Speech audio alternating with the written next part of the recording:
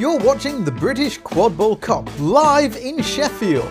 Shots On want to take a moment to thank you for watching and remind you, if you like seeing inclusive sports streamed live, to give our channel a cheeky little like. It really does help us grow and continue to film fringe sports. Shots On specialise in live streaming sports that champion gender inclusion and spreading sports and a healthy lifestyle to marginalised groups. Sport is for everybody. If you would like to discuss live streaming for an event you're involved with, please get in touch. We are excited to announce that Shots On is preparing to live stream our first Ludo competition on the 23rd of June. Ludo is a lightsaber-inspired fencing sport, bringing a new and exciting martial sport to people looking for a fun and engaging sport to keep fit and meet new people. For more information, you can find links on our social media platforms. We look forward to watching it with you. Now, let's get back to the British Quadball Cup.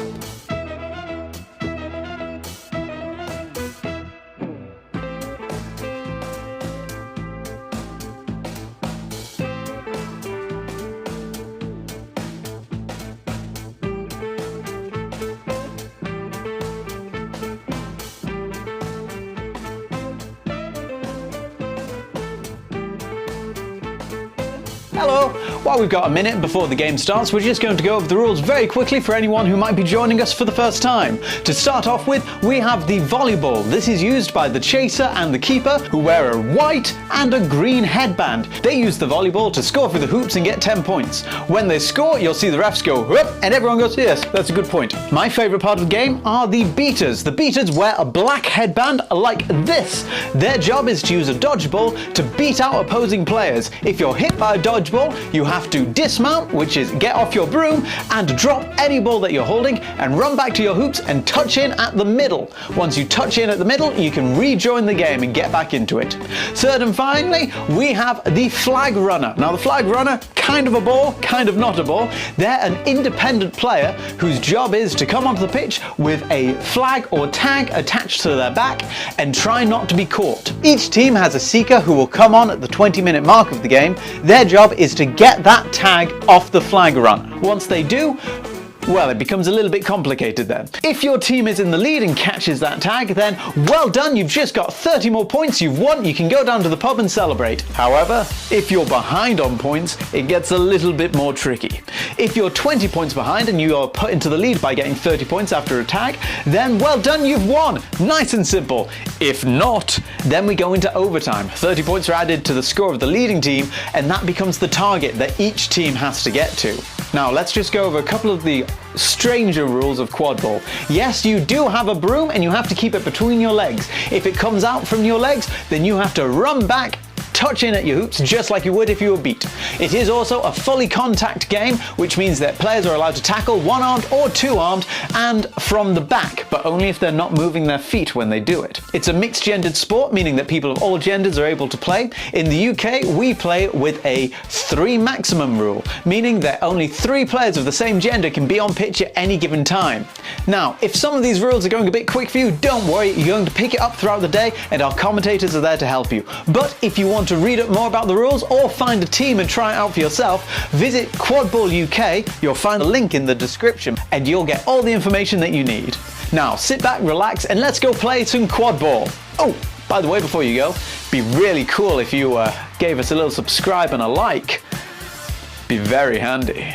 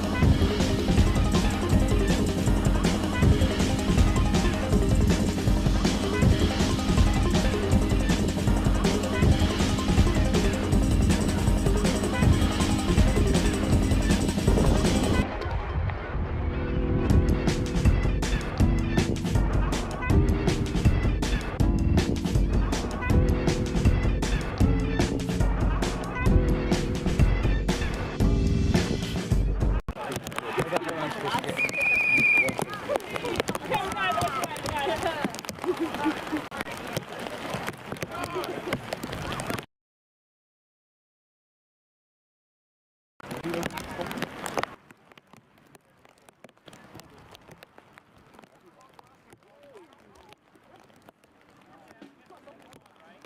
not getting out. We're not leaving, Ollie.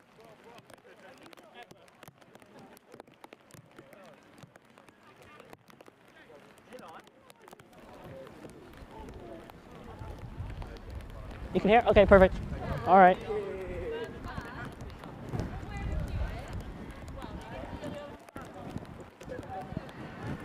Referees, just a reminder, closer blue line our boundary.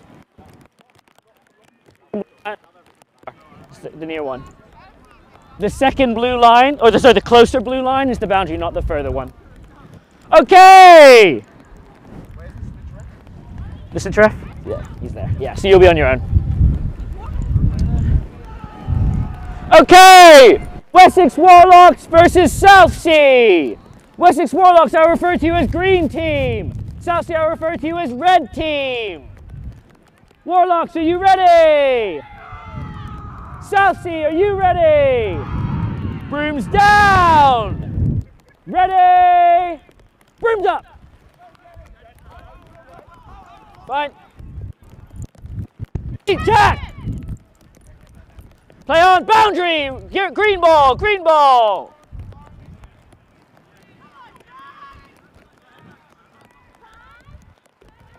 Taylor.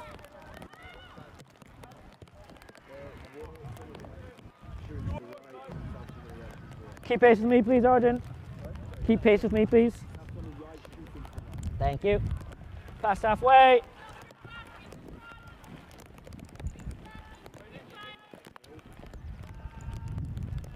No good. Beat.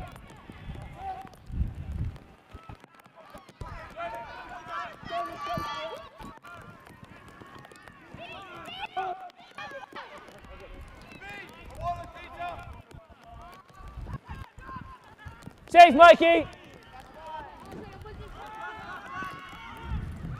Ball is live. Beat Jaylis. Beat Chaz. Beat Chaz. Beat Chaz. Red ball. Okay, thank you. Thank you, Anjit. Safe, Chaz.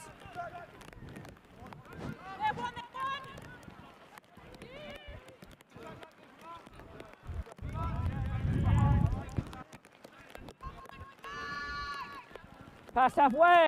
Beat green chaser. Beat green chaser.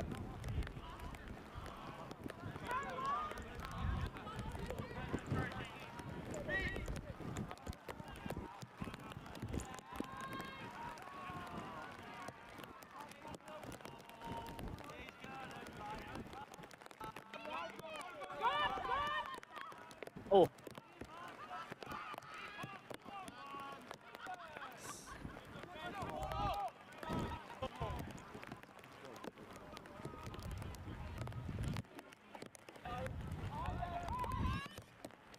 Please, Arjun.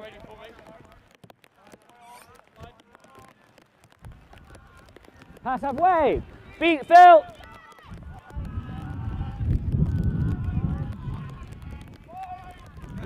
No good, no good. Beat Arjun. Beat Green. Ball. Play. Goal is goal.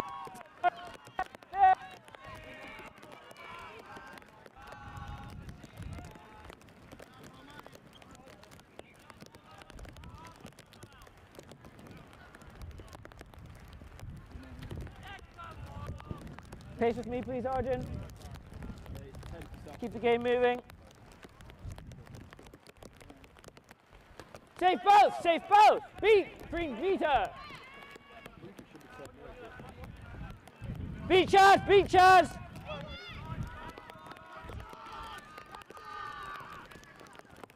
Beat Lizzie! Goal is scores 2-0!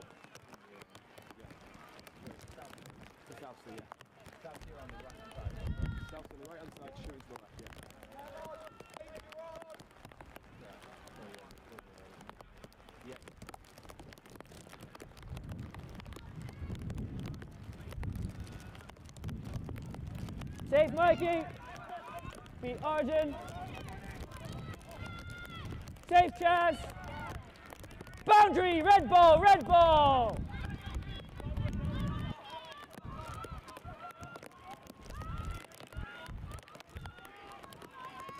Green beater. Safe, green chaser.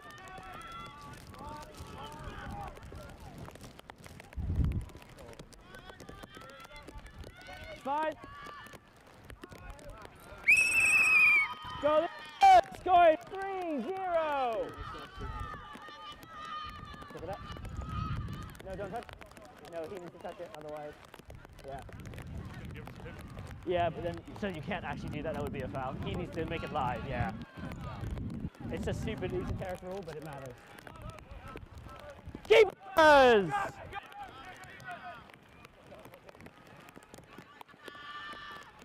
Beat Amber!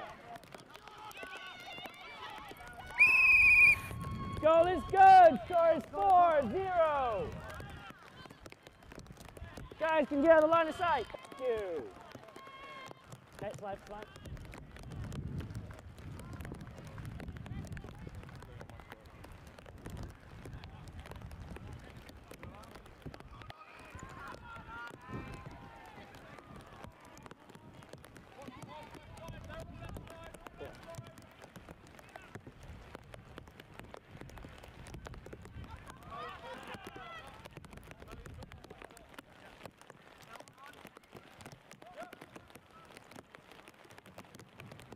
Ball out! Back to you, green keeper.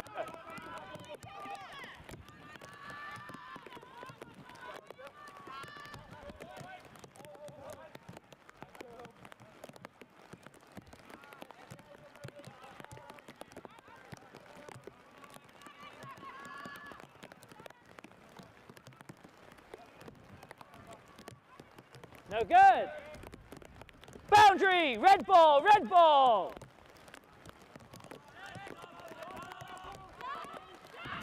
Red ball. In, middle, in. 3, 2, 1. Goal is good. Score is 5-0. Ball is live.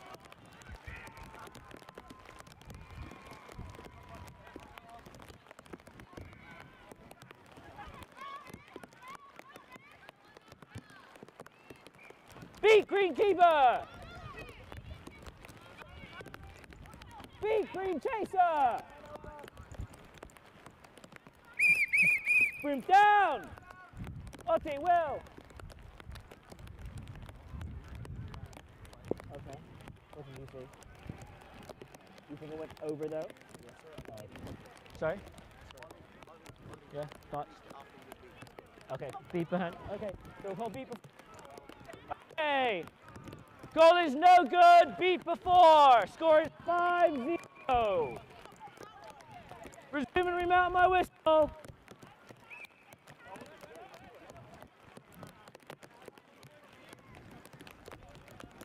Pass halfway.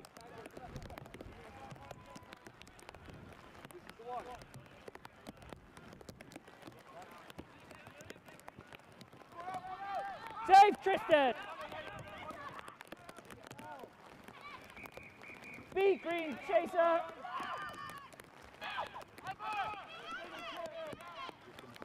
No good. No good. That's contact's fine. Contact's fine. Ball out. Ball out.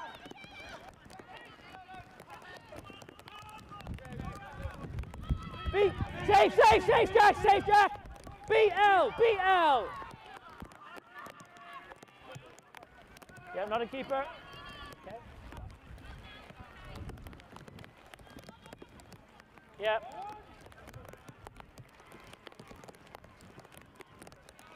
Okay, new attack pass halfway.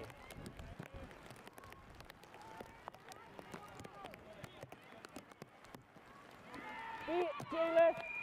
Beat Phil Sam.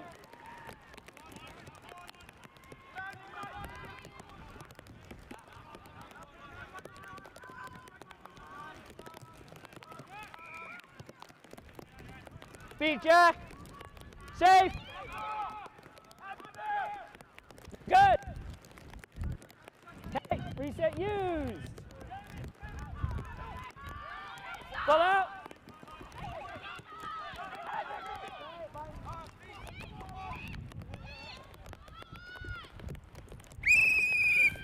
It's good. Score is 5-1.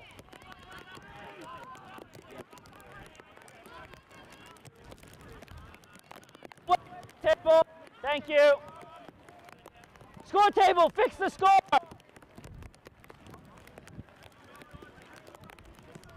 Okay. Beat Henry.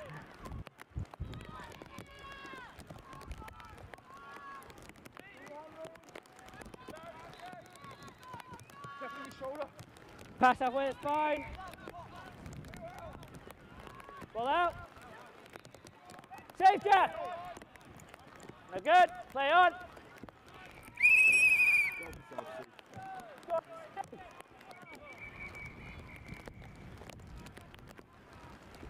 Ball is live.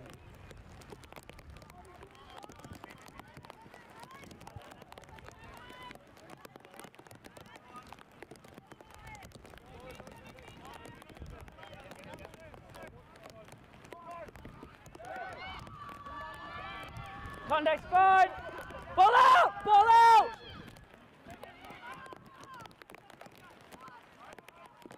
Beat Green Chaser!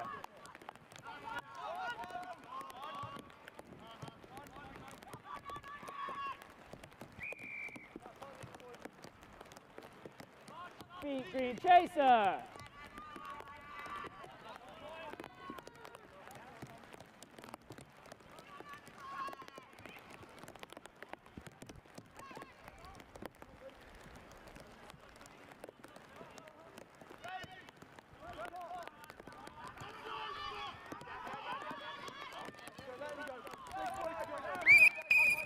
Score is 7-1.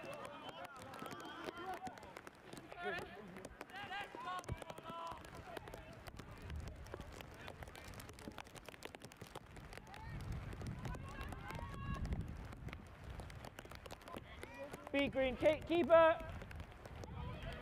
Ball out.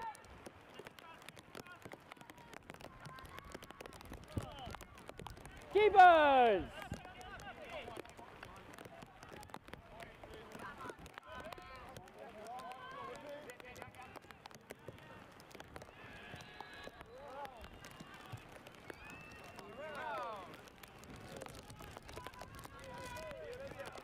No, safe.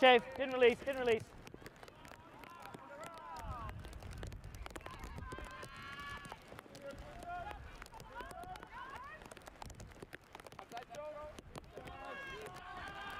No good.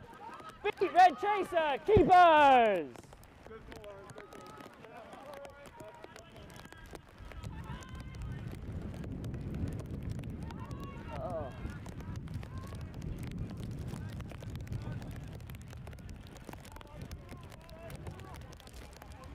Pass halfway.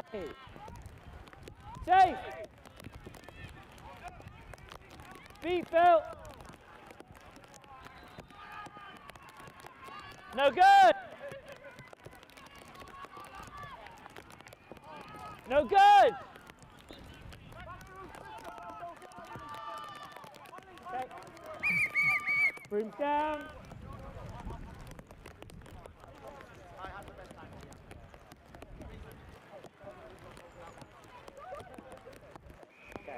So, so it's going to be a back to hoops, okay, for you. Leave the bludger where it is, because we're playing quickly, as I said. Don't do it at the end, though, please, okay? Okay, so it's going to be a back to hoops. Time!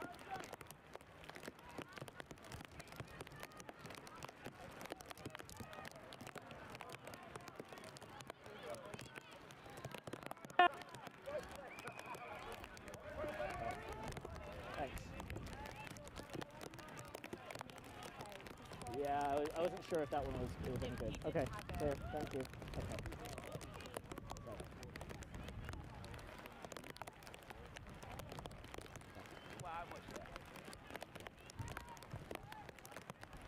Good. Yes, it should. It should. Yeah, yeah. Thank you. I do want that guy.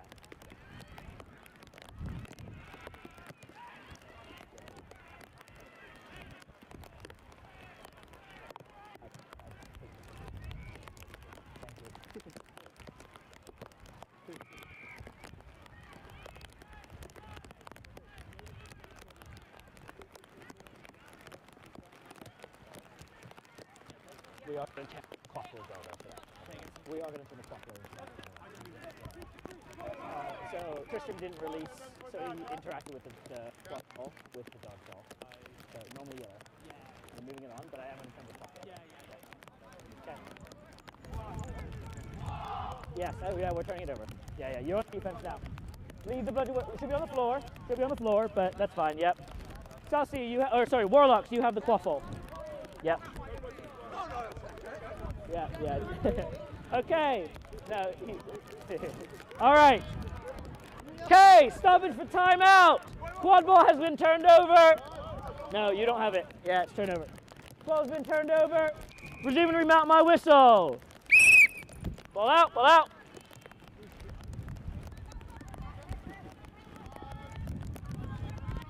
Beat Red Chaser. Beat J-Lift.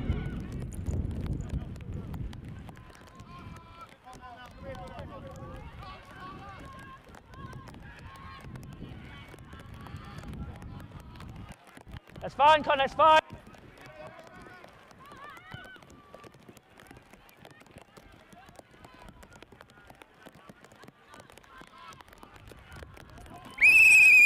Goal is good.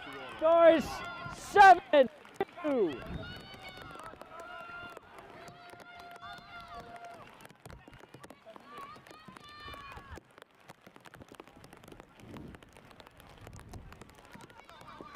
Past halfway.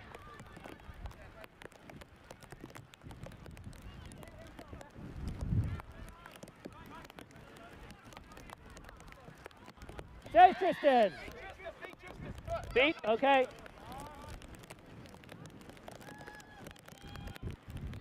Still in, no set.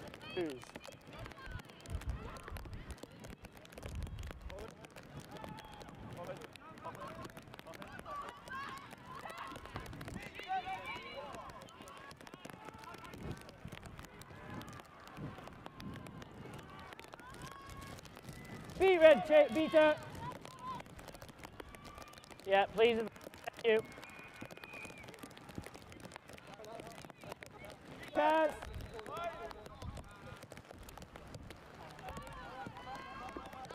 Yeah, please advance a bit, Jack. Thank you. That's good. That's good. Beat down.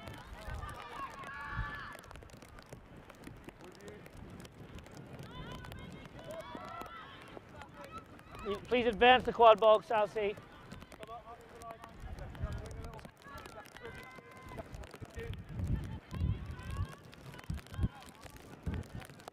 Ball out. No, Origin, back to hoop. Back to hoop. Beats.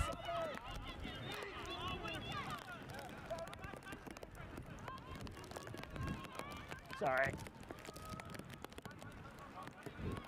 Well, that was fun.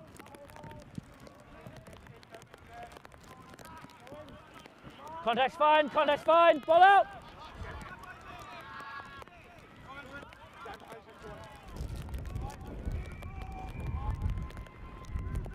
Beat Green Beater. Shape.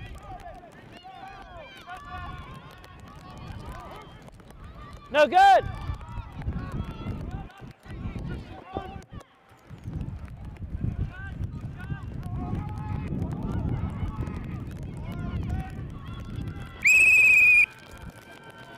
Score 7-3.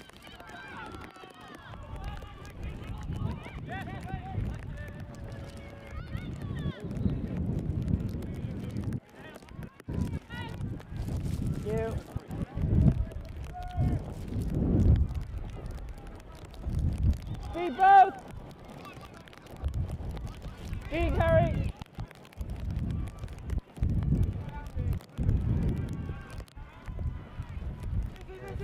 Boundary, green. ball, green ball.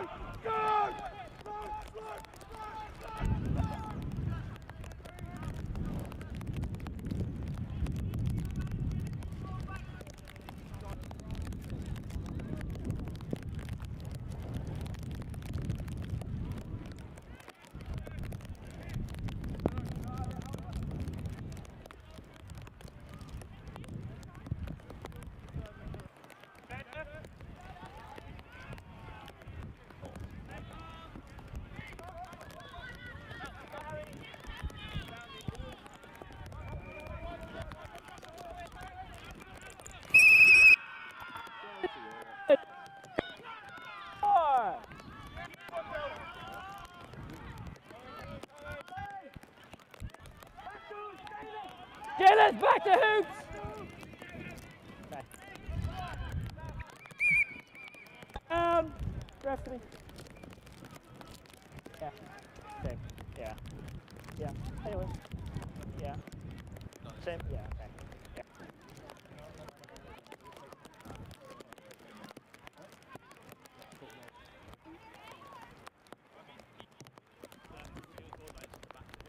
Yeah. So. Yeah, I know. Yep. But this. Yeah. I am going to go with tangent. Okay. So it's going to be yellow. It's going to be hard.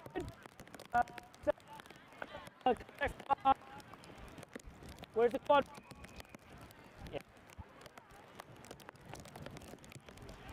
Yep, I'm watching that. Okay. All right. Stoppage for foul. Resume and remount on my whistle.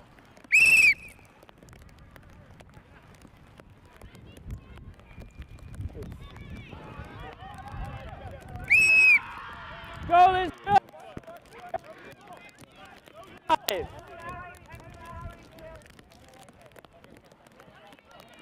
Okay.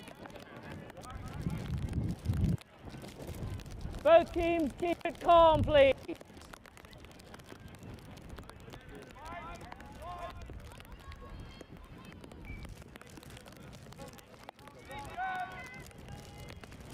Ball out!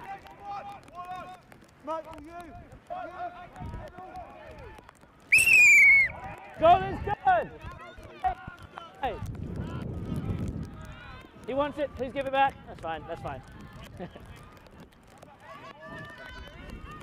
Hey, need to go back to you, please. 5. Please advance the quad ball. Please advance the quad ball, thank you.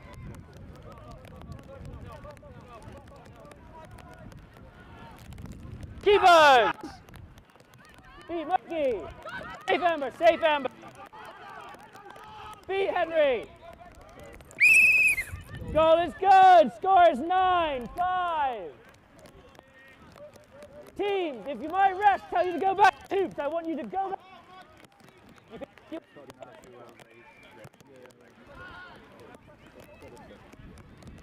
Okay. Okay, Archie, you should be with me, please. Okay.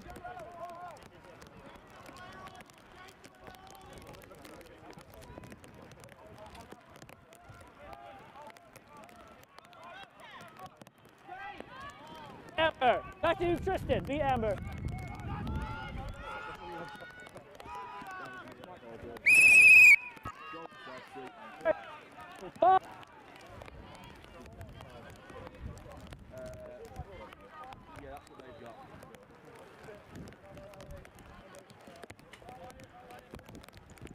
Okay, thank you.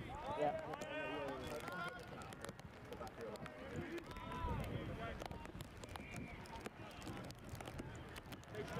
Okay. They're pressing high. I don't need you here. I need you to go deeper. Beat out. Safe Harry. Beat Argent. Beat Green Chaser. Goal is good. Score is 11-5.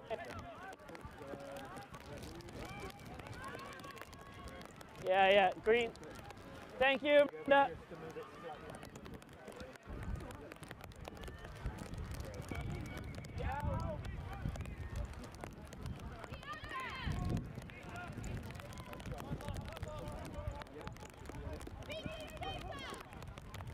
B green keeper. B green chaser.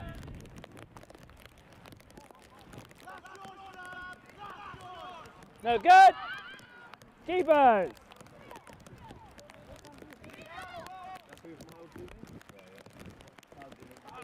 Thanks, Beneath. B green meter. Oh, no good.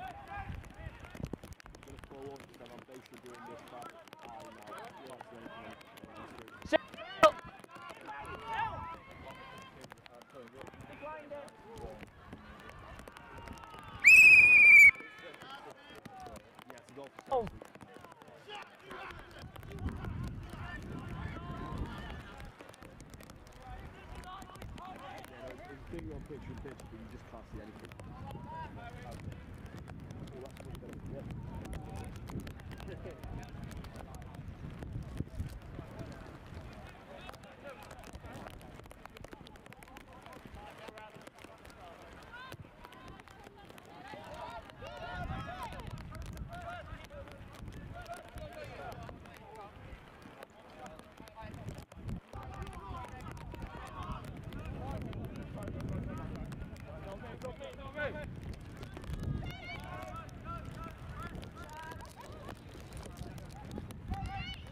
B green keeper.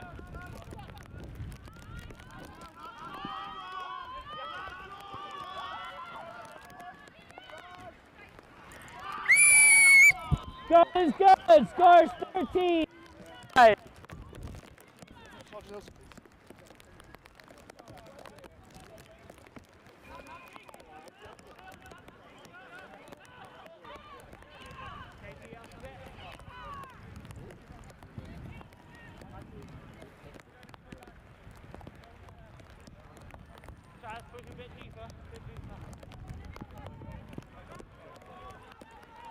Okay, attack is fine.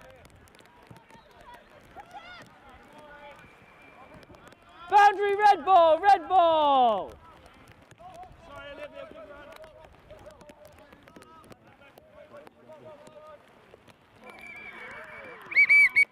Brooms down.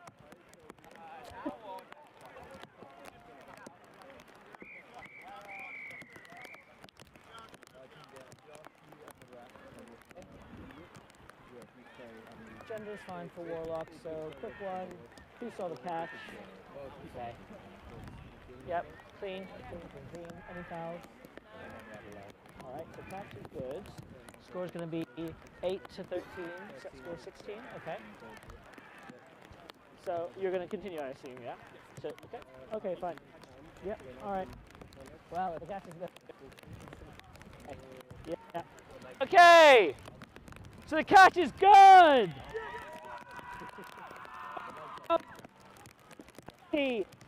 Warlocks have elected to continue.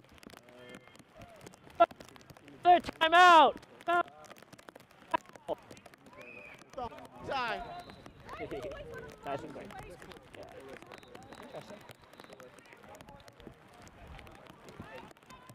Interesting. Oh.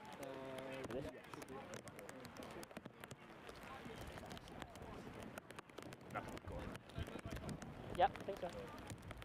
Yep.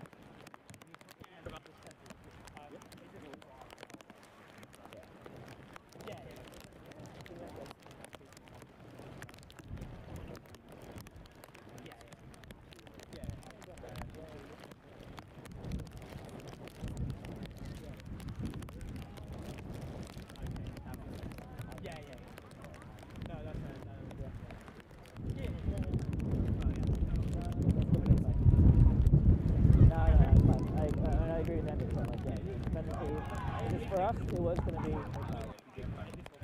Yeah. All right. Thanks.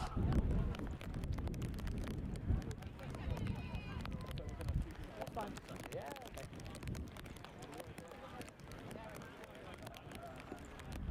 Okay. Yeah.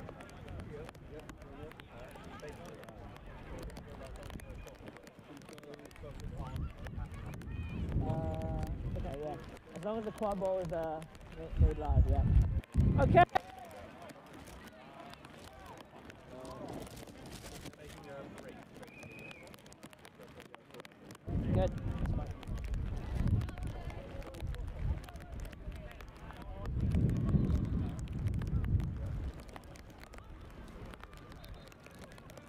Beat green chaser.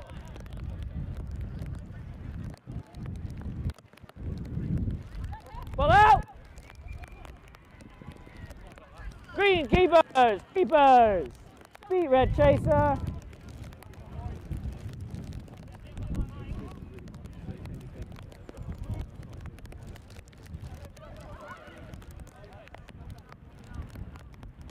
Beat Mikey.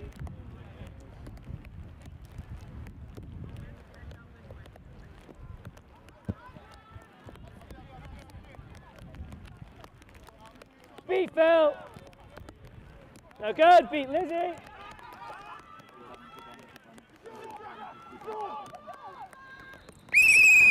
Go good.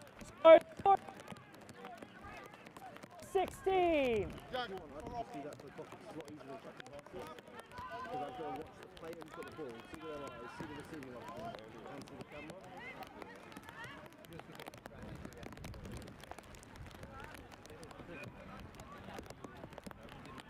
Beat Mikey. Beat Lizzie. Beat green keeper. No good.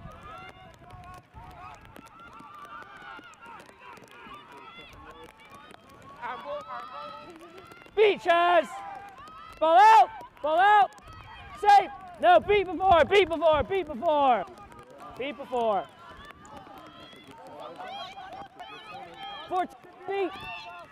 Okay. Broom down. Broom down. Yeah, thank you. So, be clear. 14, you were beat before the goal. I thought green had the ball, so I was like, oh, we're good. Since they were not, thank you, Anjit. This is keeper ball. That's fine for you. Because I didn't call it. I just called the beat before and I thought he had it. That's all. So it is green keeper ball. Number red 14 is beat. You're fine. Yeah, but he's now protected. So okay. All right. Good try. All right. Resume and remount my whistle.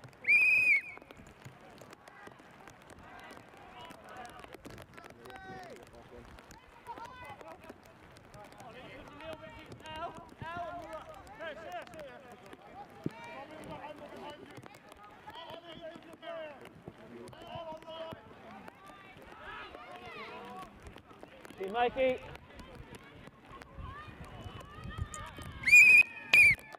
Good. 14, 9, 16. The reset.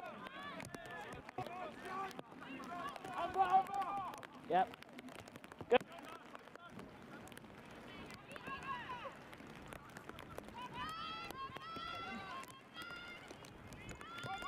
No good. Ball out, ball out. No good. Oh. Safe.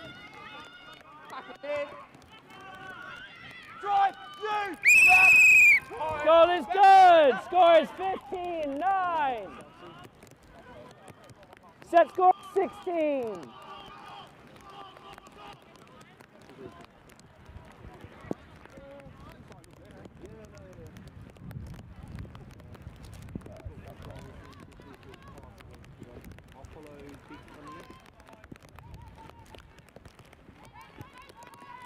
Reset you. Was he over? Okay.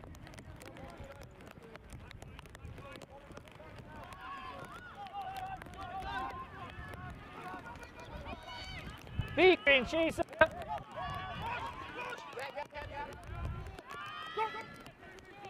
Safe rush. Ball out.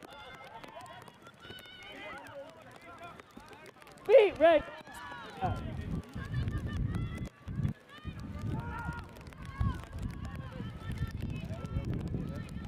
Pass halfway. Beat L.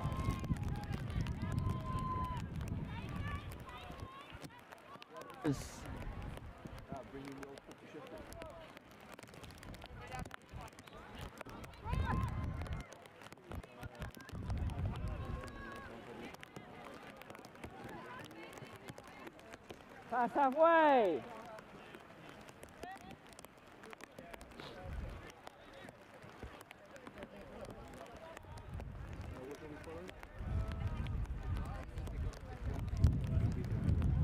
Beat Henry. Beat Ollie. Green Chaser. Beat Green Chaser. Beat Henry. Beat Green Red Chaser. Beat Red Chaser.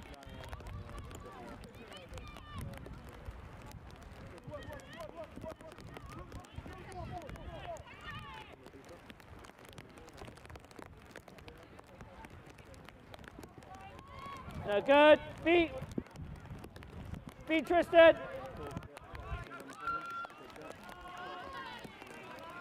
Guys, back up! Get us back up! Beat Red.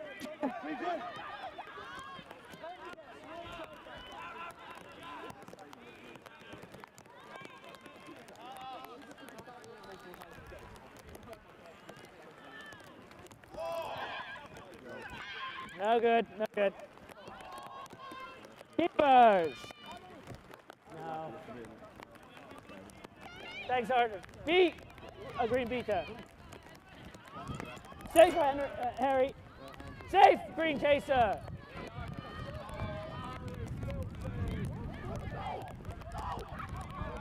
Beat Green Chaser.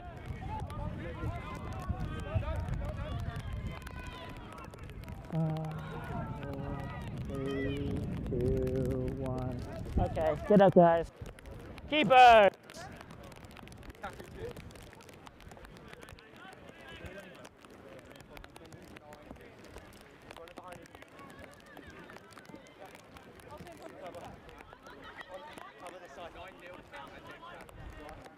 Pass halfway.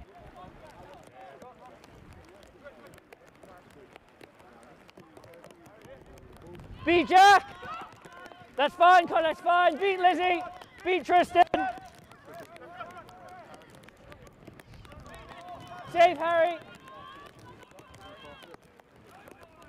Beat Lizzie. That's fine, that's fine. Ball out, ball out.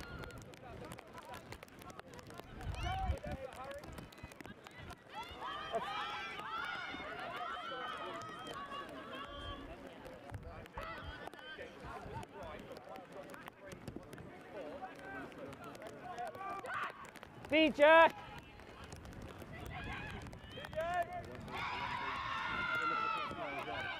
Beat Red Chaser.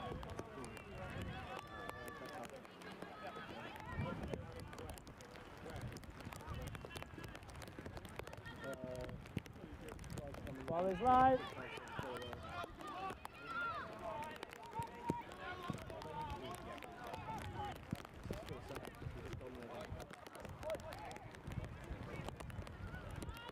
No good. Beat Green Chaser.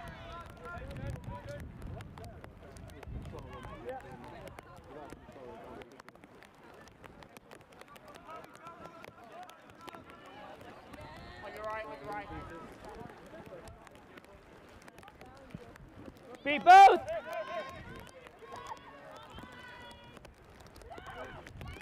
Safe. Safe and out.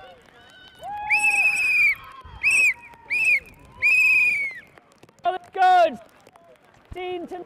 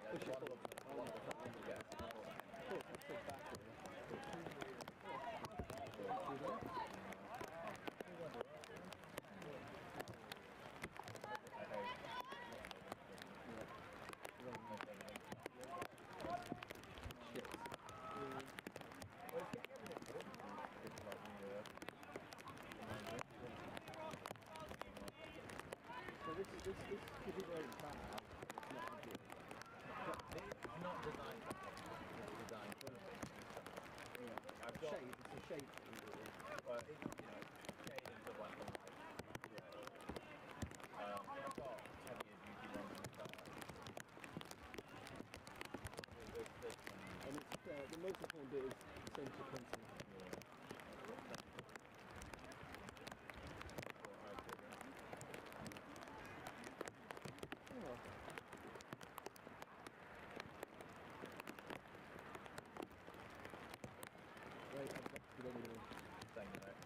Are you going into the chapter? We go for one, yeah. Are you going into the chapter? Can do. If you do, I don't know if you pick up a vacant plan. Yeah. On a high school. Yeah. How about yours as well?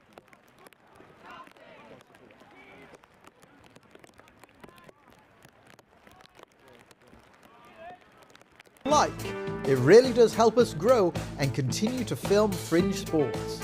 Shots On specialise in live streaming sports that champion gender inclusion and spreading sports and a healthy lifestyle to marginalised groups. Sport is for everybody. If you would like to discuss live streaming for an event you're involved with, please get in touch. We are excited to announce that Shots On is preparing to live stream our first Ludo competition on the 23rd of June. Ludo is a lightsaber-inspired fencing sport, bringing a new and exciting martial sport to people looking for a fun and engaging sport to keep fit and meet new people. For more information, you can find links on our social media platforms. We look forward to watching it with you. Now, let's get back to the British Quadball Cup.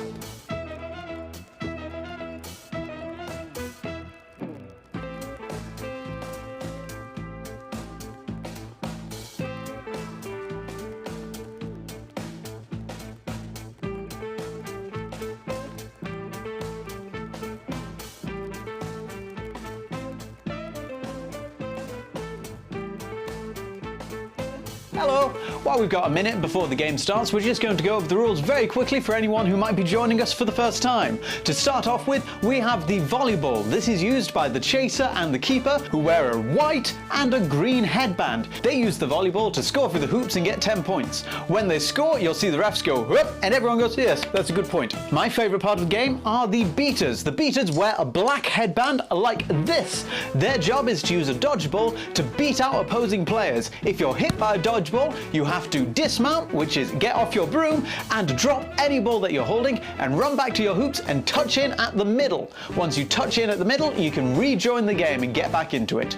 Third and finally, we have the flag runner. Now the flag runner, kind of a ball, kind of not a ball. They're an independent player whose job is to come onto the pitch with a flag or tag attached to their back and try not to be caught. Each team has a seeker who will come on at the 20-minute mark of the game. Their job is to get that tag off the flag runner. Once they do, well, it becomes a little bit complicated then. If your team is in the lead and catches that tag, then well done, you've just got 30 more points, you've won, you can go down to the pub and celebrate. However, if you're behind on points, it gets a little bit more tricky. If you're 20 points behind and you are put into the lead by getting 30 points after a tag, then well done, you've won. Nice and simple. If not, then we go into overtime. 30 points are added to the score of the leading team, and that becomes the target that each team has to get to. Now, let's just go over a couple of the stranger rules of quadball. Yes, you do have a broom and you have to keep it between your legs. If it comes out from your legs, then you have to run back, touch in at your hoops just like you would if you were beat. It is also a fully contact game, which means that players are allowed to tackle one-armed or two-armed and from the back, but only if they're not moving their feet when they do it. It's a mixed-gendered sport, meaning that people of all genders are able to play. In the UK, we play with a 3 maximum rule, meaning that only 3 players of the same gender can be on pitch at any given time. Now, if some of these rules are going a bit quick for you, don't worry, you're going to pick it up throughout the day and our commentators are there to help you. But if you want to read up more about the rules or find a team and try it out for yourself, visit Quadball UK. You'll find a link in the description and you'll get all the information that you need. Now sit back, relax, and let's go play some quadball. Oh, by the way, before you go, it'd be really cool if you gave us a little subscribe and a like. Be very handy.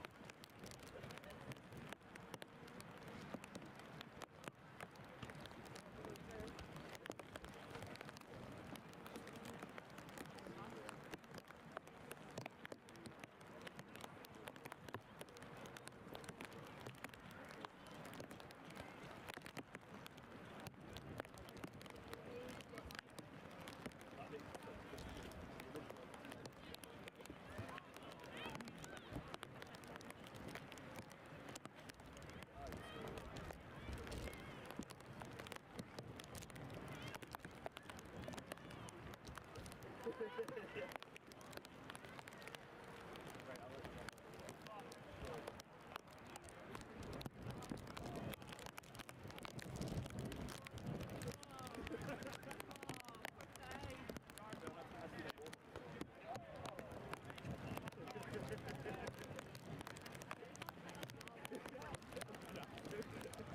you later.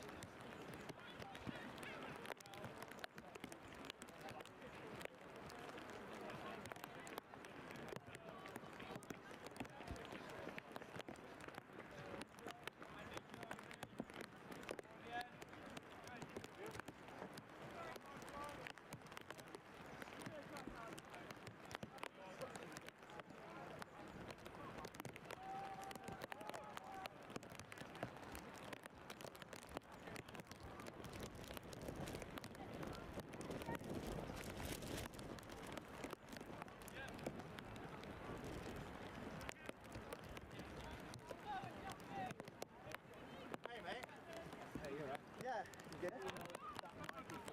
Fair enough. Just want to ask, which side is better for snitches for the footage? Oh, dude. Yep. This side or centre? This side or centre? Oh, yeah, it's low. Hello, Sam. Hello. There's a lot of layers to thread that pack down. We just go through the top layer, mate. Free. I'm marshmallow manning.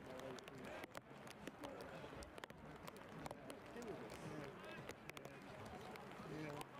Well, I suppose that should not be that low. The shirt should be near the top.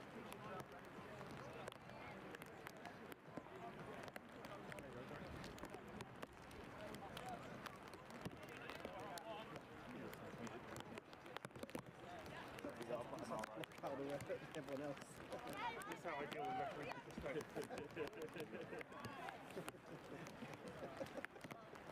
Thank you.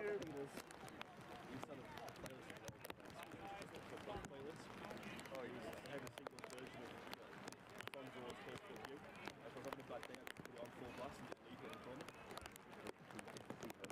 Yeah. When I was working in the Manchester office for some reason, they had a new playlist where everyone could just add two things a month. Which is a really good idea, except when everyone has a unique place, they go from like one letter in a place of work. I don't know if sometimes think about music.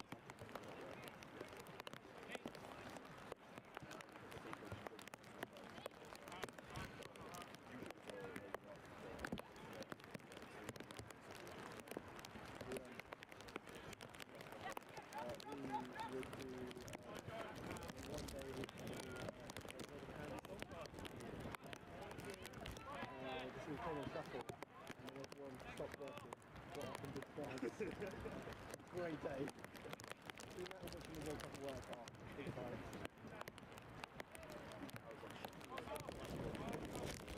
Oh, that's good. I know what you mean. I was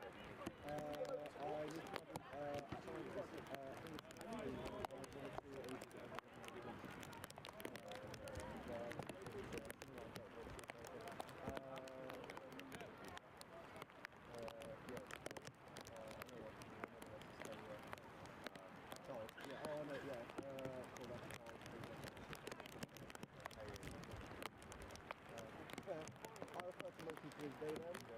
They, unless I know for certain, not like everyone's the right person. No, we've had.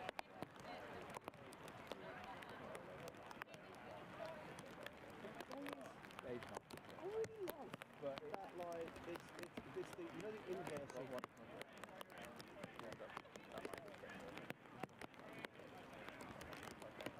Yeah.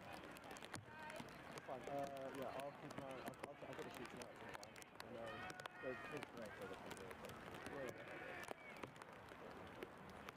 as I say, when in doubt, none get.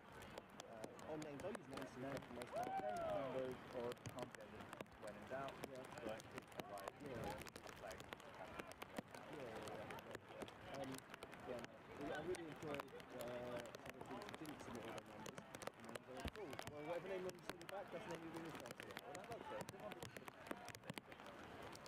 If they have submitted. Yeah. That sounds bad if they submitted it. Now who's going to get on the mic? The mic is live. Alright, I've already won.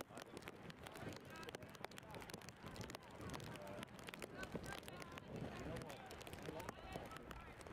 Give me instant coffee over fancy stuff anyway.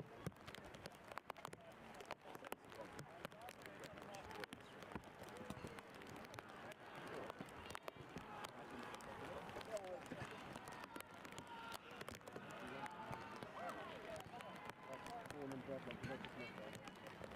Not a nice part.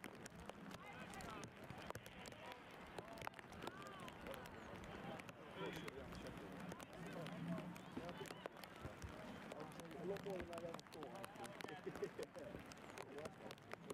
I'm not going to say the worst place because you're on the mic, but good if you guess, good if you prefer.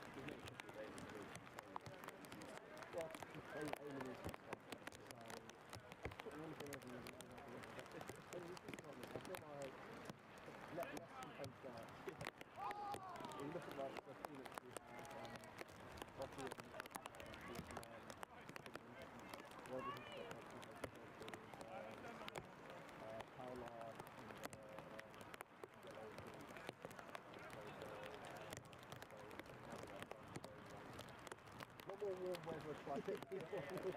weather, I think.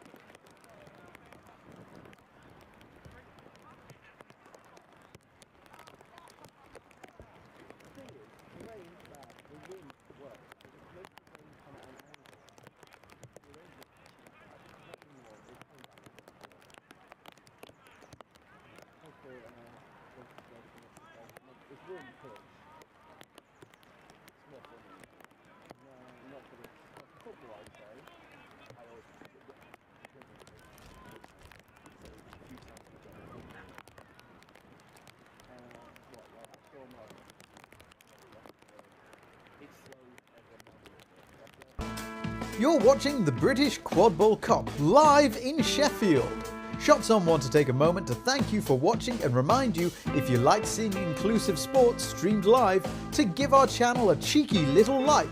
It really does help us grow and continue to film fringe sports. Shots On specialise in live streaming sports that champion gender inclusion and spreading sports and a healthy lifestyle to marginalised groups. Sport is for everybody. If you would like to discuss live streaming for an event you're involved with, please get in touch. We are excited to announce that Shots On is preparing to live stream our first Ludo competition on the 23rd of June. Ludo is a lightsaber-inspired fencing sport, bringing a new and exciting martial sport to people looking for a fun and engaging sport to keep fit and meet new people. For more information, you can find links on our social media platforms. We look forward to watching it with you. Now, let's get back to the British Quadball Cup.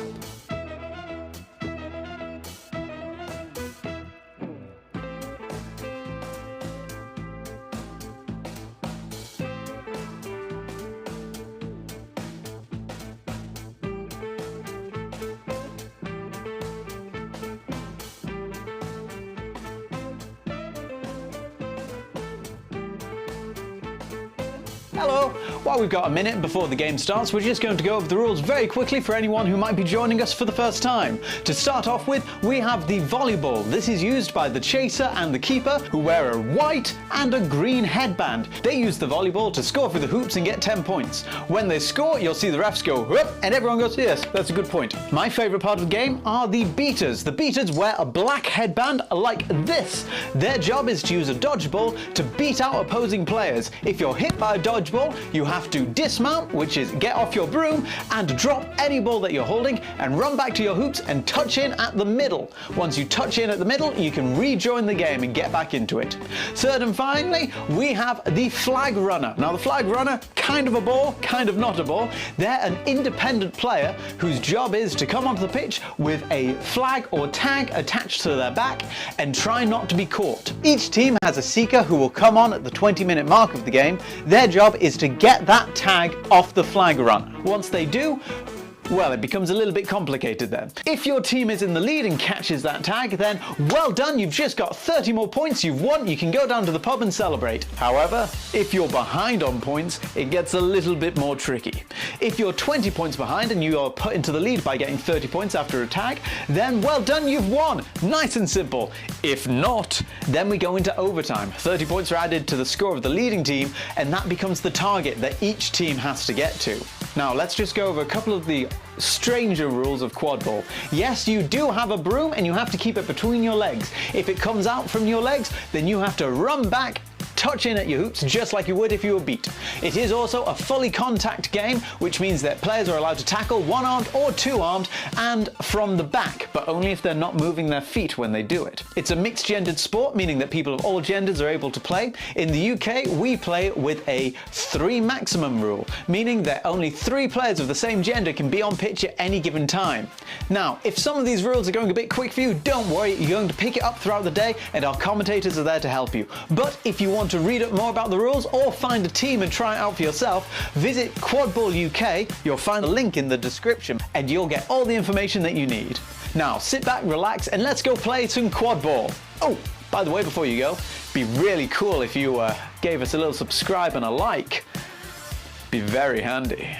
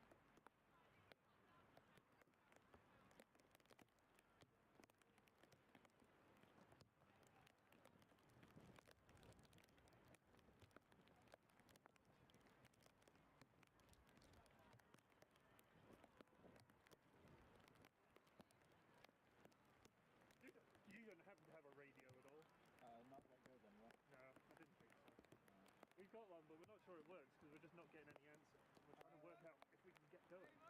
Yeah? Go, okay? Can you tell Gio we're about to go live? Yep. There they are, they're coming. They're coming. Okay,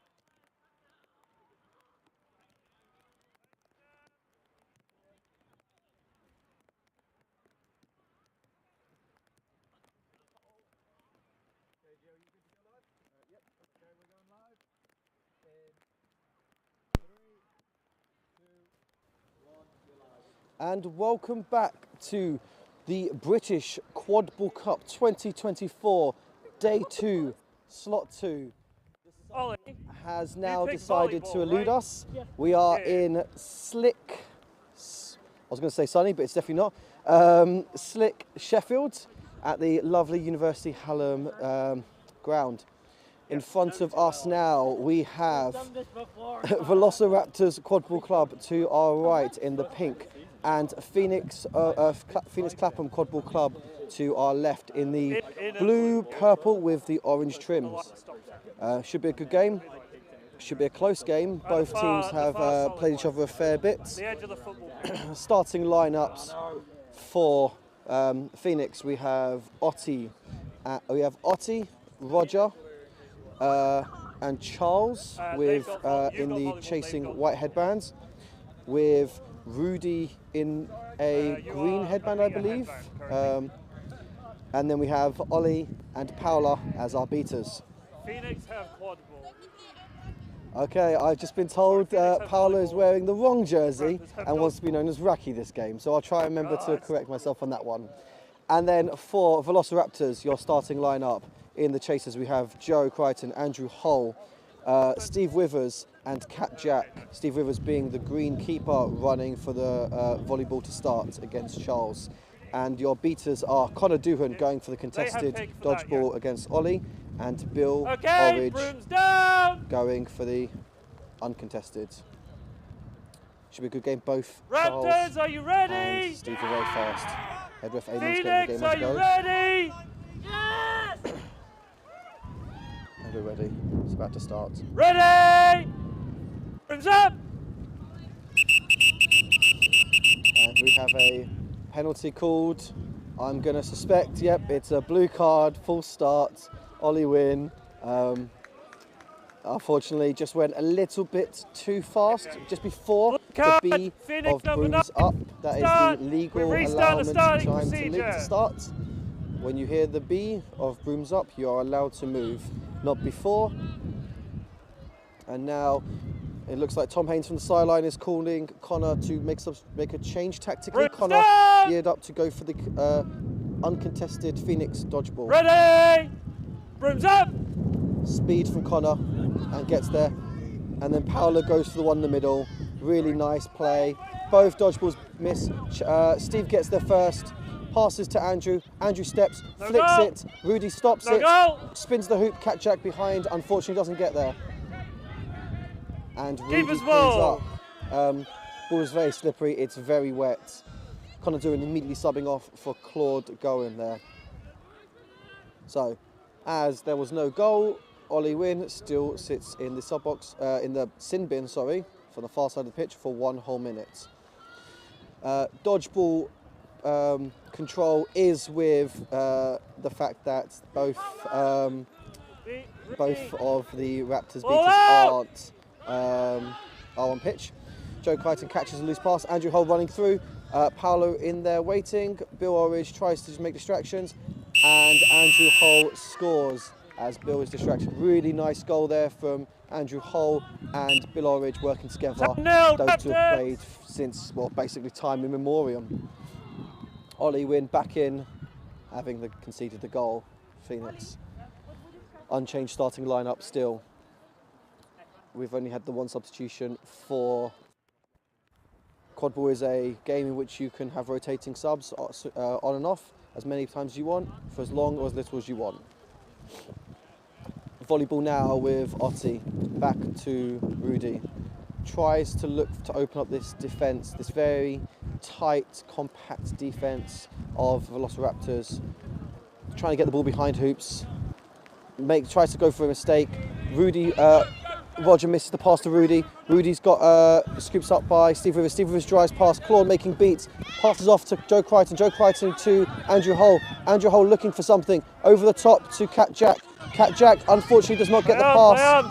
And Charles managed to get there. Charles gets beat out. But Ollie beats out Andrew. Cat Jack jumps back on it. Ollie beat out from Bill. Roger beat Odie. Claude beating up everyone. Beating everyone. Pass from Cat back to Joe. And then back to Steve. That was really nice, scrappy play there from Velociraptors. Steve getting beat out but coming straight back in. Puts them 2 goals to the good and immediately calling for the sub. Tom Haynes getting ready to replace him. Otti subbing off for Hay. So I think with Charles and Hay, they're quite fast players, the two of them. But when Bill Orridge is on the pitch with that dodgeball in hand, to be fair, he's got an incredible range. It's really difficult to pick out any pass. Hay looking to try and push Cat Jack off that far hoop to maybe set up a shot. Ollie misses the beat. Sorry, not Ollie missed the beat. Claude missed the beat. Ollie gets control, but the both are loose. Haynes drives through. Haynes drives through as support for shoulder. Hull gets the ball, passes off to Haynes on the far side, and puts them 3 goals up. It's a lot of action. There's only one of me. It's quite hard to follow everything. Charles subs off for Alex McCartney. And looks like Joe and Kat both sub off for Velociraptors.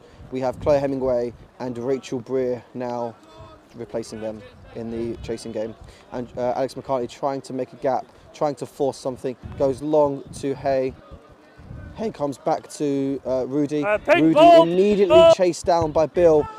Claude with a massively long range beat. Sorry, Claude making massively long range beat. Hay managed to get in the way. We have a advantage called, delay penalty called by our assistant referee. Tom's seen this, ball is out, ball is loose. We've got Tom's Haynes. Tom's Haynes getting there, holding it.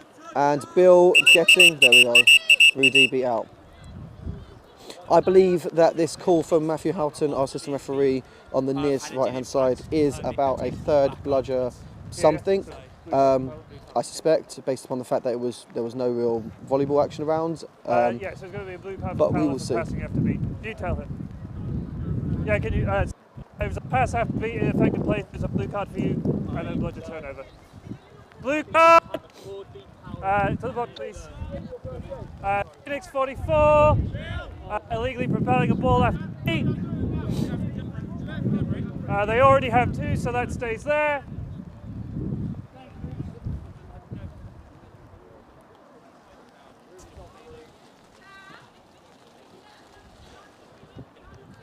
I think they're just getting clarification from Andrew Hull there just on what happened, but to my knowledge, from what I overheard, it sounds like it was interacting after play after beat from Paola, or Raki, as she has wearing the jersey of today, which resulted in a blue card. No dodgeball turnover, as both dodgeballs are with the beaters of Velociraptors. Tom Haynes driving, steps round, Hay, and passes into that wide open hoop. Really nice play there. Paola back in. Paola, if you listen to this back, I'm not going to call you Raki because it's going to drive me insane. Paola back in. Roger is waiting on the sideline to come back in, and I believe we had a substitution. Charles subbing off there for Maddie on the far side for Phoenix. Go being called by McCartney. Alex looking for something. Bill coming in to try and clean up, back to Rudy, who's being protected by Ollie. This deep defence is really struggling to hold them, to break down. Sorry, this deep defence from Velociraptors is really difficult to break down. And now with a hoop down, it means there's only 2 up. It's not going to be reset unless the ball goes back into the halfway line, or across the halfway line into the half of Phoenix, and they request it up. They must use that reset in order to do it. Pick being done, McCartney being beat out. Bill looking for a second, goes to Rudy. Rudy doesn't get the catch. Ollie beats out Bill and gets control back for Phoenix. This could be big. Pass over the top. Maddie unfortunately doesn't get the catch, and Andrew Hull cleans up. That was But that was really nice play there from Phoenix to move the volleyball around and create control back for their team, something they've been lacking. We've got a substitution, triple substitution there appears for Velociraptors, with Gabri and Mel coming on in the beating game, and Emily Withers coming on, and Chloe Hemingway. So that's a quadruple substitution. Andrew Hull looking for the drive, runs into Rudy and McCartney. McCartney, they both stop Haynes, who passes back to Andrew, who goes for the shot over the top, and unfortunately there is a beater there waiting to beat out Chloe Hemingway. Good defence, bit scrappy in this weather. It's quite hard to catch the passes, quite hard. If the ball hits the ground, it's going to get really wet. Lots of drives, I suspect, from these two teams. Both are quite physical, which is why I believe Raptors have set up in this deep defence. Tom Haynes subbing off for Connor Doohan now in a different headband, wearing a green keeper headband. We can't look and try and make something happen. Control is with Velociraptors. Gabri going to beat Ollie. Ollie beating Gabri. Gabri catching it though, and Gabri beating out Alex. They're beating out Rudy, which ensures that defence, and control is lost though. But you'd always swap control to stop a goal at the end of the day. You can have control all game, but if you start leaking goals, well, that's not really going to help you win the game. So, score is 4-0 to Velociraptors up. And control attempted to be got back there as Ollie got beat out. Gabri and Mel working together really nicely. Mel getting beat out. Ollie missing the beats on Gabri. There's 3 dodgeballs, 2 on the ground. No dodgeballs on defence. Gabri misses the beats, but Rudy gets the goal. Really nice awareness there. That is really good confidence in order to make an attempt into one dodgeball. Paula watching the fact that the other team was subbing and catching the dodgeball as it was coming off, and then subs off for Monique. In the Velociraptors line, we've had Andrew Hull sub off for the first time for Jake Adcock, and a new beta pairing for, I think, the 4th time here. We've got Elise and Sam Burkitt. Volleyball deep behind for Velociraptors, trying to work it around. Archie goes for the intercept, unfortunately doesn't get there. Hemingway gets the ball, and Connor is there. It's really nice, big, wide open passes. Connor going through a bit of run with a bit of speed, but control maintained with Monique and Ollie win. Very experienced beta pairing. Monique called safe. Elise beat. Confusion there from the teams. Control still with Phoenix. Off pink. But now Sam Burke gets control back. Monique needs to get back in.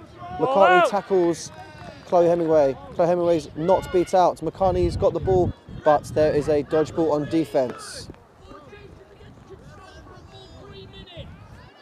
Bill shouting support for his team there from the sideline, saying really nice play against control for a full 3 minutes. I mean, I'm not sure that was 3 minutes, but it did feel like an eternity over here. Dodgeball control back with Velociraptors. Pass over the top, a bit wide, a bit high, and unfortunately Roger's not able to get that. Jake Adcock inbounding, back home called by Ollie Wynn. Chloe Hemingway subbing off there. And now we have another new line up there. Emily Burton on as Connor Doohan's shoulder, or secondary ball carrier, some teams like to play. It looks like both teams are playing a very similar defensive style, with this kind of in the zone defense from the keeper. Keeper is immune from being beat out as long as they have at least 1 foot touching the other side of the line. Ollie and Monique both beat out. 3 dodgeballs on the floor.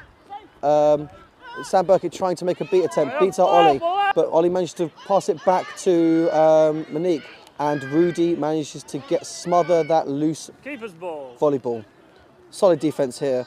I think Velociraptors seem to have taken their edge. Maybe, I don't want to say they're taking their foot off the gas. This lineup here are really trying hard, but I think they're just lacking a little bit of quality that starters had, where with such a small squad from Phoenix, I think there is only 10 of them. They can keep their quote-unquote first string players on a little bit longer without having to worry about rotating through lines as much as it is a long weekend. Connor Doohan there, hassling McCartney. McCartney shrugging him off. Double attempt to tackle there, and a beat from Sam Burkett. No goal called. Yeah, turnover to Pink. Turnover called. Rudy passes it back to Jake Adcock. Very nice there. Control is held. Charles now coming in as a beater for Ollie. And we're getting a new beater pairing again. We've got Ricks and Sam Burkett. Substitutions in the volleyball game for Velociraptors. We have Joe Crichton now on ball with Jake Adcock on shoulder. Steve Withers coming in as the green. And back to Steve Withers.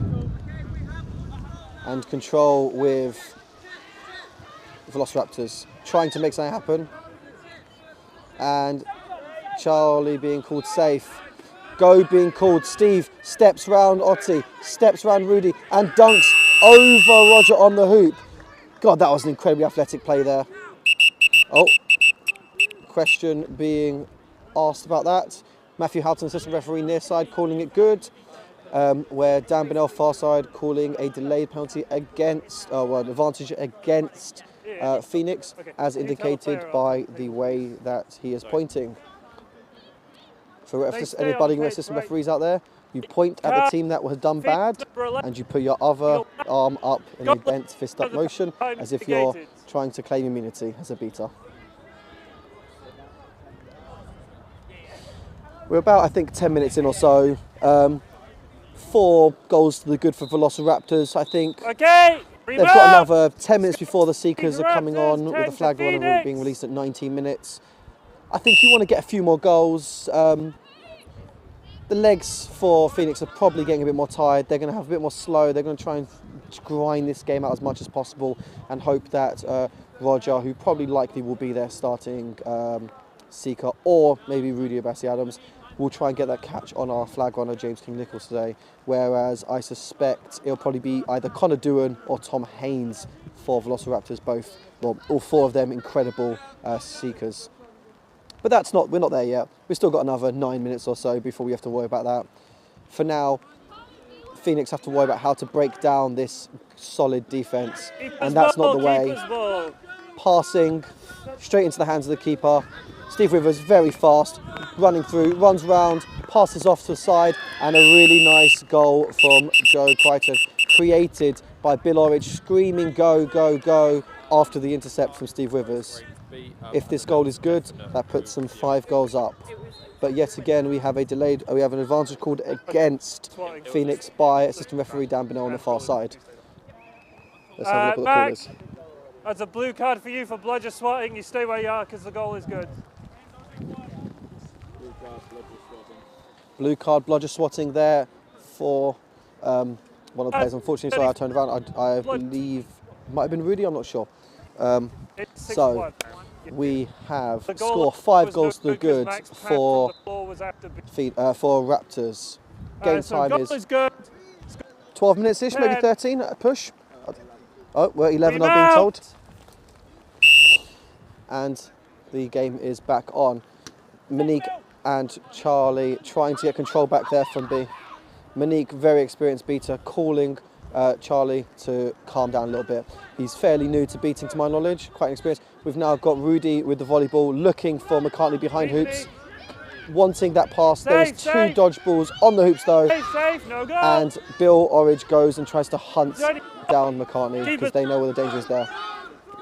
Bill beat out, doesn't matter though. Steve passes to Callum. Callum looks for the far side to Joe, and a nicely worked goal there. I know Velociraptors have worked on this style of play for quite some time, especially this season, looking to make those goals with that extra pass. 70-10. Like, having an incredible player who can drive through is really good, but now with the addition of two-handed tackling, the physicality of the game has stepped up a little bit, and just being big, physical and fast isn't good enough to win you games. You need to be a team.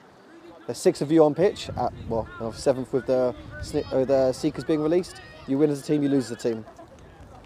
Let's see if the switch up of McCartney as ball carrier and Rudy Abassi-Adams behind hoops can get some goals. Ball out, Pass over the top. go. Unfortunately, that wet ball doesn't go into the hands of Rudy. Controls it with his feet. Looks to spin. Spins Callum Fields. Looks to go for the drive. Pass over the top to Hay.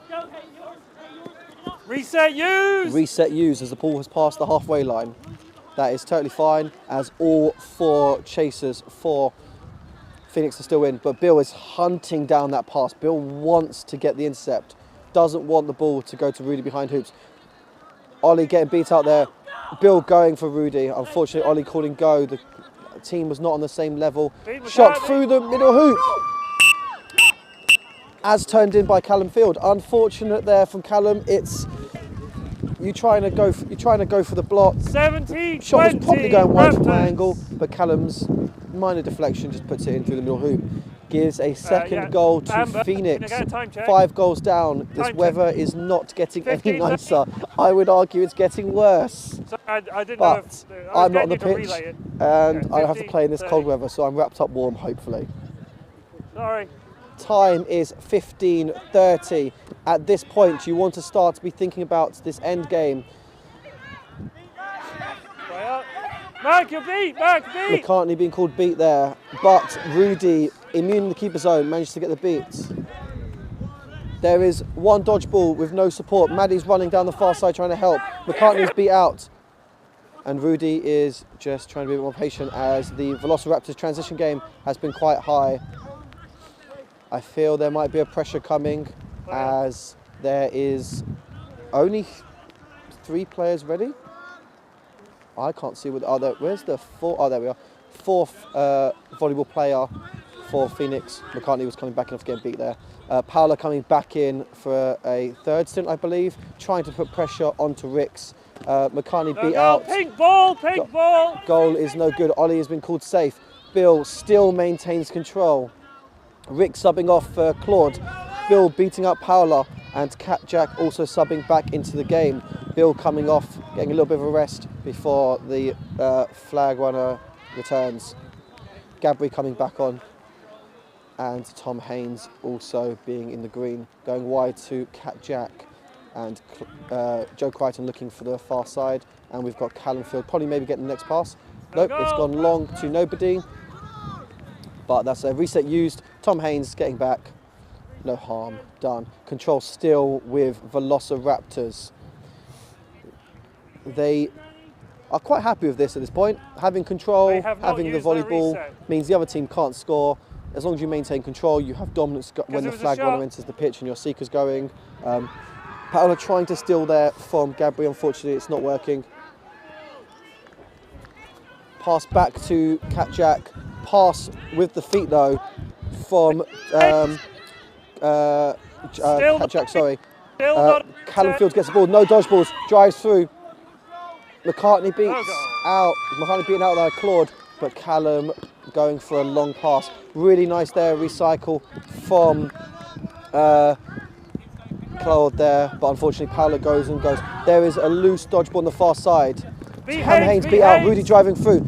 Andrew Hole looking for this stop. Andrew Hole looking for the stop. Dodge there from Rudy. Steps and shoots in, and it goes into our near side middle height hoop, taking the score to 7-3, I believe. That is a big goal for. That's a big goal for Phoenix. They're probably going to want to call their timeout soon. They're getting tired. Maybe some tactical decisions here. I believe the score is 3-7, but the score on the far side hasn't been updated yet. But that puts them 4 goals down. If they get the catch, that's 3 goals. Claude getting control back there. Paola trying to go against Gabri. Oh, but Gabri just using the using that decision to reset it. No dodgeballs on defence, although it's on the far side. Steve Withers going to Andrew Hull, back to Steve, back through the middle hoop. God, what clinical play. God, it's beautiful watching them play. No, it's 2. Come out.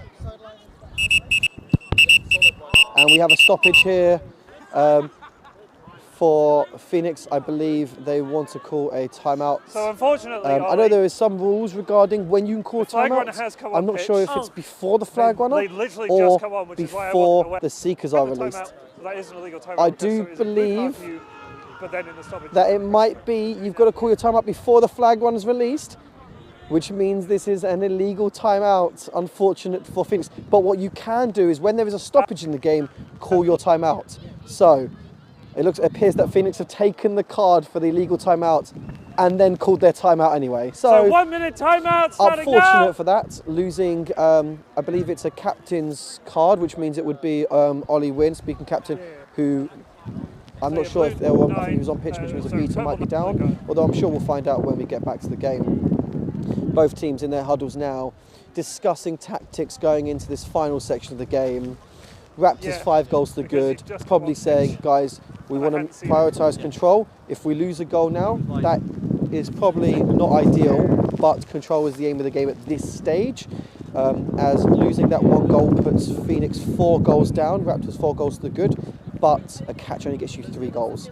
Obviously, yes, it goes to the overtime if the team with less points catches and a set score, but that's okay for Raptors. They're winning this normal game, and without the dodgeballs on defence, when they're probably going to prioritise the flag runner protection. I believe the speed of Steve, the hands of Hull can get it through the game. But then they do have to contend with McCartney and Rudy, who have been phenomenal this game. I would like to see Otti check back in. I think she is an incredible chaser. And but actually looking for the Phoenix sidelines, it looks like Otti is playing in got a yellow headband on. Roger sub, again, also a phenomenal seeker. So let's see what is happening. I'm seeing who has been carded for this. Referees here discussing tactics to watch this because this will be a tense game. I think this is a quarter-final. Winners of this game proceed to the semi-final.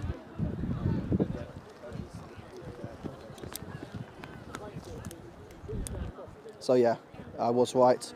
Ollie Wynn with the yellow card, which means that the score is 80 to 30. Dodgeballs should end up with Velociraptors. Paola has a difficult challenge for her for a whole minute. The Seekers are going to be released against the flag runner while there is only 1 beater for Phoenix. They're going to probably want to try and time this minute out, if possible, passing the ball round, because if they lose the volleyball, they lose a goal, it puts them even further out of range to come back. Pass at the top, that unfortunately is not going anywhere near the hoops, goes off for the inbound, and probably not what you wanted to be doing if you're a Phoenix fan here. Andrew Hull getting the ball, discussing tactics, a few changes here. Rachel Breer's come on, and you have Claude and Sam Burkett in the beating game. Claude's immediately taking out Roger. Chloe Hemingway starting seeker. I'm going to follow the seeking action as much as I can. Roger back in. Claude going to take up Roger. Chloe Hemingway close, unfortunately off broom, and goal is for Raptors. I'm sorry, my brain is going to be a bit frazzled in this one. It's going to be a bit tense. I'm on my own in this one. Chloe Hemingway coming back in. Good catch from Claude. Chloe and Roger both now have a bit of time. There is no beaters here. James pulling out the broom of Chloe and Roger. Ball behind hoops. Hay turnover being called. Hull running down now. So get Chloe Hemingway subs off. We have Tom Haynes going a very wild, long approach, sneaking in. Let's see. Haynes is a very good seeker. Trying to get round James King Nichols here. Roger maybe going for the sneaky catch, and Haynes loses the broom. Roger, unfortunate there with the attempt. Close. Goals blocked there by Alex McCartney. Ball with keeper Rudy. Dodgeballs control with Mel Piper and Sam Burkett. And Paolo has the dodgeball. But Rudy's driving. Good tackle there from Steve Rivers. No goal. Back to hooks there for Roger for high contact. Snitch is down. Snitch is down. So, game is relative carnage. The score I can't see as it's been blown up the other side, but you all at home can definitely see the score. It is 6 goals to good for Velociraptors. So 3 goals for Phoenix, 9 for Velociraptors. Starting to kind of get out of range a little bit. You want to make sure that when you've got the ball, you're getting guaranteed goals. But let's see if Phoenix can pull it back. I think they can be happy with their performance. They've got a very small squad. I think the second smallest out of the community teams here, only with said 10 players. Oh. Roger to the box. We've been attacked by the wind. We've been attacked by the wind. An umbrella's gone flying over us. But the show must continue. I'm just going to quickly run it back. And okay, yellow card for Phoenix. Seeker, rebound. So, apologies for that. Minor incident. We are back on. So Roger being carded, which means Tom Haynes should have as much time as he wants. Tries to get round and goes over the top to catch the flag runner. Come on, Tom, being screened by Andrew Hull. Referees in, please. From my vantage point, that looked pretty good. I thought that was quite clean, really nice, good technique there. Tom going with one hand and then coming over with the left. The question is, was there incidental net contact? I don't know, I'm not a referee in this game. It's all down to the flag runner and the flag referee and any other referees who saw it. But hopefully you at home had a great view. I'm sure Tom will want to watch that one back to add to his collection of flag catches over the years. Referees deliberating. Goal is catch is good. Velociraptors advance to the semi-final for the umpteenth time in Quadball history. Hoping to maybe better what they did last year, reaching the final and getting reaching the final after beating the semi-finalists. Oh my God, my brain has gone to numb after that one. Apologies. They reached the final, losing to London Quadball Club last year. Hopefully they will want to be winning this one, getting a gold and adding another to their collection. I believe it would be their 3rd Quadball win if they do manage it. But we will be back with more Quadball action shortly to come. Please make sure you do like, subscribe and all that lovely jazz to stay up to date with Shots On here this weekend at the British Quadball Cup. I've been Gio Farino. Thank you very much.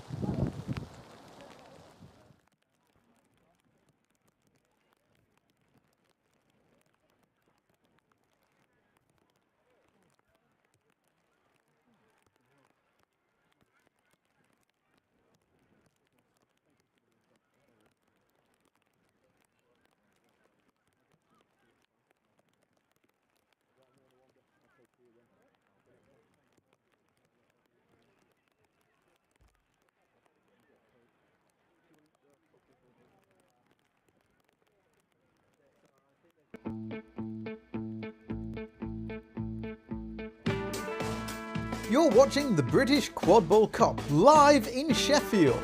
Shots On want to take a moment to thank you for watching and remind you, if you like seeing inclusive sports streamed live, to give our channel a cheeky little like. It really does help us grow and continue to film fringe sports. Shots On specialise in live streaming sports that champion gender inclusion and spreading sports and a healthy lifestyle to marginalised groups. Sport is for everybody. If you would like to discuss live streaming for an event you're involved with, please get in touch.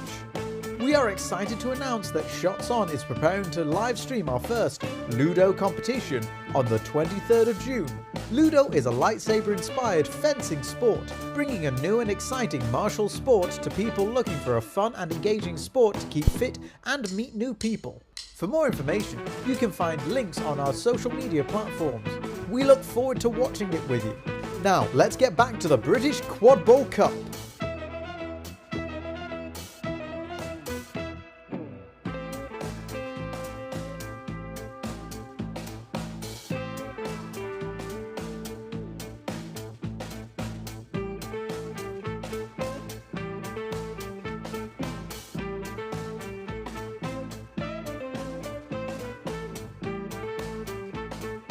Hello! While we've got a minute before the game starts, we're just going to go over the rules very quickly for anyone who might be joining us for the first time. To start off with, we have the volleyball. This is used by the chaser and the keeper, who wear a white and a green headband. They use the volleyball to score for the hoops and get 10 points. When they score, you'll see the refs go, whoop, and everyone goes, yes, that's a good point. My favourite part of the game are the beaters. The beaters wear a black headband like this. Their job is to use a dodgeball to beat out opposing players. If you're hit by a dodgeball, you have to dismount, which is get off your broom, and drop any ball that you're holding and run back to your hoops and touch in at the middle. Once you touch in at the middle, you can rejoin the game and get back into it. Third and finally, we have the flag runner. Now the flag runner, kind of a ball, kind of not a ball. They're an independent player whose job is to come onto the pitch with a flag or tag attached to their back and try not to be caught. Each team has a seeker who will come on at the 20-minute mark of the game. Their job is to get that tag off the flag runner. Once they do, well, it becomes a little bit complicated then. If your team is in the lead and catches that tag, then well done, you've just got 30 more points, you've won, you can go down to the pub and celebrate. However, if you're behind on points, it gets a little bit more tricky. If you're 20 points behind and you are put into the lead by getting 30 points after a tag, then well done, you've won. Nice and simple. If not, then we go into overtime. 30 points are added to the score of the leading team, and that becomes the target that each team has to get to. Now, let's just go over a couple of the stranger rules of quadball. Yes, you do have a broom and you have to keep it between your legs. If it comes out from your legs, then you have to run back, touch in at your hoops just like you would if you were beat. It is also a fully contact game, which means that players are allowed to tackle one-armed or two-armed and from the back, but only if they're not moving their feet when they do it. It's a mixed-gendered sport, meaning that people of all genders are able to play. In the UK, we play with a 3 maximum rule, meaning that only 3 players of the same gender can be on pitch at any given time. Now, if some of these rules are going a bit quick for you, don't worry, you're going to pick it up throughout the day and our commentators are there to help you. But if you want to read up more about the rules or find a team and try it out for yourself, visit Quadball UK. You'll find a link in the description and you'll get all the information that you need. Now sit back, relax, and let's go play some quadball. Oh, by the way, before you go, it'd be really cool if you gave us a little subscribe and a like. Be very handy.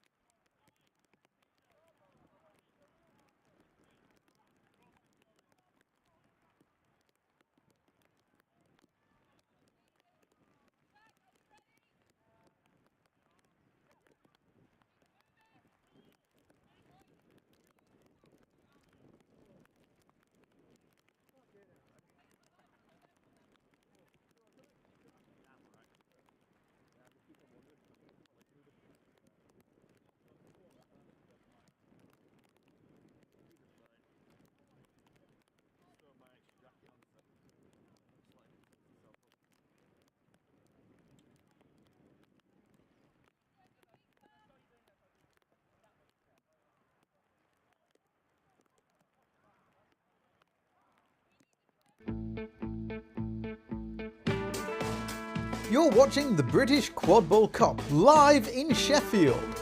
Shots On want to take a moment to thank you for watching and remind you, if you like seeing inclusive sports streamed live, to give our channel a cheeky little like. It really does help us grow and continue to film fringe sports. Shots On specialise in live streaming sports that champion gender inclusion and spreading sports and a healthy lifestyle to marginalised groups. Sport is for everybody. If you would like to discuss live streaming for an event you're involved with, please get in touch.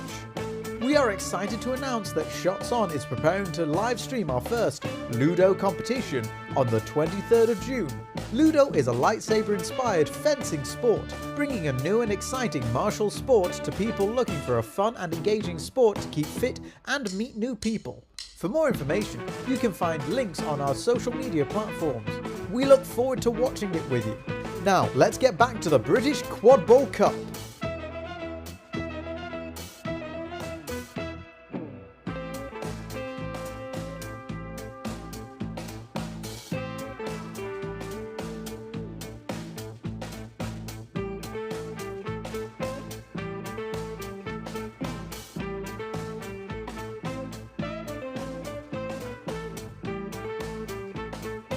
Hello!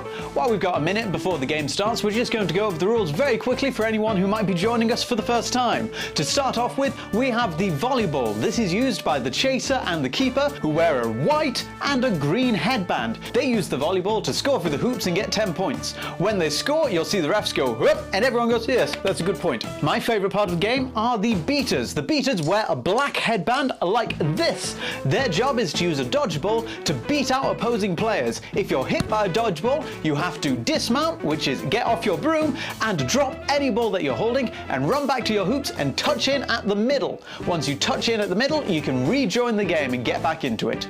Third and finally, we have the flag runner. Now the flag runner, kind of a ball, kind of not a ball. They're an independent player whose job is to come onto the pitch with a flag or tag attached to their back and try not to be caught. Each team has a seeker who will come on at the 20-minute mark of the game. Their job is to get that tag off the flag runner. Once they do, well, it becomes a little bit complicated then. If your team is in the lead and catches that tag, then well done, you've just got 30 more points, you've won, you can go down to the pub and celebrate. However, if you're behind on points, it gets a little bit more tricky. If you're 20 points behind and you are put into the lead by getting 30 points after a tag, then well done, you've won. Nice and simple. If not, then we go into overtime. 30 points are added to the score of the leading team, and that becomes the target that each team has to get to. Now, let's just go over a couple of the stranger rules of quadball. Yes, you do have a broom and you have to keep it between your legs. If it comes out from your legs, then you have to run back, touch in at your hoops just like you would if you were beat. It is also a fully contact game, which means that players are allowed to tackle one-armed or two-armed and from the back, but only if they're not moving their feet when they do it. It's a mixed-gendered sport, meaning that people of all genders are able to play. In the UK, we play with a 3 maximum rule, meaning that only 3 players of the same gender can be on pitch at any given time. Now, if some of these rules are going a bit quick for you, don't worry, you're going to pick it up throughout the day and our commentators are there to help you. But if you want to read up more about the rules or find a team and try it out for yourself, visit Quadball UK. You'll find a link in the description and you'll get all the information that you need. Now sit back, relax, and let's go play some quadball. Oh, by the way, before you go, it'd be really cool if you gave us a little subscribe and a like. Be very handy.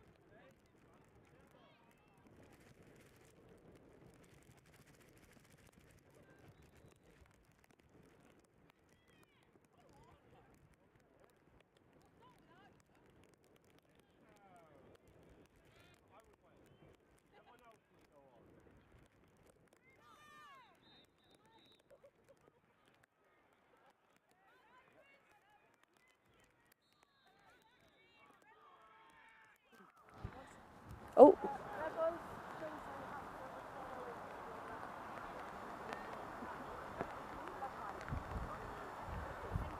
Oh, thank you. Thank you for that. Right! Vipers, are you ready? Yeah! Rebels, are you ready? Yeah! Ready? Bribs up!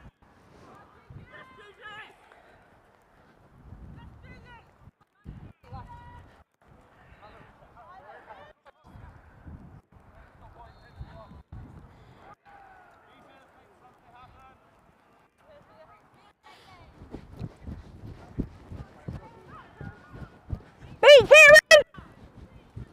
Over halfway! Oh, no, I've reset you.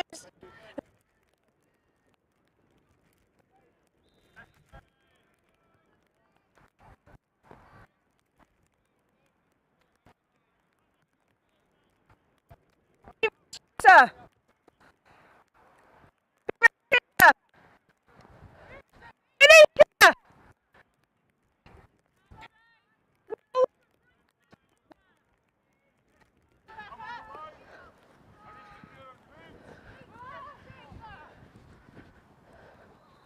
Beat Rebels Chaser! Careful passes in this one.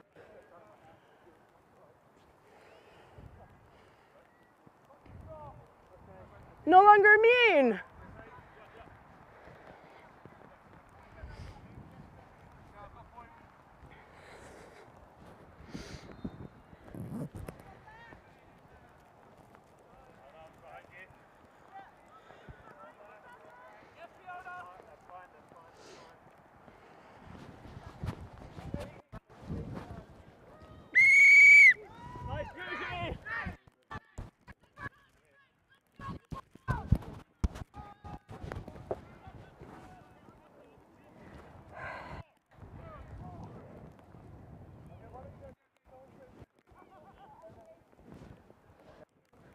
Over halfway.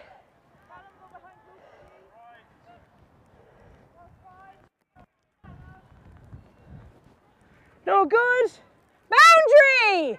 Viper's ball! Beat Jake! There you mean. Nishka. Over halfway. Beat Rebels Chaser! Beat Rebels Keeper! Keeper's ball! No longer immune!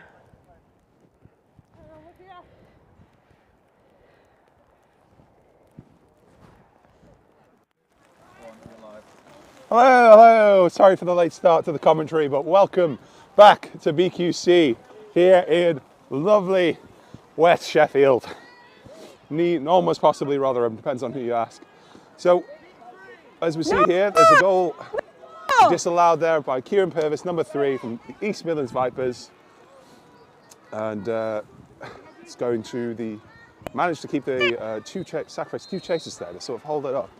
But no one really, Goes good! none of the beaters really got involved there, just allowed Jurgis to just pick up and run. But yeah, so you didn't know the teams. We've got the West Country Rebels on the right, playing in green, versus the East Midlands Vipers.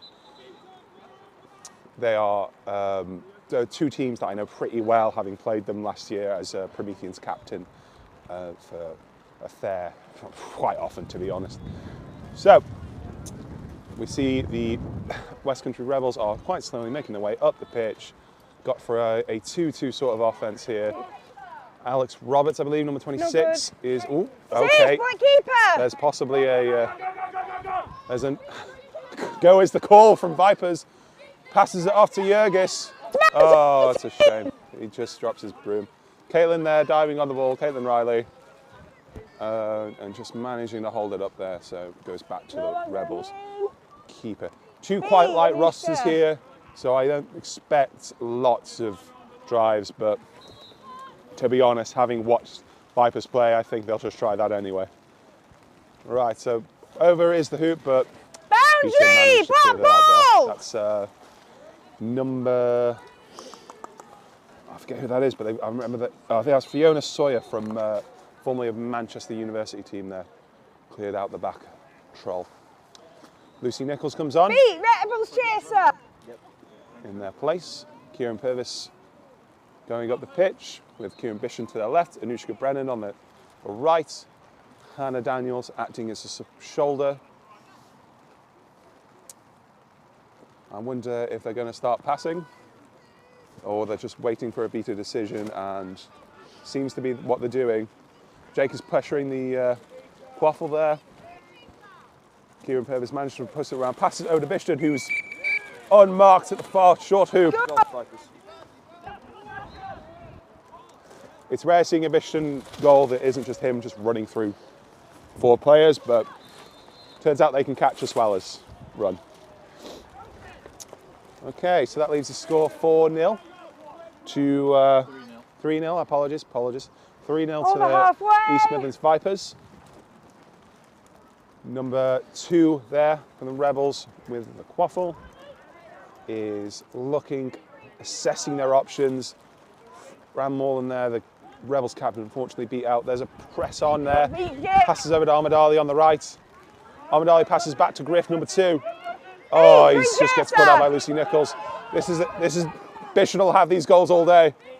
Easy counter for number 55, Kieran Bishon.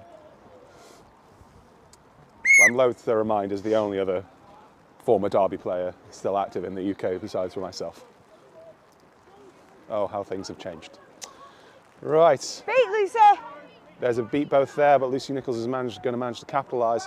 Third bludger way at the back, way off the pitch. Presses the call. Right call, definitely. Oh, there's no one there. They all press too hard. One of the Rebels chasers snuck in behind, but oh, it comes to nothing. Kieran Bishon now still not seeing any bludgers, so just going to go for it. It's going to be a chaser-only defence. Passes it over to Ranulph. Ranulph goes for the tall hoop. Nice, simple goal.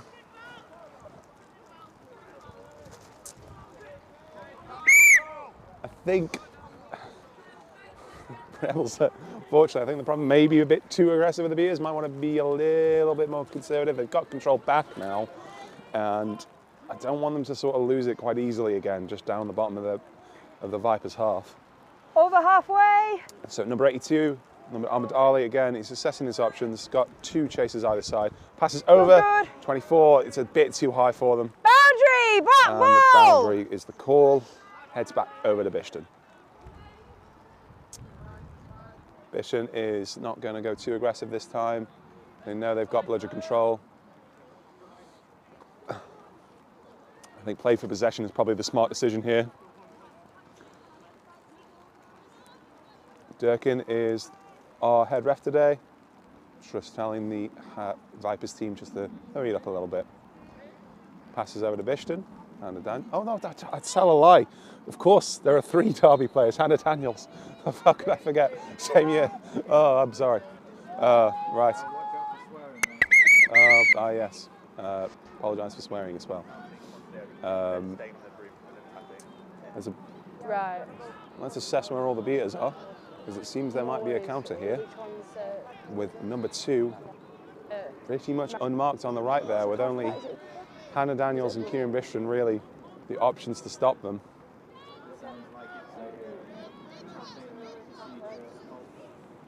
Sounds like it's a tap-in procedure fault. That's what the technical desk here is telling me. So, as they're assessing the call here, I don't think these players particularly enjoy standing around waiting in the rain, but the call's got to be right. Of course, Chloe Durkin is our head ref today. I think they've head refed a few games in their time. I'd have to ask them afterwards, to be honest with you, but I'm not sure if they've head refed a game so far this tournament, but it's a fine enough, easy enough game, I think. Respect. Again, be a lot of respect because, of course, Durkin played both of these teams a fair bit last year as well. No. So it's a yellow card for the penalty box, 14, and it's Van also a Moreland, bludger turn by the up. looks of it. Vipers. That's the Rebels Is that? captain. Oh,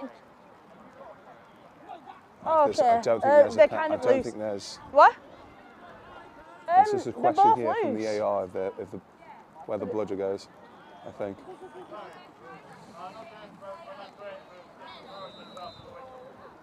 What? Okay, this one's to Lucy. Bit of a discussion. Lucy, I think. You can take it if you want. I don't know if there's a turnover. This one here between Bishton and... Lucy, Peter that foul, was, that was yeah, yours. seems there's going to be a turnover here with bludgers. So the Vipers are back with control. So yellow card, illegal dismount procedure. Yeah, and there is going to be some penalty time served by the looks of it. Yeah, so that does change things, I think, if you're number 2 there on the right. Now there is a beater in play, you're going to need some support. Or they're just going to, yep, they're going to get pressed. Still no bludgers, here's the call. Beat Rebels Chaser, beat Caitlin. Caitlin beat out. And Kira Bishon running away, trying to run through them, and just spins and shoots. Any chance you can extend the screen shot? Oh god, yeah, perfect. Cheers. I don't have to see that. Sorry about that. All right, so Ahmed Ali again just walking up, probably with a full team back in. Probably the smart thing would be to play for possession, but Over halfway. they don't want to get caught out running through the middle there with both beaters in.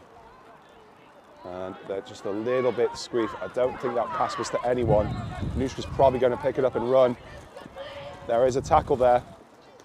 I'm not sure there's... I don't think Anushka was beat there. I think Anushka managed to... I think a bounce came off Ahmed Ali, and so Ranoff goes, picks it up, shoots it. Only one player. You're back the chaser, the attacking chaser, 9 times out of 10 in that one.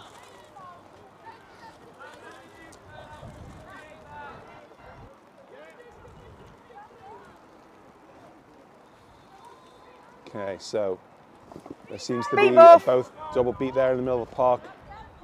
Jake versus Marcus, but Marcus is going to come away with the bludger. Having one spare at the hoops, it just doesn't go anywhere. I think it's not a terrible idea from the Rebels trying to sneak a player in behind whilst they call for a press. They got to be. The Vipers are going to have to be a little bit better at marking some trolls.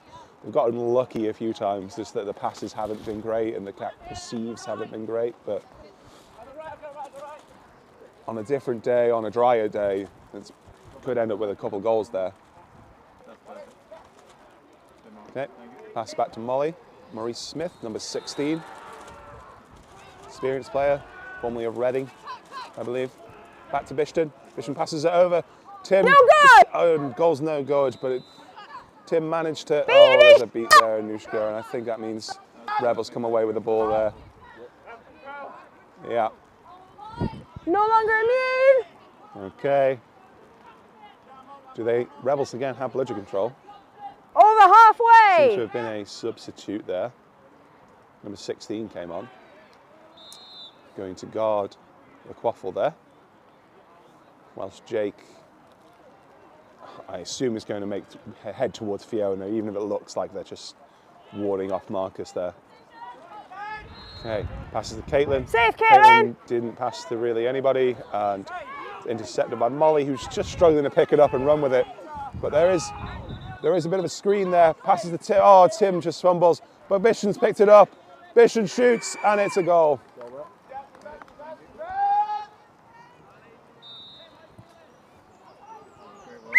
Okay, back with Ahmed Ali, and he's calling his timeout.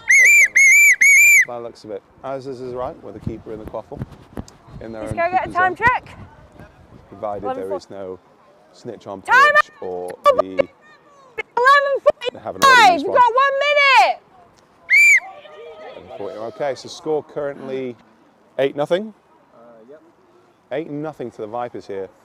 Probably a little late on the timeout. Yeah, we're all called it 4 goals ago, but the call's been made, and I think, again, Rebels do actually have a fairly good idea here of just almost baiting a press and encouraging the Vipers to come forward, just so one of their trolls behind can just sneak in behind and maybe they can get a couple of goals from that, but the passing has to be a lot tighter if that's going to work. These aren't the best conditions, the ball is slippy, mistakes will be made, so I think Rebels are going to want to be doing that in the future. Vipers here, probably quite happy to keep playing this way, to be honest. If it goes, because again, the ball is quite slippy, they're quite happy to just take the counters and drive. It's certainly, I know, something both their keepers, Kieran Mission and Jurgis, really love doing. So, players are about to remount and the game's about to resume. 11 to 12 minutes in. And the 8-0 to Vipers.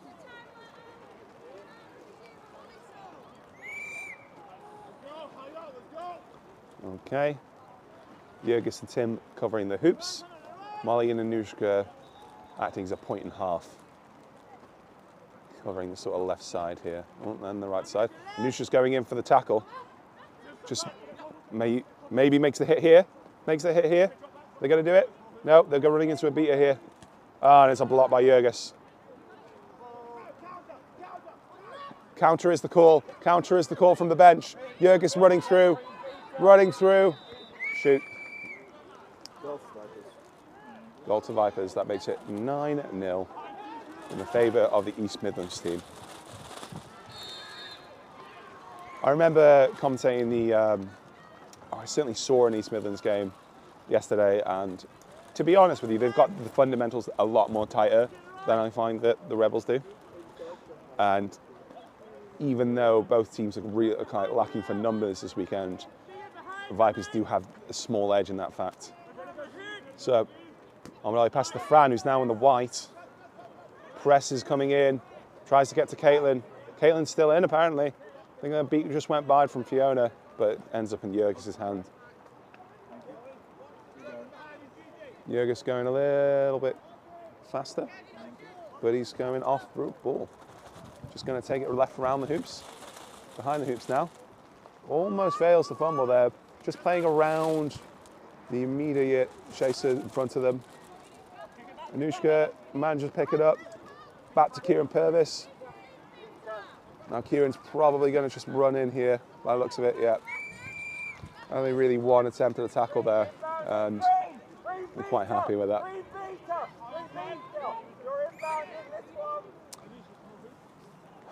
Rebels beater didn't know where the third bludger was, but they ended up getting called over by the AR.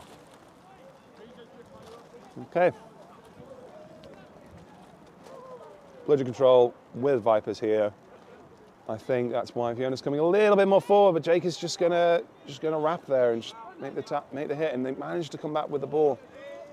Oh, that's possibly one could question illegal sort of kicking the foot there, but oh, it's a great beat by Jake. Just managed to get Kieran, who snuck forward, and you know Kieran's not a beater, but he almost caught it. Yeah, but definitely counts. Pass over, unfortunately, as it goes out of bounds, and the Rebels try to reset their defence as Cameron's dropped a touch, son. Yeah, I'm pushing it back just to try and keep it right. Molly Smith inbounding the play here. No pressure, of course, as the Rebels have already set back, gone way back to their defence.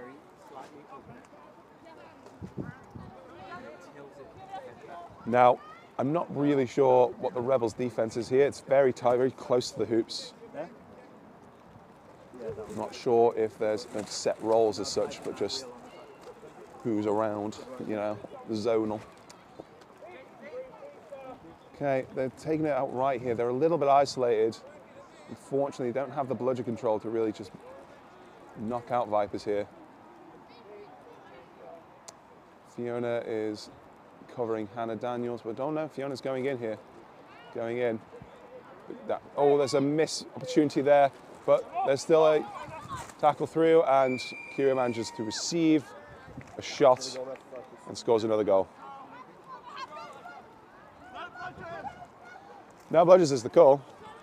Unfortunately, after asking for the quaffle, the West Country Rebels keepers has to reset to their zone, which means any opportunity of momentum is more or less gone.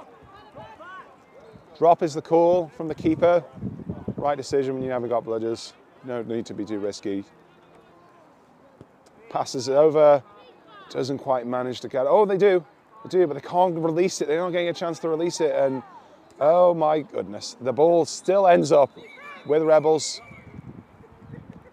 There seems to be an advantage call here against Vipers in Rebels' favour. I was just conferring here with Chloe Durkin. I see Lucy Nichols just trying to sneak into the huddle here. I think Lucy's going to question if Jurgis had the ball and he was in his keeper zone. Could the Rebels chaser really just kick it out and came off their foot? High contact. I think that's what people are saying here. I think they kicked the ball. So yeah, whilst this is getting deliberated, let us know where you're watching from. I have sent the stream link out to many of my personal friends, as you'll be happy to know, Sam. So hopefully one of them is watching, and you get to hear me speak. Okay then. If you want to comment though, I'm afraid you have to subscribe. Yellow card, now, high Shots On don't just cover quadball events. Any nerdy niche sport will do. But I believe. In about 3 weeks, they're going to be streaming some lightsaber fencing, which sounds very cool. I'm a little bit jealous. Of course, lightsabers fighting was originally based on kendo anyway, so it's not too unheard of, I think, to have a little sport like that. Just do it with some LED sort of saber things. Resume on my whistle. Okay.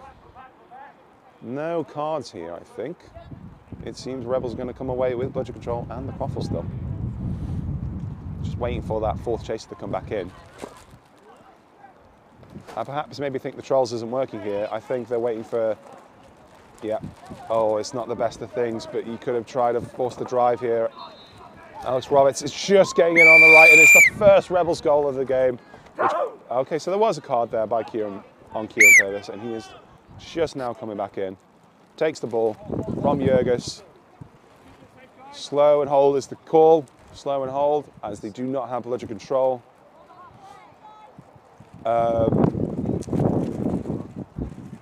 Purvis here is passing it left over to Molly. Back to Kieran. Got you. No tackle here coming on Kieran here from Caitlin. I feel like that would be the right time to do it. No real pressure, really. Just gonna keep rolling the point up, and just gives Vipers plenty of time to line up a shot or a drive or a pass.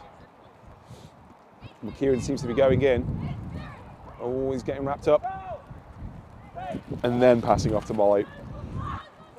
Probably a bit late, but it still manages to get towards Jurgis. Jurgis here getting another chance, lining up Molly.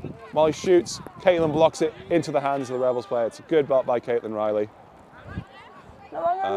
Who's just taking a second here. Let's tie up their boots. Alex over halfway. The ball up pitch. Beating up. Chase, point chaser. Beat out. Oh, finally, the troll and the pass has worked. So it took a few games, but now took a few attempts, but finally the Rebels will do it. But they got it. Oh, don't congratulate yourselves too much, guys. There is a game still going on as they counter very quickly Vipers. Jake managing to push down that time. Oh, okay. I think, okay. Molly is wrapped up here. I don't think this is going to amount to anything. Jake is really warding off any attempt at support. And it's a shit. It's a lucky break for Rebels, really. They got a little bit too full of the boots. I could tell that they've been trying to do, we can all see they've been trying to do that play for a while. And you would be happy that it's done, but you've got to stay in the game at the end of the day. Rebels gotta go. Warning. Talk about it after. Talk about it after. So, Alex, hoping, brimming with confidence, we hope, is maybe going to attempt this again. No, okay, there's a little bit of a drive. He passes over to Caitlin. Caitlin is somehow safe. Oh, it's a great interception by Ranulph Birch. They're not keepers, so Caitlin's trying to hurry them up a little bit, but it's back to Molly. Back to Ranulph. Over to Jurgis. All the Vipers chasers are in a line here. I think they're just trying to reset this. Oh, there's a steal there by number 24. Oh, it doesn't amount to much, but it's certainly gonna. Would have been amazing if they pulled it off, but you gotta be careful. You don't see the full amount of players in front of you. Question why. Pitch awareness is crucial in this game. It's a very loopy throw over by Hannah. Bludger almost comes in behind us. Unfortunately, it's gonna take Knox a chance to get in. But the snitch is now on. Ashraf is snitching against his flag running, and of course, keeper's ball. Anushka Brennan is seeking for Vipers, and No longer Rebels got number 47. Unfortunately, I'm not sure of their name, unfortunately, but no Bludgers is the call. Jurgis is already there. Doesn't need any help. Unfortunately, not enough physicality here from Rebels, I think, if they want to stop these drives. It's got to be at least 8, 9 or 10 goals that have just come from just Vipers just running through them. And they need to be a little bit more physical, Rebels. The beaters are going to be bubbling, which looks what they're trying to do. Seem to just be covering the flag runner. Over halfway. Which is the game I think Vipers would prefer. I think they prefer not to have any. Ball out. They prefer the beaters to not really be involved. Beat Amelia. Okay.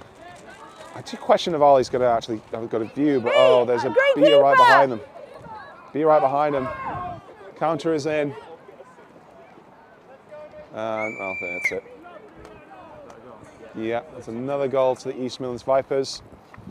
Ooh, oh God, there's almost a catch there. Oh, that's a shame. That's a shame. Ashraf almost caught out there. No longer immune. Snitch is down. Flag runner is down here as unfortunately the Velcroed flag has fallen off the back of their shorts. One of the zanier aspects of this sport, but we do enjoy it. Okay, Molly now in as a seeker for the Vipers. Ashraf trying to run across there to the other side. Certainly going to make a new seeker work. Beaters are kind of, Bludgers are flying everywhere at the moment, to be honest with you. Not really doing much, but as I say, I think it's a game Vipers prefer. The Bludgers are just flying around the middle of the pitch. They can run in goals all day. They're not really getting physically checked by Rebels here. Now, the Ashraf, if Ashraf's not careful, they're going to get caught out. Just these back and forth runs here. Going to get snuck up on.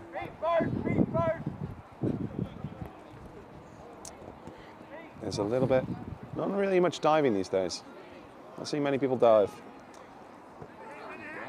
Ball out, ball out. Classic Ben Morton potato dive, as I believe it was called back in the day. Oh, Ashraf pulls out the broom. Not really supposed to throw it anymore. Oh, Molly almost had a hand to it there. 5, 4, Fortunate. 3, 2, 1.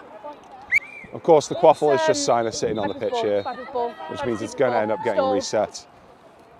Yeah, no goal there, as all the chasers were involved in a little pile. Are you okay?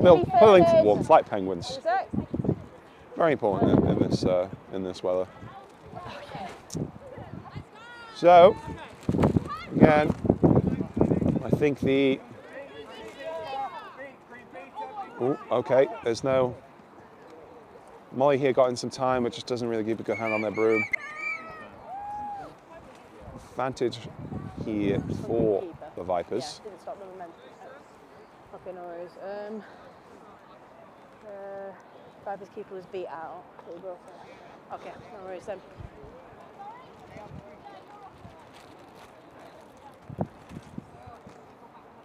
didn't stop the Give me a momentum yellow card here before you for Ahmed Ali.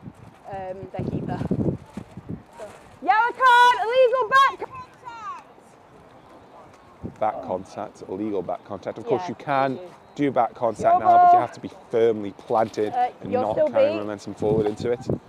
It's penalty a back. little bit hard, a little bit niche sometimes to prove, but So it was it's, the yellow card for you know, illegal they back twist contact. into You didn't it, stop you the count momentum it, for the but tap of your keeper. I must admit I didn't Keeper's actually see still the beat. contact in question as I was keeping my eyes on the flag game, but let's assume that the call was correct and the keeper headband is therefore passed over to another Rebels player, which is going to be number 28 here. It goes back to So, where is... Wow, I've just checked that Fran Moreland, Rebels Chaser, is right by their hoops. One's got to question why they're here. I think they're just waiting to be used at the next opportunity, but that's going to be such a long throw. Wow, it's a bold player, really. There's just one person hanging out, but it looks like they're going to be beat. Looks like the cancels the call from Fran. Yeah.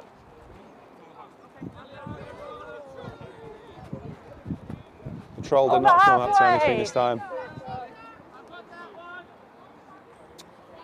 So Ahmed Ali's probably going to have to play a little bit more. Okay, he's not going. He's just going to drive through. good. Ball manages to get it back to Alex. Alex spins left, spins back right, passes back to Ahmed Ali. Tim is beat. Ahmed Ali got a chance here to just drive at the hoops. Yeah, you beat Ali. What? Why is that?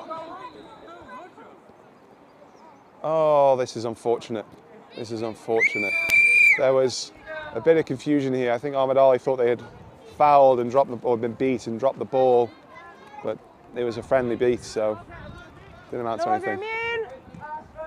And of course, Vipers, as always, will just counter and happy to play that all day. No one's really looking. Alex is making a pass over there. Oh, Kieran Ferris reads the pass and intercepts. Picks it up and runs. Yes is the call. Callum Wilson takes the beat, but oh, it's a poor pass, to be honest, by Kieran. And a catch has been made by Anushka Brennan by the looks of it. Right. So as the flag runner and all the assistant refs confer on whether the catch is good. Start with the catch first. Let's just take a minute to appreciate how we got here. Noise. Score is currently 16-3. 16-3 in favour of the Vipers. Yeah. It's quite easy to say that Vipers just love a counter, they love a drive, but there have been a couple of actual attempts at passing around the hoops and taking their time and waiting for the opening. Whereas I feel like the Rebels' only offense has come from attempting an offense, was just sitting control very close to the hoops, it must be said, just to receive a pass behind. And catch is called good, and that means the game ends up in favour of East Midlands Vipers, 19-3. I'm going to have to dash because I've got to get ready for my next game, but again, if you're here, let's come back for the next game soon, and I hope to see you then. Till then, subscribe to Shots On, and I've been Carl Balderson. Thank you very much.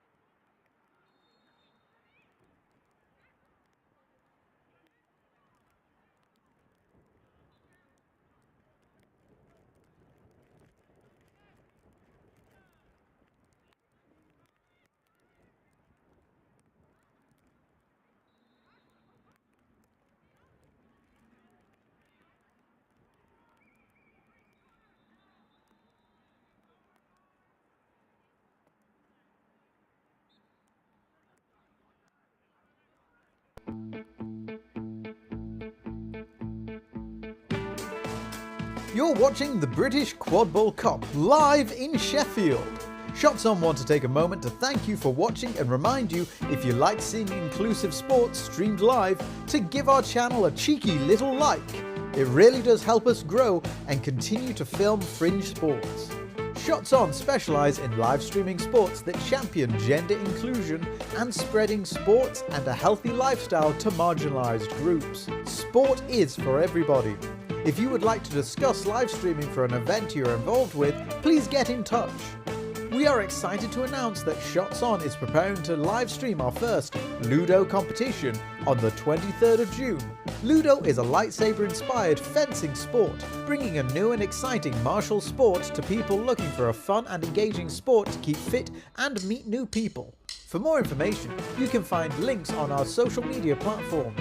We look forward to watching it with you. Now, let's get back to the British Quadball Cup.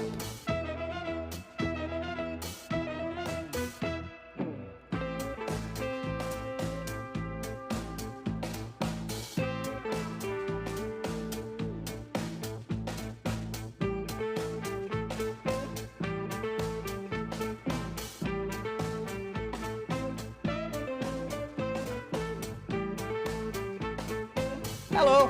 While we've got a minute before the game starts, we're just going to go over the rules very quickly for anyone who might be joining us for the first time. To start off with, we have the volleyball. This is used by the chaser and the keeper, who wear a white and a green headband. They use the volleyball to score for the hoops and get 10 points. When they score, you'll see the refs go, whoop, and everyone goes, yes, that's a good point. My favourite part of the game are the beaters. The beaters wear a black headband like this. Their job is to use a dodgeball to beat out opposing players. If you're hit by a dodgeball, you have to dismount, which is get off your broom, and drop any ball that you're holding and run back to your hoops and touch in at the middle. Once you touch in at the middle, you can rejoin the game and get back into it.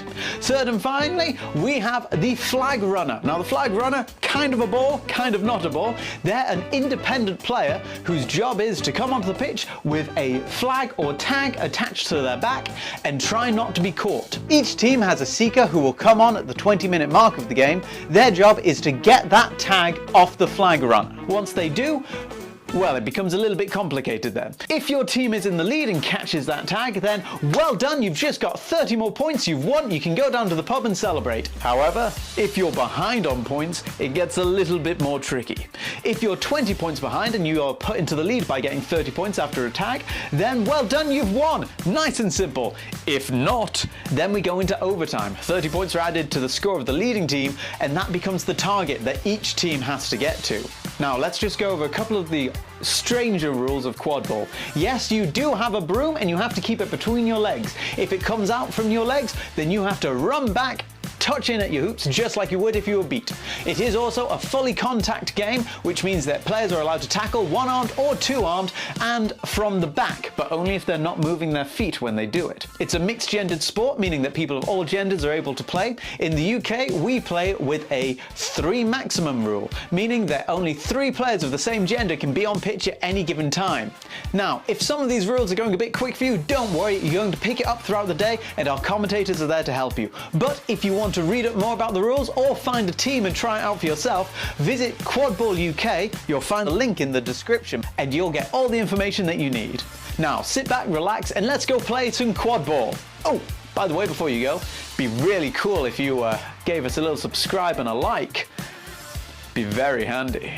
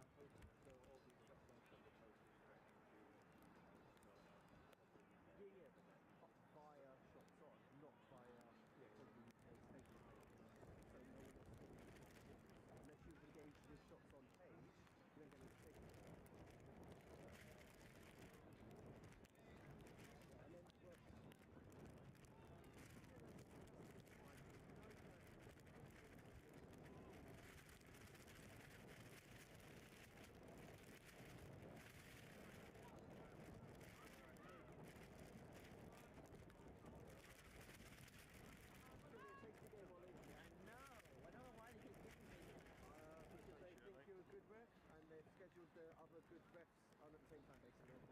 You're the best of people that help. No. Oh yeah, thank you. I mean, I'll do That it. went from being like a really nice like compliment No. to all to a backhanded laugh. To be fair, Gio's quite right. I could care less about HR. I like AR, I'm good at that. Yeah.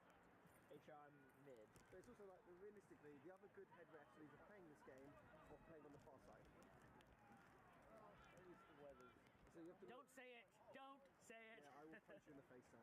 It's not a joke. Alright, thanks. Yeah, can you help with this?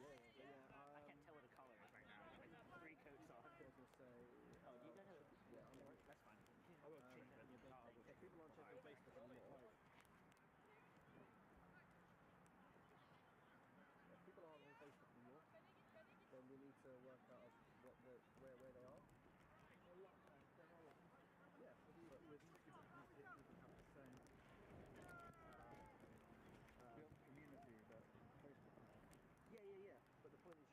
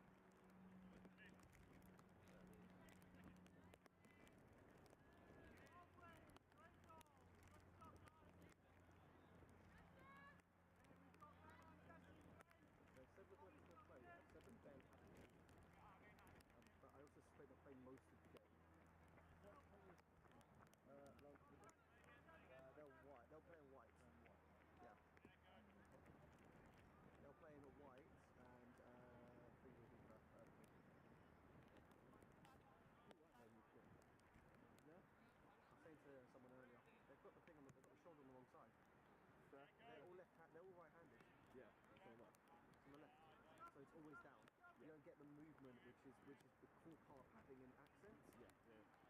So I personally like it, makes it work for me. Yeah. The LPC, yeah. I think they're like Jonathan, the tall one there, the white jumper, he's left-handed, but for the majority of players, they're right-handed. So you want the accent being movement, like to get dynamism. That's the point of having that sort of kit. I said it used to be the opposite way with silver. I think the silver that would be nice. Big silver, blue shoulder. Yeah, that's nice.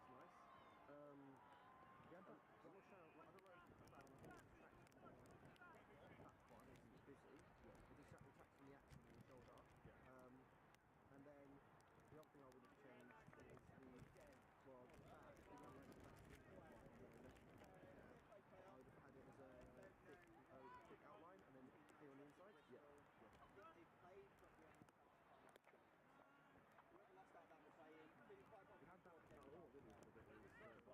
Yeah, it was for one. It was black and orange for one. It was like a tournament specific one. Yeah. So that's the first mistake I can see. So the thing is, I'm not good at like initiating designs, but I've worked in design enough to know what looks good and why it looks good. Like look at the Raptors one. The Raptors' accent, in terms of on their shoulder blades, they've got a number on the left, so number is always down. That's something we've got on the right, but the number is like mostly always down for the non-throwing hand, and then that's the older fist going down, and then the newer ones go on the other side like that. You want the claw on the throwing hand, because then it's easier for you to see it's always down in the shoulder. But yeah. Again, the LPC one, they've got a number on their throwing hands. So it's almost semi-pointless having it on the shoulder. I didn't notice the number. I didn't even notice the number until now. That's how bad it was, basically, as a choice. Yeah.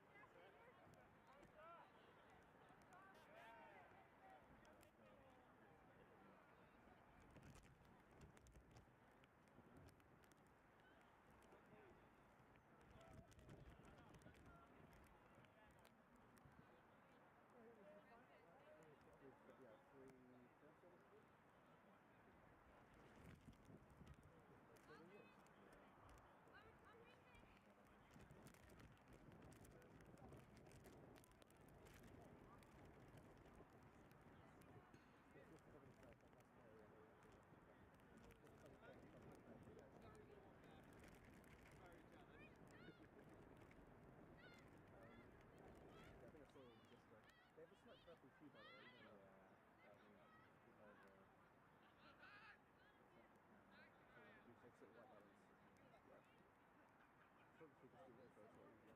They sort of white balance. Probably just do it first. Well, no, the white balance is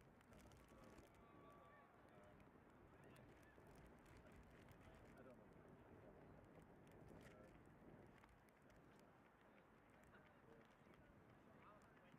Someone else there about it, and they went, oh, do you like that?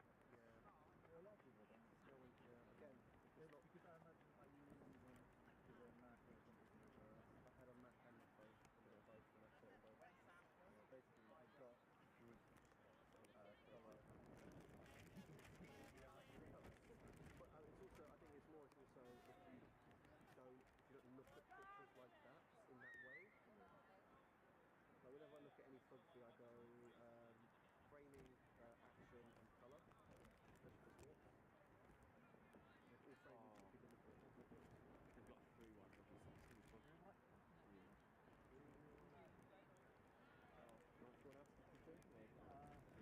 They decided based on the quality of the ball.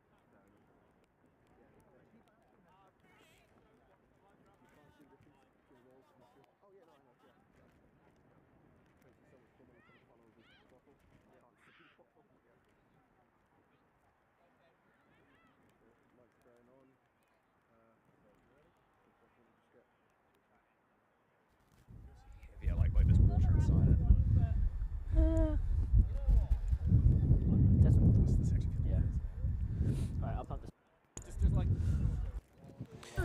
Welcome back. You are joining me here as we watch the first of the community semi-finals at the British Quadball Cup 2024. To my left we have reigning champions London Quadball Club, sporting a rather dashing new jersey, white with a blue accent. And to my right you have current runners-up, Velociraptors, sporting their classic pink kits. Where's my goal? I am Gio Farino, and unfortunately you've just got me. There is no second host. So if you've watched me commentate before, there'll be a lot of talking. I apologise. But I want to hear your thoughts and predictions on the game. Do you think it's going to go the same way as it went last year in the final, where LQC came out the better? Or do you think, like the first game they played last year at BQC, where Raptors came away victorious? Get your comments in the stream, and we'll you'll get a little prize, and the prize is my adoration. Starting lineups for Velociraptors, we have Andrew Hull, Joe Crichton, and Cat Jack as the chasers, with Steve Withers as your keeper. And beaters, we have Connor Doohan and Bill Orridge. Connor running for contested. For London Quadball Club, we have. I'm trying to see. We've got Banan, BQC semi-finals. and Amy, in the chasers, with Ben Malpass as your keeper. Beaters are Mariana Palaquin and Seb Waters in the black headband running contested. Interesting choice. Seb has beat before, but we will see who wins better of the run. Dodgeball run, very close. Connor Doohan just gets there out in front. Seb pressuring, goes to tackle, and unfortunately dismounts. Connor Doohan running, goes to go and beat Banan, but comes back and shields. Control of the dodgeballs with Velociraptors.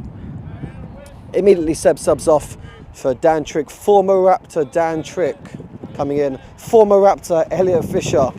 This is a no love lost between the two of them, playing for former clubs, but I think they should all know each other. They know they've played a lot together against each other. They've spent years. Dan Trick missing the beat on Connor Doohan. Banan slipping the tackle of Cat Jack, looking for the pass, goes back to Ben Malpass. Ben being pressured out by Bill Orridge. Long loopy pass straight to Andrew Hull. Unfortunately, Elliot Fisher was not in the vicinity. Great collection there from Andrew Hull.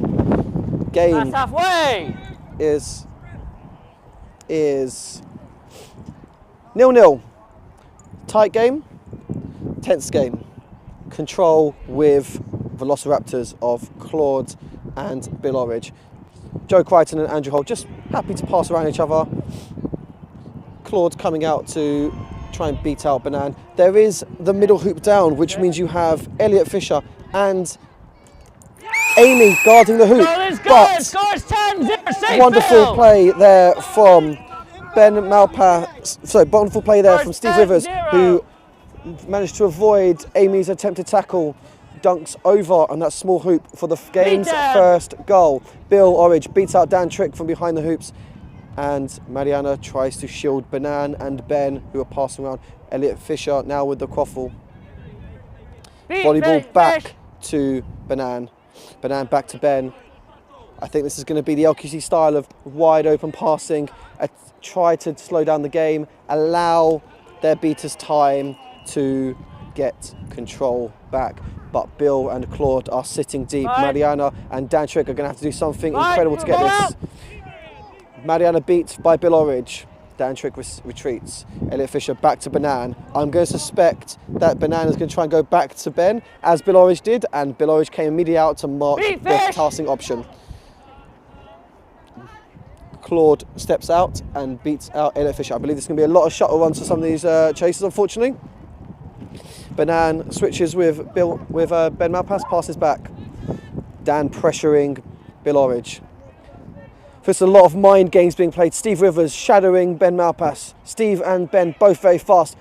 Ben shifts, gets past, gets in. Shifty Ben Malpass managed to get a goal. Great beat out there from Bill Orridge. And attempted beat on Elliot Fisher. Beats out Elliot Fisher. But dodgeball back in on defence. That is a really good play there from Ben Malpass, considering Velociraptors had control, yet still managed to score. We've got Amy Farron and Elliot Fisher on hoops. Joe Crichton with the ball. Ben Malpass now marking out that return option, Steve Withers. Joe goes for a long pass to Andrew Hull. Andrew Hull collects it, passes it underneath the hoop. Unfortunately doesn't go in. Ben Malpass collects it. Really good, scrappy defence there from Ben Malpass to stop Joe Crichton from getting the goal. Raptors quickly set back on defence. They know that this London Quadball Club love a quick transition. Switch sides being screened by Seb Waters from the sidelines, long-time player, even longer-time coach maybe, at the highest level of the game. Very experienced player, very experienced coach. I think this is going to be a game of minds. Dan Trick getting beat out by Bill Orridge. Bill Orridge immediately coming in, beating out Elliot Fisher. Angel driving. Banan beat out. And Andrew Hull pushes through the side hoop. Really good awareness there from Andrew Hull and in particular Bill Orridge. Brooms down! There's a brooms down called as Matt Bateman wishes to discuss something with the head ref Ollie Wynn. I suspect it might be the fact that the dodgeball went flying off the pitch after Bill Orridge's beat on Dan Trick was successful, but it obviously set LQC at a disadvantage, not having any dodgeballs available to them on defence, with both of them being for Claude and Bill. So maybe Matt could just be saying, "Hey, look, when the ball's off, can we maybe stop the game just so we can get it back?" Obviously, Raptors wouldn't be liking that because that quick counter was therefore definitely on. But as I believe the goal happened, the goal should probably stand. Score would be 2-1 to Velociraptors. I assume about 3 minutes played. 4.5. Okay. My timekeeping is getting a lot worse this weekend, which is why I'm over here commentating and not on the timekeeping. Okay. That middle hoop for LQC is going over and over and over. I know. Sam Claxton, assistant referee, appears to be saying that we might need to change it just in case. Okay. Ollie Wynn happily satisfied with its current condition. It is a little bit windy here. I am holding the shield that protects the live streaming equipment from any potential balls flying in, as it is quite windy and has already blown over once. Bill Orridge beating up Mario Palaquin behind the hoops. Elliot Fisher trying to go round for deep reception, but Ben and Benan holding the ball. Please advance the quadball, Benan. Amy Farrett now on the shoulder, playing this kite-style offence that a lot of teams have opted into now. Old school quad ball, circa 2017 to my knowledge, where you'd have 3 in front and 1 behind. Now Ben steps, passes out, steps past. Benan passes over long, good pass. Elliot Fisher goes for the shot, takes out Ollie, unfortunately missing the shot and hitting our head ref square in the chest. It was a complete accident. Fish apologises, but no harm done there. Ball now with Raptors keeper Steve Withers. Back to Andrew Hull, Andrew to Joe. We've got a substitution on the far side, Cat Jack off for Chloe Hemingway, Claude Gowan off for Mel Piper. I don't believe there has been a single sub other than the Seb Waters one for LQC. Mariana doing really well to beat out Mel Piper, who tried to tackle Dan Trick legally from behind. I think there's a new rule this season where as long as you have no forward momentum, you can tackle someone from behind. Raptors knowing that that quick counter with Fish running up the pitch is what LQC are desiring, so it meant they have quickly transitioned back to defence. Mariana's going in for the tackle, trying to slow Bill Orridge, but a pass over the top from Ben Malpass to Amy Farrell on this side hoop causes a beautiful goal. Scores are close. Great dodge there from. Great block there from Andrew Hull, from Dan Trick. Dan Trick beating out Andrew Hull as he receives a pass. Ben Malpass driving, looks for the dish to Steve Withers. Steve Withers not Steve Withers. Elliot Fisher fakes out Andrew Hull. Steve trying to come back in, unfortunately doesn't get that. That is a very quick 2-goal transition from LQC. This is what LQC want to be doing. And there was a really nice moment there, I don't know if the camera caught it, of Dan Trick talking to former teammate Mel Piper saying, you have immunity, put your fist up so I don't have to beat you. That's really nice. Again, a little bit of smiles and friendships. Although this is a high level semi-final, still a little bit of fun. Ball now with Chloe Hemingway. We have Emily Withers now on, subbed on for Joe Crichton, and Steve Withers off for Tom Haynes. LQC remain unchanged, trying to grind out this starting line as much as possible. Andrew looking for the shot, but not possible with Fish and Amy on the hoops. Emily Withers looking to try and get some space behind the hoops. Tom Haynes drives. Tom Haynes drives. Goal no good. Goal no good. Take Steve. Oh God, my brain's gone. No, sorry.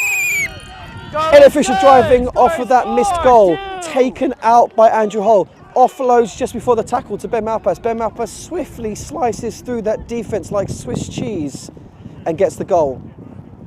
Score, I believe, is 4-2. LQC in the good. Raptors now maybe need to start stemming this flow. That is 3 unanswered goals. Yeah, that's right. They've got to let that one that may or may not have gone in, I didn't see, to be fair, get out of their mind.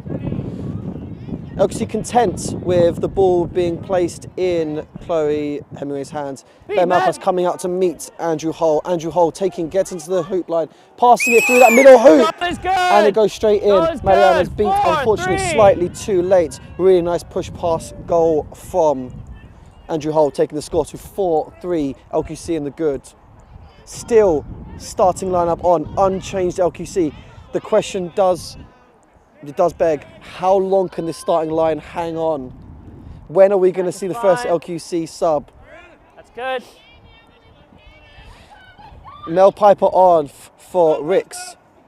Straight pass. Oh, really good interception there from Andrew Hull. White ball, beat Fish. White ball. White ball, white ball. Ben Malpass being called inbounding player. Goes and collects it. And we're going to get the 5-second count as Ben picks it up. There we go. That means Ben must inbound it or pass it long. But straight to Chloe, who drops the ball, unfortunately, back to thingy. Ball with Emily Withers. Bill Orridge going, hunting, got 2 dodgeballs. There is no dodgeballs. Great attempted tackle there from Elliot Fisher on Tom Haynes.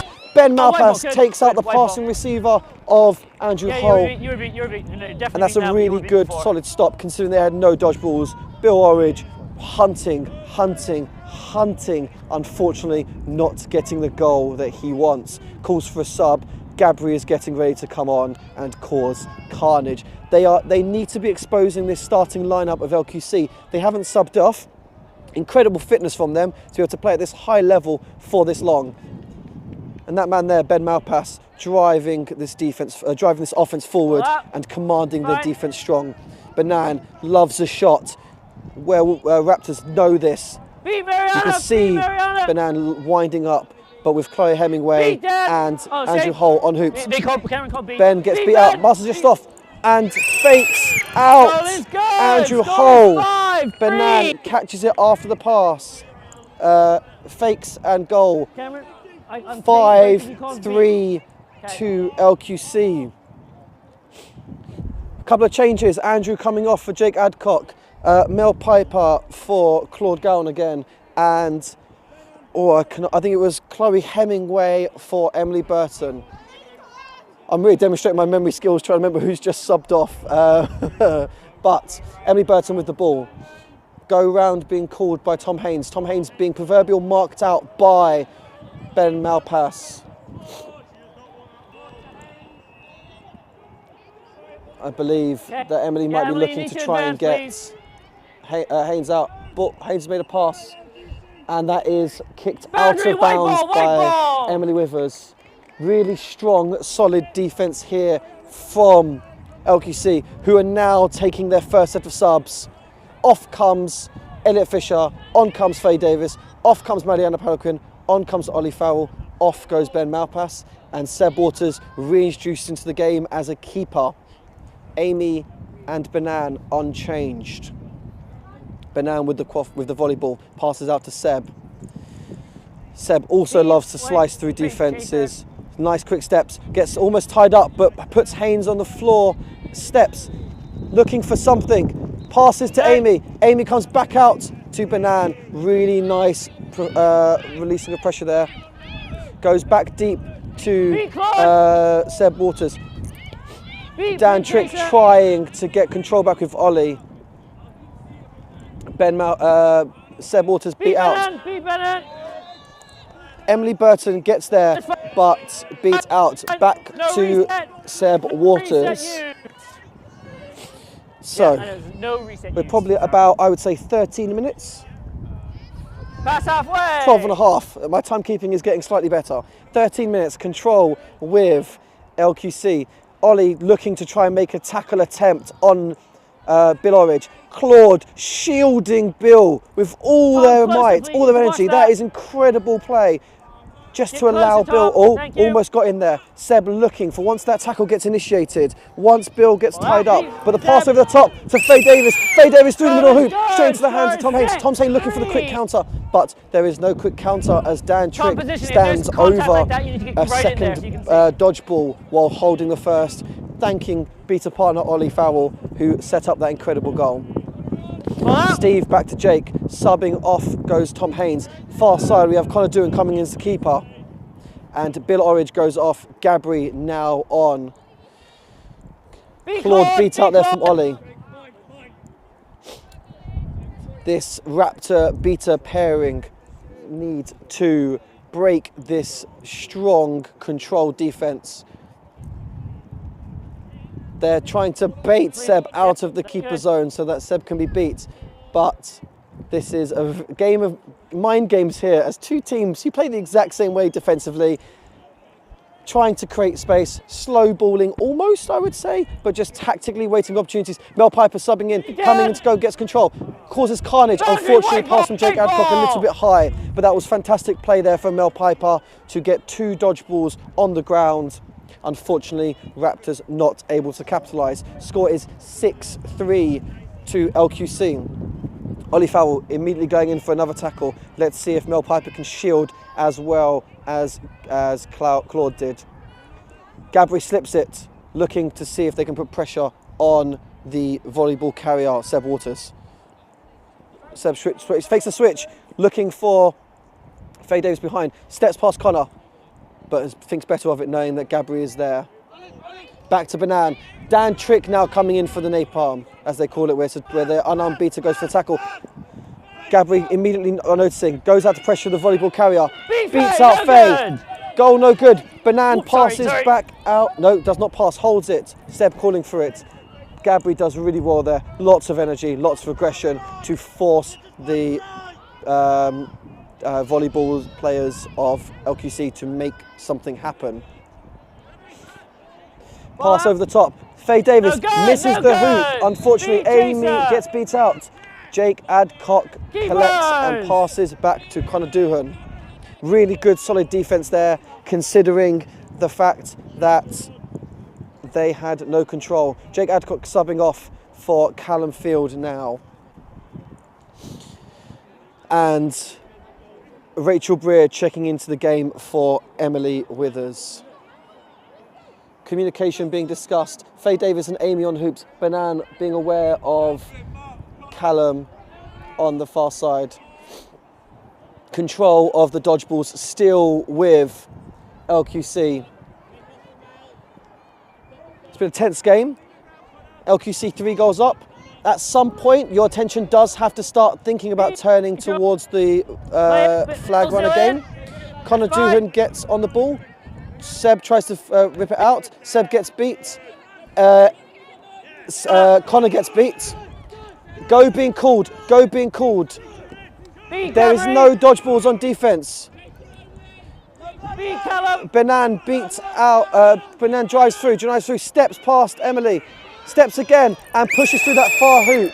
Really nice play and awareness from LQC to understand there was no dodgeballs on defense, and it was chaser only defense for Raptors, which meant you must be tackling. 4 goals to the good, pushing it out of range, in which the catch would either set you to a tie score for set score or winning. Raptors need to answer back. I feel that as Steve and Andrew and Bill, those big impact players to start the game, have gone off, the squad has a little bit diminished. Pass from Callum Field to Rachel Breer, new beta pairing of Sam Burkett and Ricks. Let's see if they can break through this great control being held for so long by Ollie and Dan. Dan breaking through, tries to right tackle, Callum passes to Rachel, but swarmed by Ben Malpass and Banan.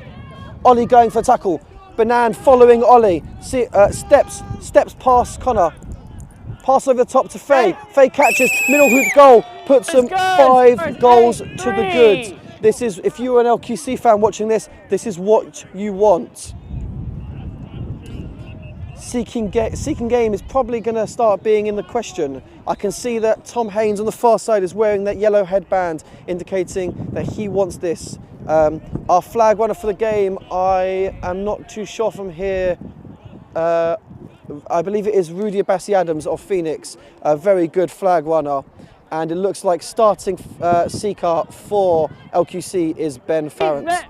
Again, another good flag runner. I believe Ben caught the flag for the 3rd place playoff at EQC that LQC won.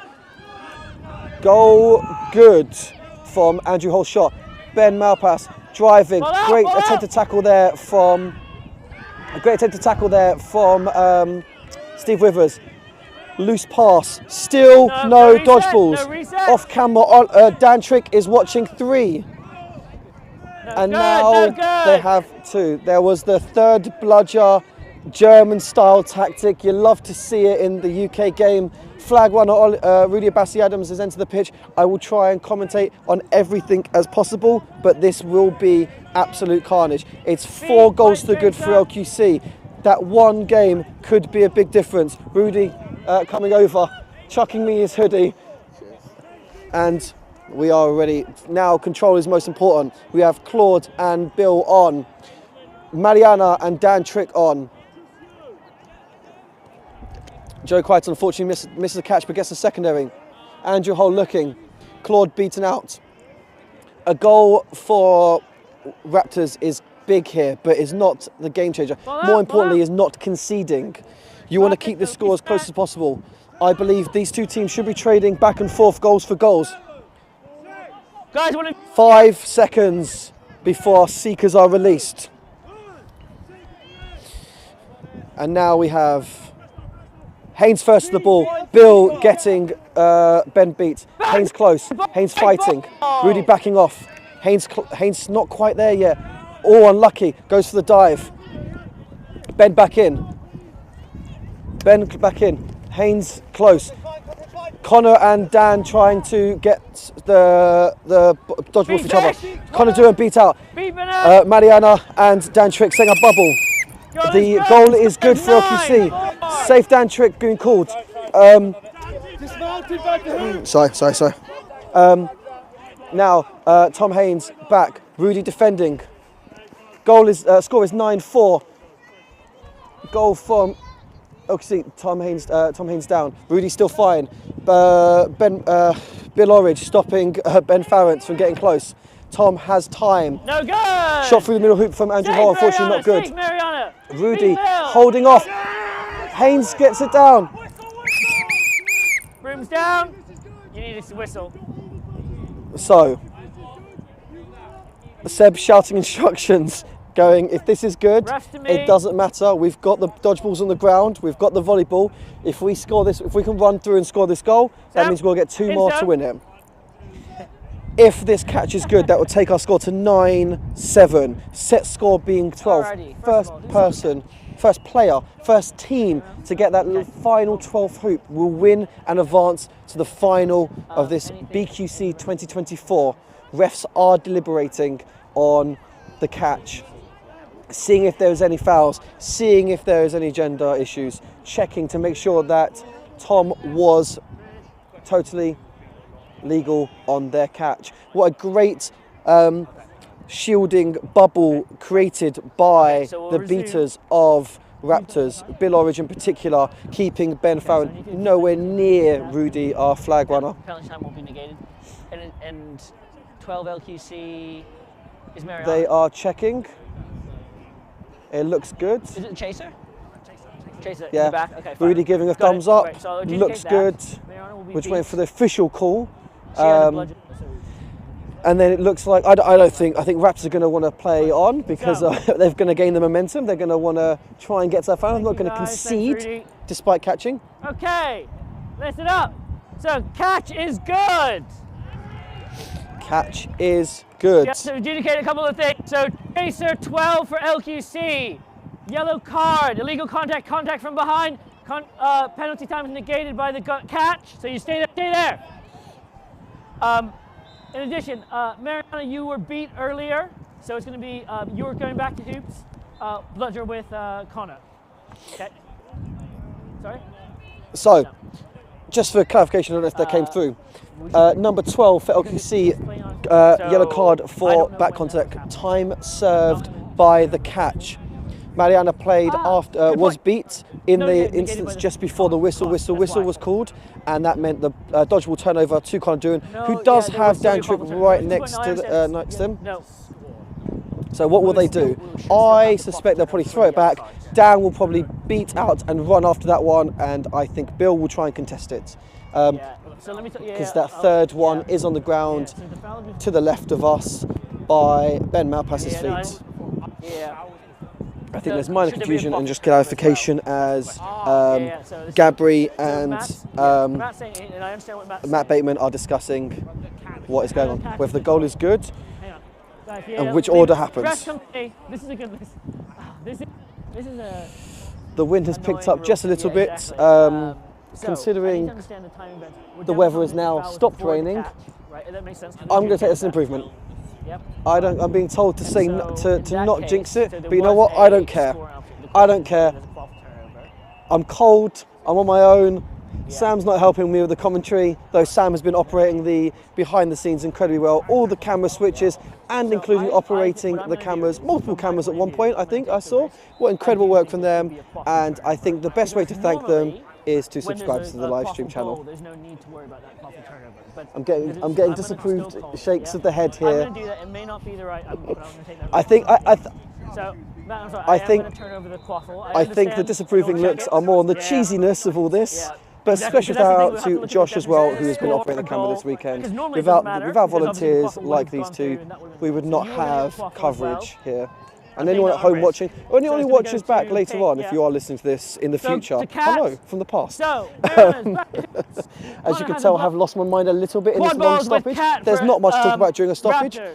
At the end of the day, Raptors need to score 5. The score is 9 to LQC. LQC needs to score 3. 7 to Velociraptors.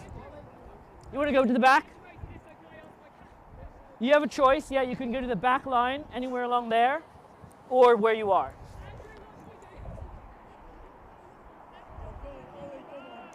Okay, starting from there.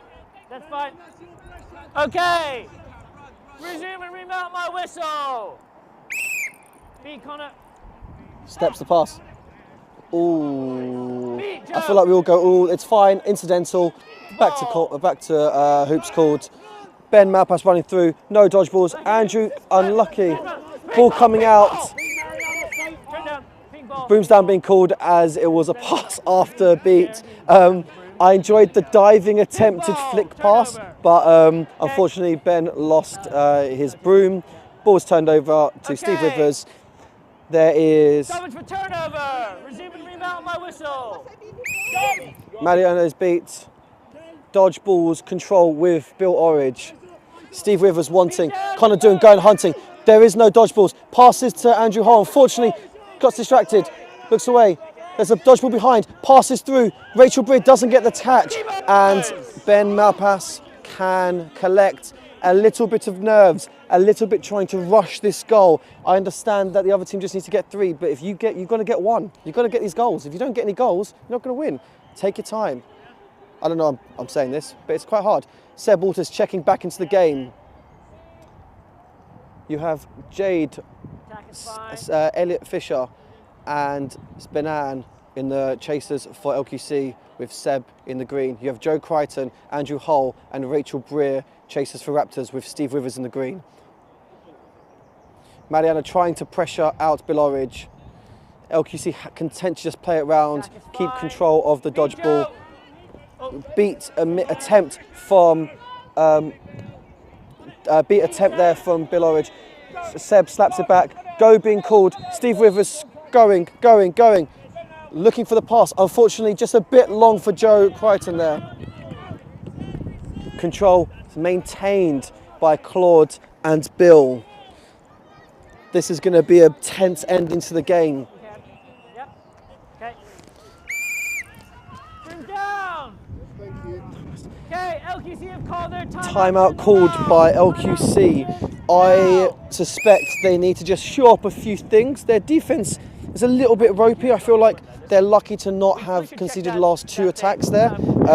It's more the fact that Raptors have made mistakes as opposed to LQC have made great plays. LQC on offense needs to be a bit more clinical. They need to discuss how to break down this beta control and superiority from Velociraptors. How are they going to get in between Claude and Bill? Maybe they might try and go back into the Dan Trick, Ollie Farrell line that performed so well earlier. Who knows? Seb Waters obviously issuing commands and instructions to the team. While I believe it looks like Sam Burkett and Andrew Hull and Bill Orridge are, with all the experience from Raptors, discussing what they should be doing. Guys, look, we need to get 5. Let's calm down. We have got great defense. Let's just improve our offense. This is what I suspect they'd be saying, but I'm not in their huddles, unfortunately. So your guess is as good as mine. I think this game is about as close as I would have predicted ahead of time. 10 seconds called by head ref Ollie Wynn. We are about to get this game back underway. Andrew Hull looking tired, laboured walking back to Broome. But Andrew's not going to sub off. Andrew wants to finish this game out strong. Help propel his team to another BQC final. Disappointed after the result of last year, wants to get that gold this year. But unfortunately unfortunately both teams can't progress. There has to be a winner, and hopefully we will find out the winner in the next few minutes. Elliot Fisher going deep. Mariana and Dan Trick looking to break down this beta control. Amy Farrant checking into the game. Seb going to try and make something, but Claude committing to the beat on Elliot Fisher. Claude committing to the beat on Amy Farrant. Only 2 chasers in. Ball back with Seb Waters. Steve Withers shadowing. Andrew commanding his defence from his hoops, with Rachel Breer also watching the hoop. Mariana gets beat out by Bill Orridge. Dan Trick on his own, protecting Benan. Bill Orridge hunting. Dan throws it back.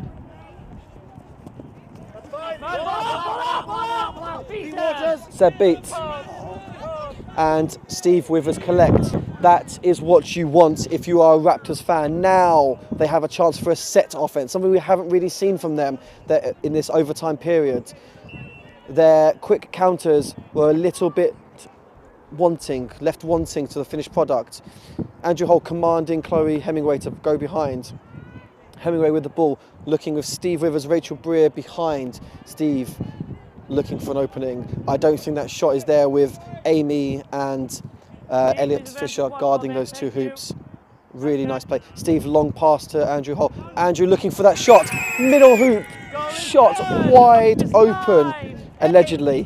What an incredible goal there from Andrew Hull. Really nice play there. Working the ball around, getting it out wide, getting it back to the middle and shooting right through that middle hoop. Fish, great hoop defender, but Andrew even better shooter. I don't know if you can hear that from here, but I've got Fish is shouted from Andrew Hull, just being aware of the player who's most likely to cause the danger. And Amy runs through, potentially sacrificial lamb, so Claude would overcommit as Mariana tried to go in on Bill. Bill committing to Seb, gets beat out.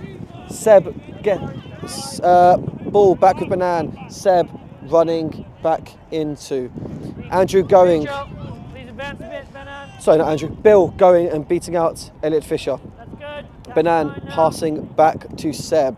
Again, score is 9-8. First to 12 wins. First to 12 secures your spot in the final and a medal. Either silver or gold, yet to be determined for the winner of this game, but a medal nonetheless.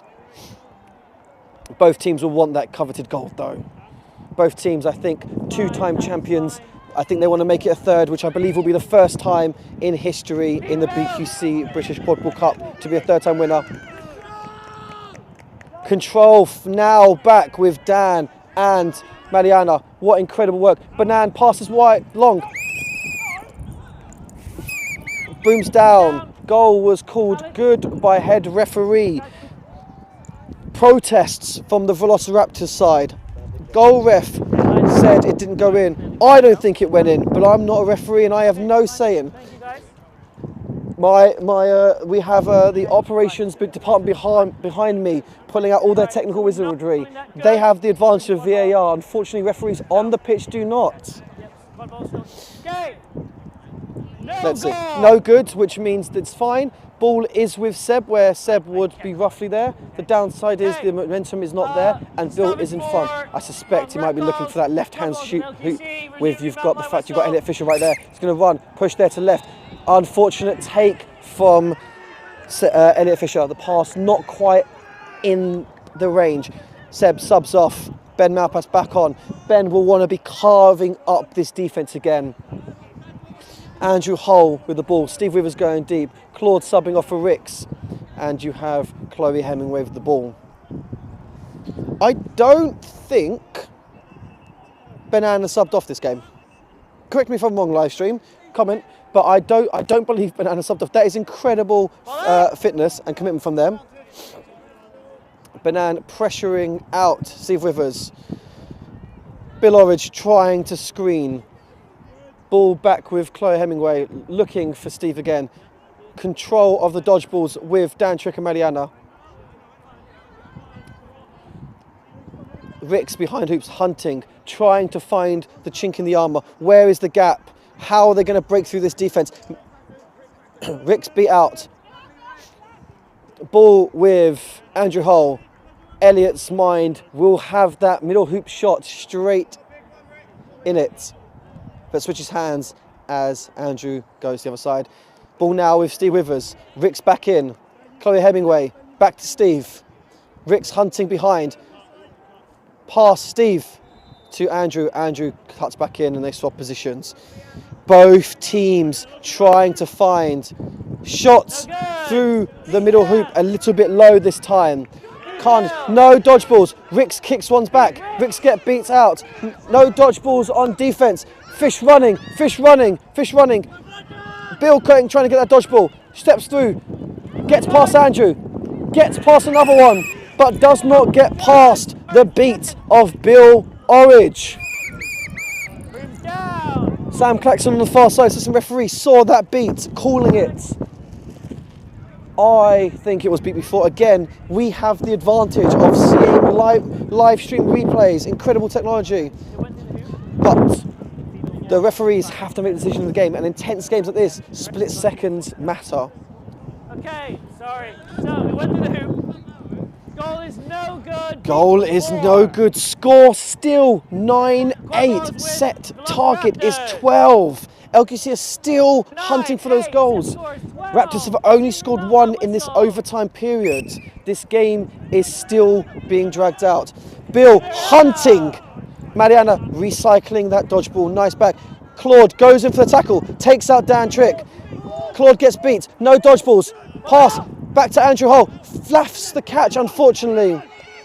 And it looks like Amy Farrant collects. That's fine, contact, fine. Beat Pink Chaser. Beat Pink Chaser. Oh, boundary. Okay. Boundary being called, which means I suspect it would likely be a Velociraptors ball deep in the far corner. No, but that was after. So yours, fine. This is yours. You're back to hoops. All yours. Okay, let's see what's being discussed. She's on that. Yeah. Okay. So sorry? Sorry? No, it's not. Tom Haynes. There you go. Down! Now there's a brooms down called. Tom Haynes was beat out by Dan Trick. That's my bad if I didn't call brooms down. Okay, guys, it is a brooms down. Okay. Let's see what's Okay, going on. guys. Everyone's being told Hang and on. discussed what's Calm happening. down. I think there's a Rest minor to me. confusion over who Rest was to beat, me. who wasn't beat, No. whether you're eligible to be an inbounding player if you're beat. The answer is no. Was the beat before the inbounding? After the inbounding? Again, we have the advantage of seeing it on camera. They do not. Referees have to be physically close to the action, and the referees today have been doing a fantastic job with all the decision makings. It's not easy in these high tense situations. Semi-finals are not fun to referee, for me personally at least. But clarification being made between the referees. Matt Bateman on discussing things, as Gabri is also on discussing tactics. Score is 9. I suspect this will be an inbounding to Velociraptors. I suspect they will try and make a goal from this, but Andrew Holt is being marked out by That's correct, yeah. 'Cause that's Ben my bad, Malpass. not my Dodgeball control is with LQC. Mariana is standing by the inbounding player who has 5 seconds to inbound the ball, either physically or with a pass. Tom Haynes beats out. So, Okay. I believe, Stoppage, turnover. Resume and remount Let's on see. my whistle. Beat Holt. Hull beat out. And ball now with Ben Malpass. Ben Malpass, but the defense is set back up. Control of both dodgeballs with LQC. Game is still going on. Score is 9-8. This, as I said, is going to drag. Both teams very, very, very aware of how each other play. Not only in this game, but normally. Someone watch that. Dan Trick going in for tackle. Thank you, Cameron. Mariana trying to defend off Claude off camera. Ben Malpass beat out. Shot through the middle hoop. Goal is good. Elliot Fisher gets that all-important goal. Doing it. Claude gets beat out. Dan Trick deflects. Take it, Haynes, 'cause it was me. Thanks.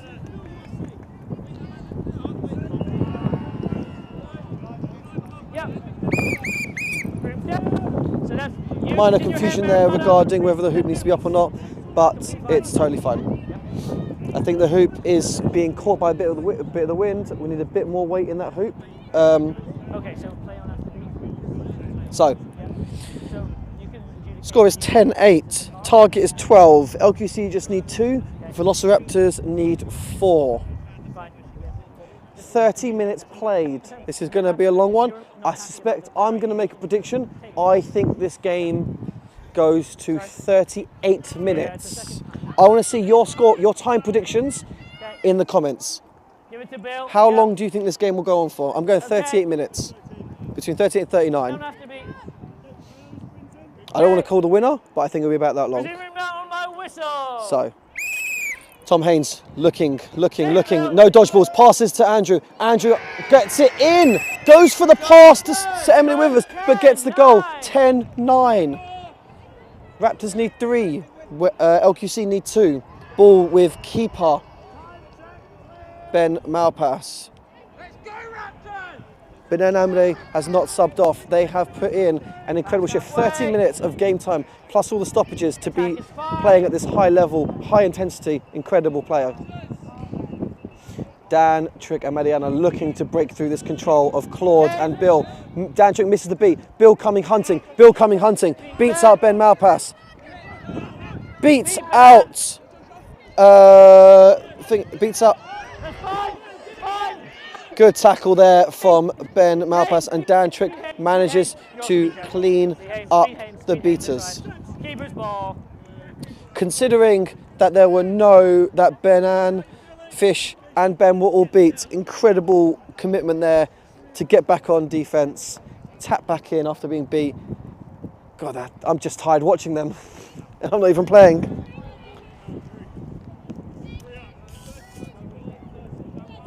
Score is 10-9. Mariana and Dan still trying to break through this strong control of Dan Trick of Claude and Bill Orridge. Middle hoop shot from Ben Malpass, not good, unfortunately.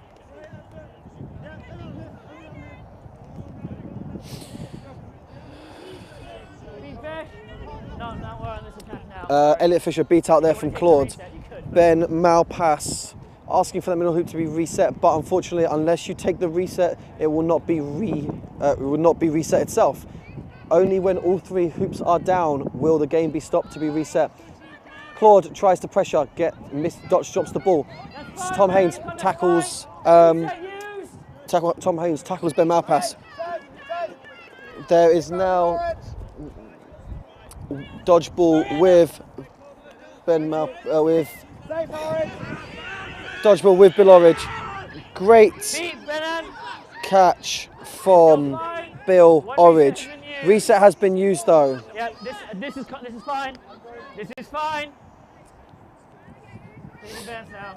And now Ben Malpass comes over the halfway line. Reset has been used. If it goes back over the halfway line, it'll be a turnover to Velociraptors.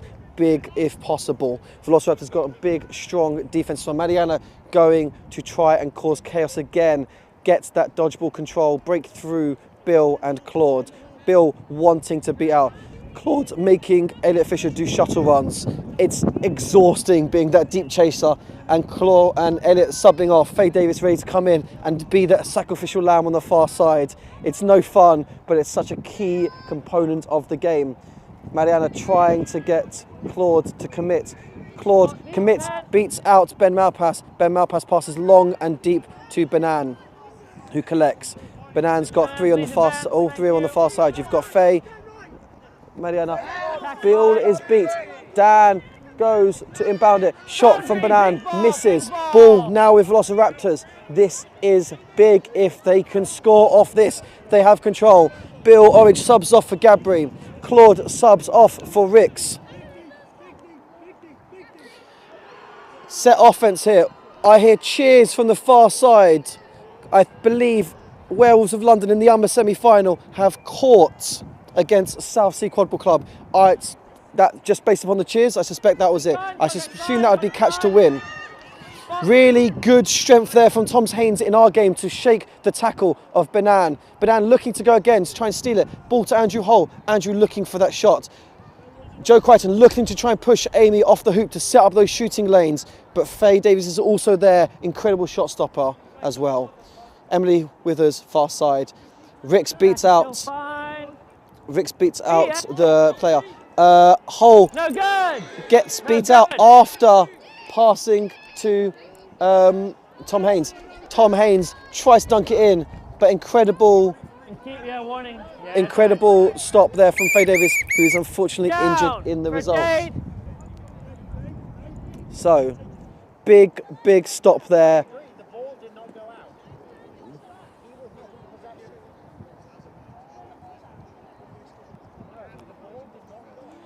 35 minutes. Well, I need LQC to score 2 or Raptors to get 3 in the next 3 minutes. Otherwise, my prediction's gone to kaput. I wonder how your predictions at home are getting on. Other than the fact that some good quad balls being played and they've got more games to go, what other predictions are people going to put on? Who do you think is going to be our winner? Who will be joining Werewolves of London Firsts in the final of the Community League 2024 British Quadball Cup? I think both teams here would want to get there. Both teams here would want to get that 3rd win if they obviously win this game and then win the next game, the final. Werewolves of London chasing their 2nd BQC title. Done the hard work. They've got to the final. They've got a medal. Improved on their position last year of 3rd. They've now guaranteed 2nd or 1st. Discussions being had. Tactics. What are we going to do? LQC have been very strong on defense. Mentality is important. These are the games that can shape or break you. These are the games where you're forged by fire, per se. These are the games where I run out of metaphors. These are the games where you end up talking and talking and talking as a commentator. Typically, someone does respond. Unfortunately, no one is standing next to me to respond to me. So I'm talking to myself. Andrew trying to rally his troops. Faye being helped off the pitch. Hopefully, it's nothing too serious and that they can play the last game they have. Everyone clapping off, which is really nice to see, but they're being able to kind of limp off the pitch. Game will be about to be resumed very shortly. Last few moments to discuss tactics while there's this stoppage. If you are LQC, what are you saying? How, I assume it would probably be, how do we break down this dodgeball control? Refs No, they today. now have Ollie and Dan Trick back in. Refs. With Ollie and Dan, they had control throughout the game and did really well, and hopefully can capitalise So, a on couple of Bill things. and So, Claude's first of all, absence, who in I would turn appreciate- also had incredible control. I would appreciate it. Cameron, can you help me? 10-9's the score, set is 12. I don't know if there is a hard game time cap, but we are... I'm hearing in my ear that it was 45 minutes hard game time cap yesterday. I don't know if that's true now. We are about 35, 36 minutes. That puts us 7 minutes. And again, if the game is tied at hard game tap, assuming it's 45 minutes, I believe we do institute a golden goal, which did decide the fate of BQC 2022 against LQC and Werewolves London. Hopefully we don't get to that again, and hopefully one of these two teams can pull ahead. But it has been tight.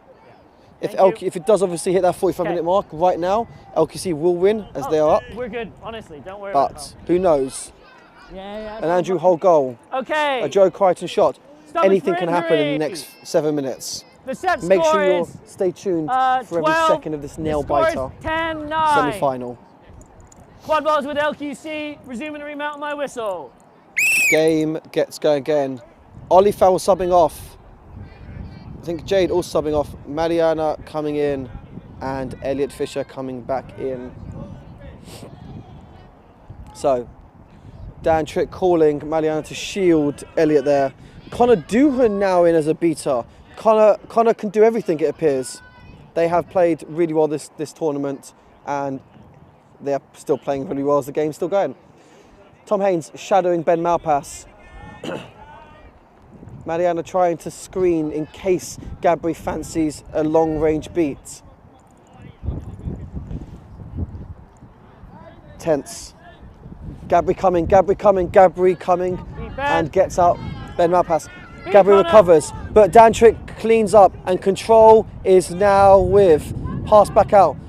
Gabri coming, beats out Ben Malpass. Sorry, beats out Elliot Fisher, apologies. While Dan Trick maintains control after phenomenal work from Elliot Fisher. Dan Trick now passing the dodgeball back to his hoops. I suspect Dan is going to go and try and tackle Gabri, force Gabri to go aggressive, and hopefully Ben, Banan, Amy and Elliot Fisher can move the ball around. Ball going long to Elliot. Collects, steps, past Andrew. Andrew right to tackle, pushes through the hoops, and he gets the second goal. Definitely goes through at least one of those two. Goal is 11-9. One more for LQC will take them to the final. Take them to back finals, I believe. Maybe even back to back finals, I believe. So, what can Velociraptors do? They need to obviously definitely get a goal. LQC can afford to mess up one. They can afford to let one goal, quote unquote, let one go in order to get the ball back and go for that quick counter. Control with Mariana, Dan Trick, Connor and Gabri trying to break through this control. Joe, Tom, Andrew and Rachel Breer trying to move the volleyball around, opening up this defensive set for your beaters to make something happen. But now man marking Tom Haynes, just being aware. Long to Ben Malpass. Ben Malpass stops, drive being called, great interception, but Gabri coming running back. Really, really nice interception. This is now tight. Dan Trick throwing one dodgeball back, going back. Connor going hunting for that one dodgeball. Okay, Connor's now beat out. That's fine. Goes to tackle. Ben gets it in. Winning goal for LQC. Ben Malpass 12 to 9 to slicing LQC. through that defence. Steps right, steps left, pushes it in. All created based off of the space that Dan Trick did by tackling Gabri. Incredible hard fought match from both of these two teams. This means what time is it? Is it 38 minutes? Oh, look at that. I've called it. 38 minutes, 13 seconds, I'm being told. It's almost as if I am a soothsayer. I can see the future. I'll give you one more future prediction. I think our final of Werewolves of London First versus London Quadball Club will be a nail biter. I think that will also be one goal potentially in it. It's a rematch of the final 2 years ago, which did go down to golden goal. LQC hoping to make it back-to-back wins. Raptors unfortunately disappointed the fact that they can't make it back-to-back finals, but they will be inspired to go and win that third place playoff against Southsea, who are unfortunately the losers in the Army semi-final. I am going to leave you now as I am exhausted. This has been an incredibly long game to watch, incredibly long game to commentate. But thank you so much for joining us. We will be back soon. Take care.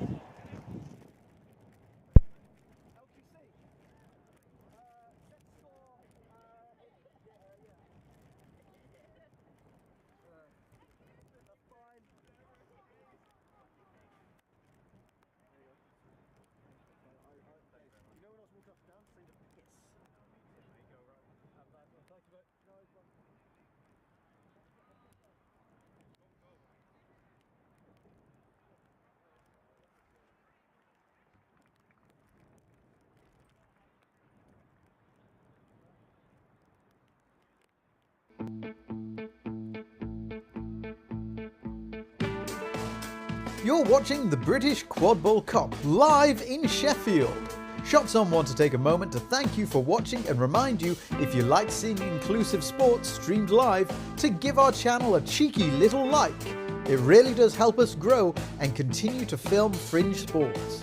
Shots On specialise in live streaming sports that champion gender inclusion and spreading sports and a healthy lifestyle to marginalised groups. Sport is for everybody. If you would like to discuss live streaming for an event you're involved with, please get in touch. We are excited to announce that Shots On is preparing to live stream our first Ludo competition on the 23rd of June. Ludo is a lightsaber-inspired fencing sport, bringing a new and exciting martial sport to people looking for a fun and engaging sport to keep fit and meet new people. For more information, you can find links on our social media platforms. We look forward to watching it with you. Now, let's get back to the British Quadball Cup.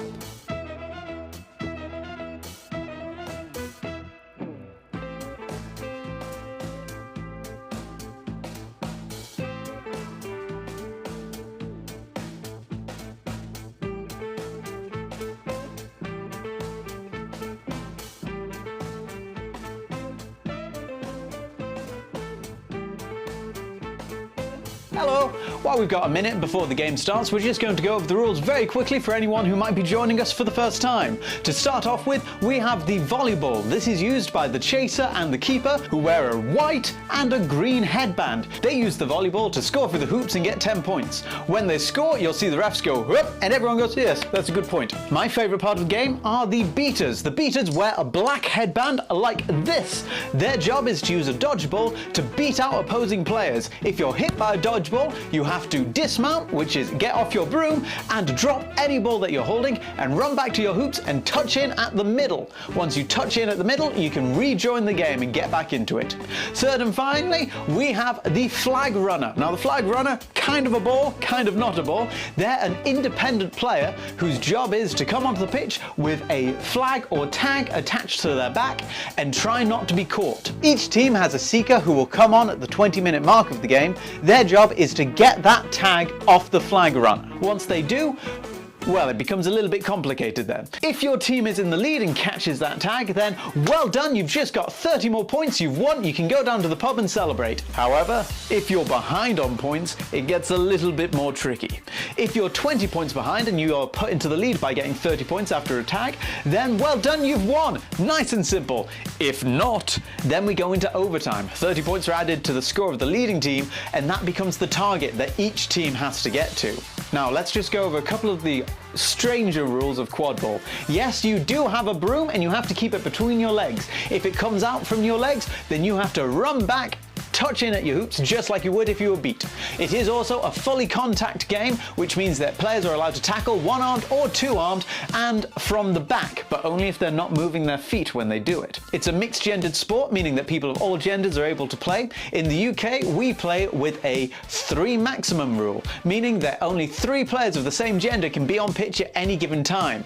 Now, if some of these rules are going a bit quick for you, don't worry, you're going to pick it up throughout the day and our commentators are there to help you. But if you want to read up more about the rules or find a team and try it out for yourself, visit Quadball UK. You'll find a link in the description and you'll get all the information that you need. Now sit back, relax, and let's go play some quadball. Oh, by the way, before you go, it'd be really cool if you gave us a little subscribe and a like. Be very handy.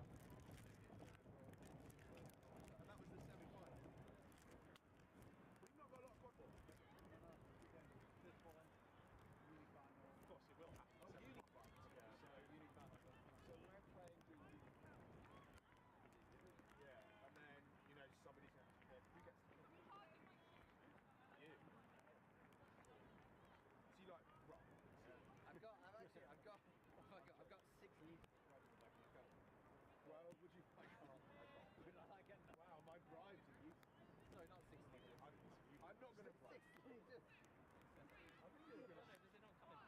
No, it comes in.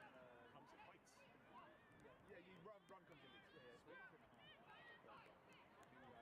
Litre and a half bottle. Captain Morgan. There's one Captain Morgan. How much is a litre and a half? Captain Morgan. You can only purchase a litre and a half. I think that makes sense, but I could never turn up to a party.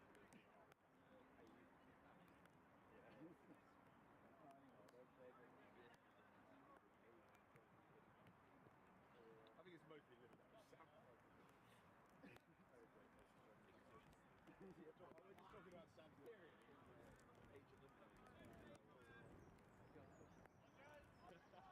Sorry, do you want me to sit down? To be fair, I'm not the problem now. Well, I'm very good.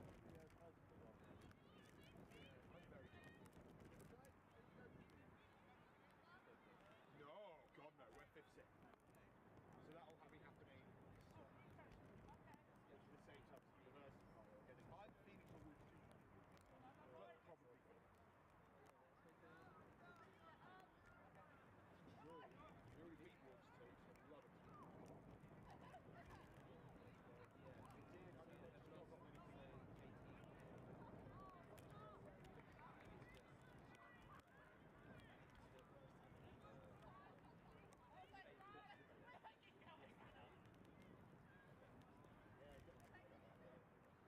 Yeah, we did. I mean, there's not got many people.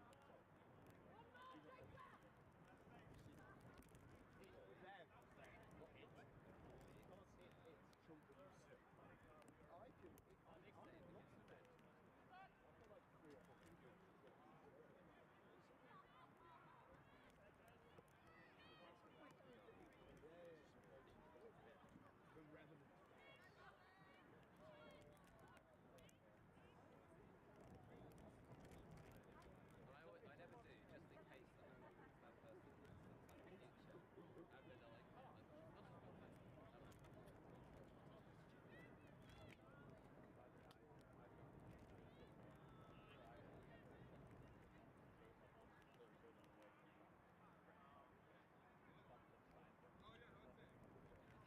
Anything I do, I think one of the most prodigious festivals. It signals that you are a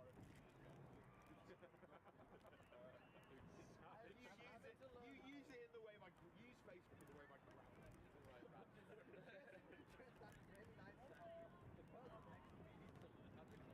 I had an argument on the train.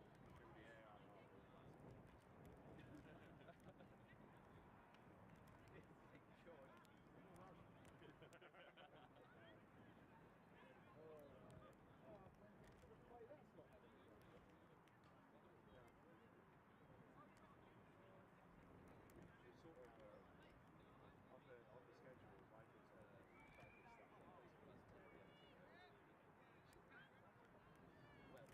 Yeah, they call. At least. Okay, but yeah. Say you said that. Yes, we were 2 down. I just missed the shot. I could hear you.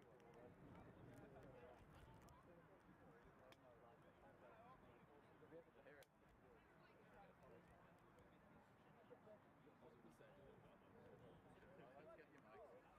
So yeah, actually, I don't tell. That Warlocks, 13 minutes per second. He did a shot. It didn't go in the hoop, but he got straight to the hands of someone past that, and it went through 3 different people, and it's directly down the camera. I'm gonna have to pick that out later on. So look, see you later, mate. Good luck. All right, let's get dinner. Do you guys need We know these teams quite well, right? I'll take him though. Yeah, I'll give you the cheap sheets anyway, just in case. Who is it? Vipers. Still short. Good. Open.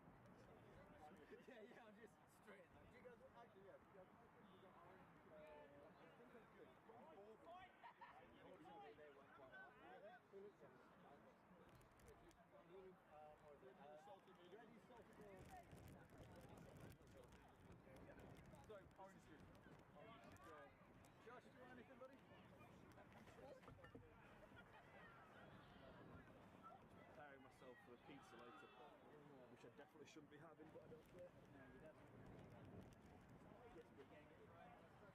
Probably Domino's. There's one like next door. No, I'm not in yet. Not until next month. In the next month. Yeah, can't wait to get out. Is that the first place? No, second. It's back in Milford. The new job is like a 10-minute walk away. I've never been able to walk to work before. Yeah. I'm very excited to be able to just get in. And I prefer living on my own as well. Get into work, but also get home from work. Yeah. And the other side as well is houses yours. Yeah,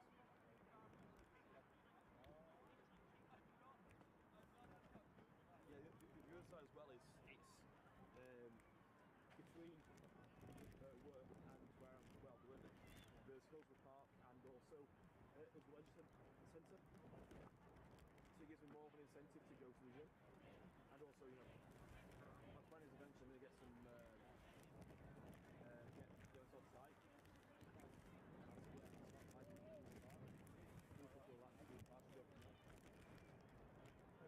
Zach? Yes? I was wrong, there's only salt and vinegar left. Oh, mate. Oh, thanks, Dave. I'll skip on it. Thank you. Radio.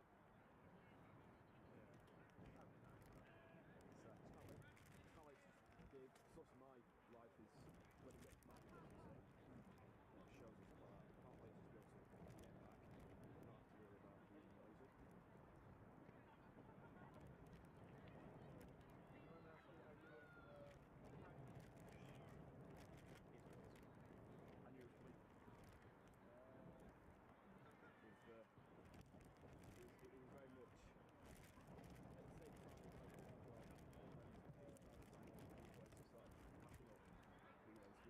so everything's happened at once, so I haven't had time to care, and it's moving very quickly.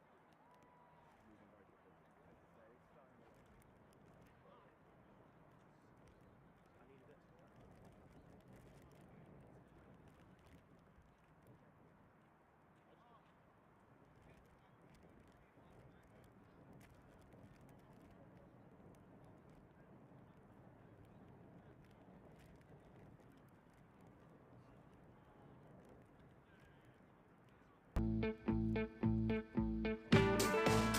You're watching the British Quadball Cup live in Sheffield.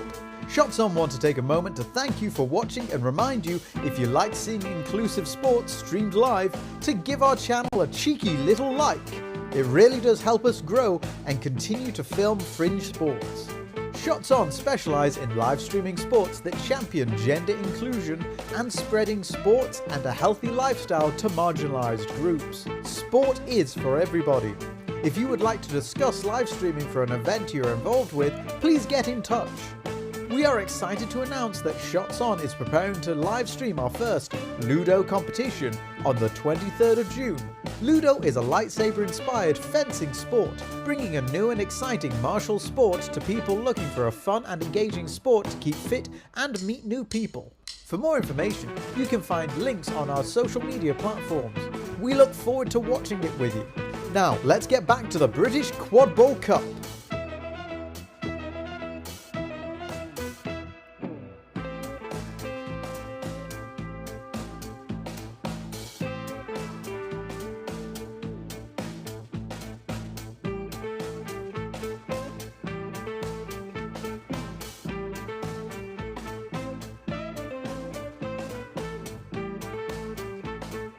Hello! While we've got a minute before the game starts, we're just going to go over the rules very quickly for anyone who might be joining us for the first time. To start off with, we have the volleyball. This is used by the chaser and the keeper, who wear a white and a green headband. They use the volleyball to score for the hoops and get 10 points. When they score, you'll see the refs go whoop, and everyone goes, yes, that's a good point. My favourite part of the game are the beaters. The beaters wear a black headband like this. Their job is to use a dodgeball to beat out opposing players. If you're hit by a dodgeball, dodgeball, you have to dismount, which is get off your broom and drop any ball that you're holding and run back to your hoops and touch in at the middle. Once you touch in at the middle, you can rejoin the game and get back into it. Third and finally, we have the flag runner. Now the flag runner, kind of a ball, kind of not a ball. They're an independent player whose job is to come onto the pitch with a flag or tag attached to their back and try not to be caught. Each team has a seeker who will come on at the 20-minute mark of the game. Their job is to get that tag off the flag runner. Once they do, well, it becomes a little bit complicated then. If your team is in the lead and catches that tag, then well done, you've just got 30 more points, you've won, you can go down to the pub and celebrate. However, if you're behind on points, it gets a little bit more tricky. If you're 20 points behind and you are put into the lead by getting 30 points after a tag, then well done, you've won. Nice and simple.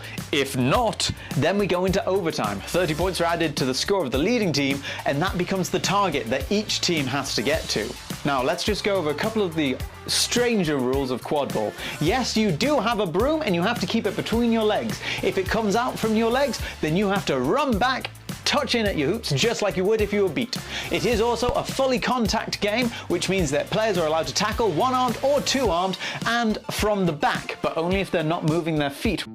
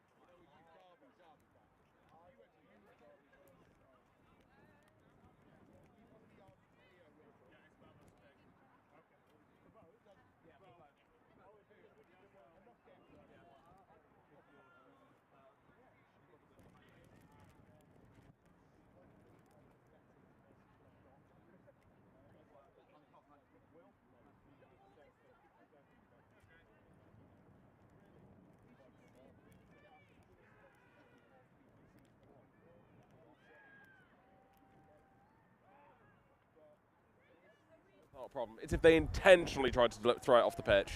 As in, and normally that only happens when either they're kicking at a player who's already off, or they're delay the team from getting something and just boot it off for no reason. That's normally quaffle rather than bludgers that happens with. Cool.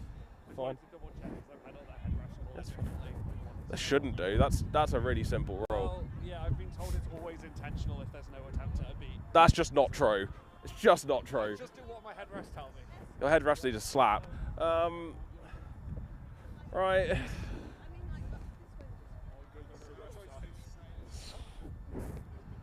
One, two, three, 4, 5, 6. I can count that high.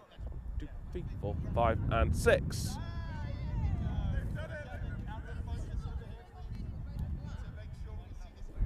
Are you guys happy with the kits? Are you okay that you can see each other?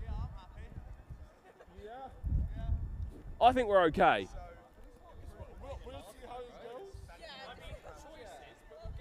Neither of you have complained.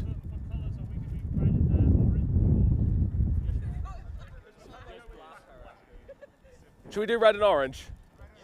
Right. Esther, you good with that? Red for Vipers, orange for Mammoths. Red for Vipers, orange for Mammoths? Yeah, happy. Okay, because of the kits, we say, is everybody happy that they're different enough? Right, orange team, red team. Orange, red. Okay, I think I can take this off. It's dry now. Right, can you all make sure you have nothing on your wrists, around your necks, or in your ears that you are not supposed to have? Make sure you have your mouth guard. We're down to 2 now. Yeah. So this is all for seeding at the start of the next. Right, score table, you good to go. Yeah, so I was looking. I don't know if you've watched Mammoths play yet, but I managed to watch Vipers play earlier. I've commentated a game with Mammoths, yeah. They've got a very good basics down, really.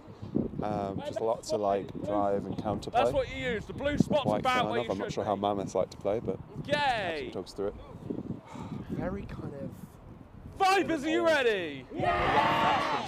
Mammoths, are you ready? There's a lot of drive, dish and drive. There's a nice little bit of passing. They like to do Brooms their down! contact. A very Ready? nice style to watch. Brooms Back in up. Mammoths here on the brooms up.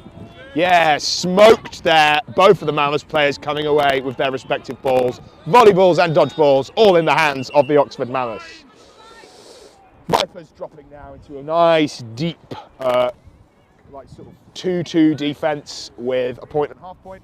Taking advantage of that immunity from the keeper. A napalm sent in, screen attempted, and it looks like they managed to pass that ball off as it comes in. Very nice defence being foiled there by number 49.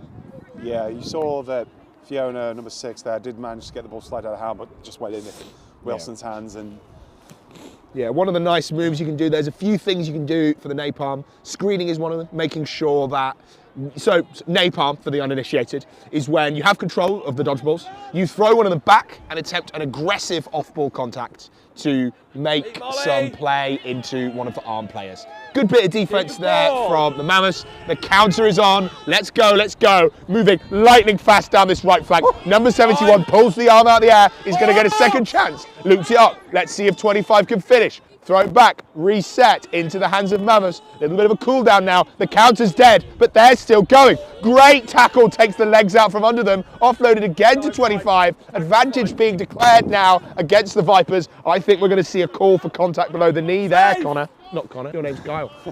still, though, both quite clutch tackles there by Ranulph, number 1 there. Just managed to reach up, and you would have thought that you would have favoured the taller player just shooting over them, though. Grab the arm, pull them down. So advantage now is in the favour. Okay, play slow down. They're going to declare this card. What you got? So what's happening here is that there was an advantage called, which meant that the red team had done a foul, but the orange team was playing on while we were waiting for something to happen. You don't want to stop an active play to do loads of cards. You want to play on. That hit that was really solid. I think the call here is going to be made as it was below the knee. So the second one, yeah. The second hit below that kind of brought the player down. I think that's going to be the call made here against Birch, I think, from the Vipers. Number 1? Ranulph Birch, number 1. Yeah, cool. But we'll obviously wait to see what the refs have to say. Maybe you can hear them right now through the ref microphones we have. Ranulph contact. Sometimes Sam turns us down. Because you were so low, you were very much on the knee. You have to be very careful. That's the Okay. call. No call! No call. A warning given. Okay, cool. A warning there about below the knee, not called as often as the high contact, but it can be just as dangerous. Taking someone's legs out beneath them, meaning there's a long way for them to fall. The impact of levers means that some of this stuff is really important. Fundamental principles of physics. Good bit of pace there by Birch. Collects that one. Nice bit of defense. Low scoring game here so far. About 3-4 minutes in, I'd say, and we're still at 0-0. I'm surprised, to be honest with you. Not so much about the scoreline. They've been pretty in it, but I'm just surprised it's only been a warning for that tackle. I think at this level, you've got to really be a bit more aggressive with carding. The earpiece. But or have you not got it? Sims, the ref, who will second guess their decisions. Ran off with the ball now, just holding it up, waiting for a touch in the movement. But there it is. It passes over to Jurgis. Jurgis dugs. Small hoop. And it's a goal for Vipers, but there's a camera on here. No one there. Nobody there. 1-1 apiece. Nice finish there by the Vipers keeper, which is sent all the way back as the counter is scored, bringing the score now to 1-1, equalised for both teams. Ball's on the ground, but it's no bludgers now for the Vipers. They're going to go. Purvis is in a great spot, rolls it, picks it up. Can they finish? It doesn't go through, lands a little bit short, and is collapsed on by one of the Mammoths players. I'm going to see a bit of a call there. Possibility that someone might have been, and his head might have been stomped on. That was. I think it's an injury on Kieran Purvis there. He doesn't look great, to be honest. It looks like really hit the knee. It's not something you want this early on. Absolutely not. But the good news for the Raptors is they've actually, thanks to the addition of some key mercenaries which have been borrowed from the Megalodons, the Velociraptors' second team, they've got a slightly larger roster than we're used to seeing them. So kind of allowing them to punch a bit above their weight. Obviously, Raptors in the top 4 this weekend, playing in the 3rd, 4th place playoff. So they've got a lot of players. Some of those second team players have made their way over to the sister team in the East Midlands. Obviously, Raptors normally based out of sort of Melton Mowbray, where they have a bunch of the players. So it's nice to have additional support. And of course, the Vipers based usually out of Leicester, Loughborough. A lot of those former team Leicester, Loughborough, Nottingham. Occasionally they train in. A couple of Nottingham-based players, I think. I live in Nottingham, and. Yeah, we've gone round 2-1. I can hear you, Sam. Sorry. And once I was walking my dog, and I was like, are those Quidditch hoops over there? And in fact, they were. And there was a quad ball training happening about 100 metres from my house. You were the lead captain. What? What's that over there? It was very funny. And I went home, left my dogs, put them in a box, and went out and grabbed my kit and went to join them. Good training session. Anyway, so score 1-1 right now. We deal with this injury. It's going to be an extended stoppage by the looks of it. Epione have been called over as well as the first aiders. We hope everyone's okay and that the game can resume as soon as possible without any additional injury. But in the meanwhile, Kyle and I are going to be vamping for a bit. Vamping? Is that what we call it? Yeah, vamping. You know vamping, right? No. Really? Isn't it the term? It's not a technical term. It just means like talking about. It's much ado about nothing, Oh, I've never just doing a vamping, just making noise. Never heard of it in my life. Well, this is what we're doing. It's what we're doing right now. It's I get that I'm doing peak vamping, but I never called it that. Well, you are clearly uninitiated. Okay, so first minutes of this game, obviously we nearly saw another goal there by the Vipers. Really liked their sort of drive and dish distribution, passing around hoop start at the moment. Obviously it's quite low scoring so far. There was no goal scored there, and I don't think there's going to be. It was collected quite nicely by the keeper on the way down. So if the play stops with sort of players wrapping each other, standing up or on the ground, what occurs is that the referee will at some point initiate a countdown. They'll do a 5-second countdown. And if the ball does not proceed towards the hoops and this stoppage doesn't end, there's a turnover. Yeah. So, and it resolves in the favour of the defending side, the last player on their feet with the volleyball. So if we see that occur here, that will resolve in the favour of the Mammoths because it is their zone and the ball was brought into contact by the Vipers player.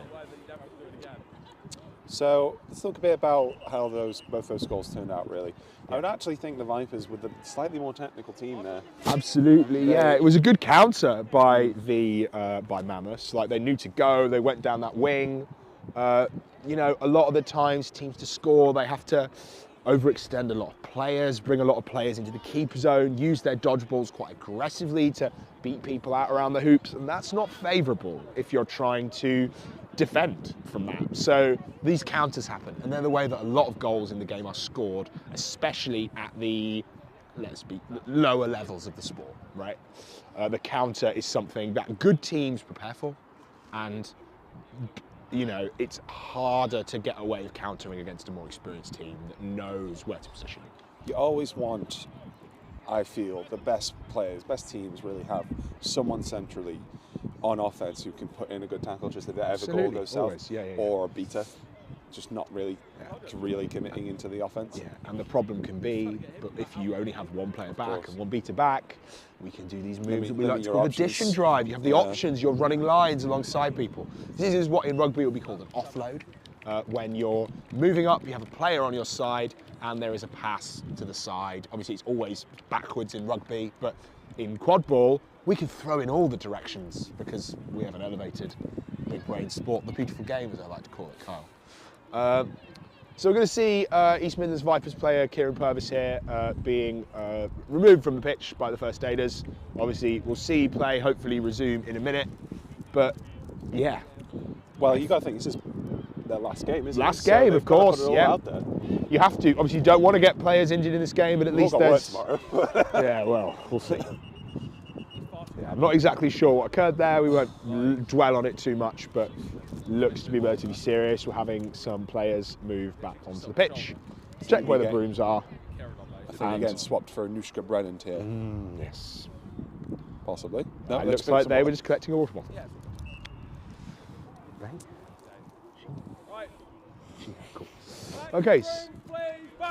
Return to your brooms is the call from head ref Sim Fortin, and it looks like we will see this delightful game of quad ball resume any minute now.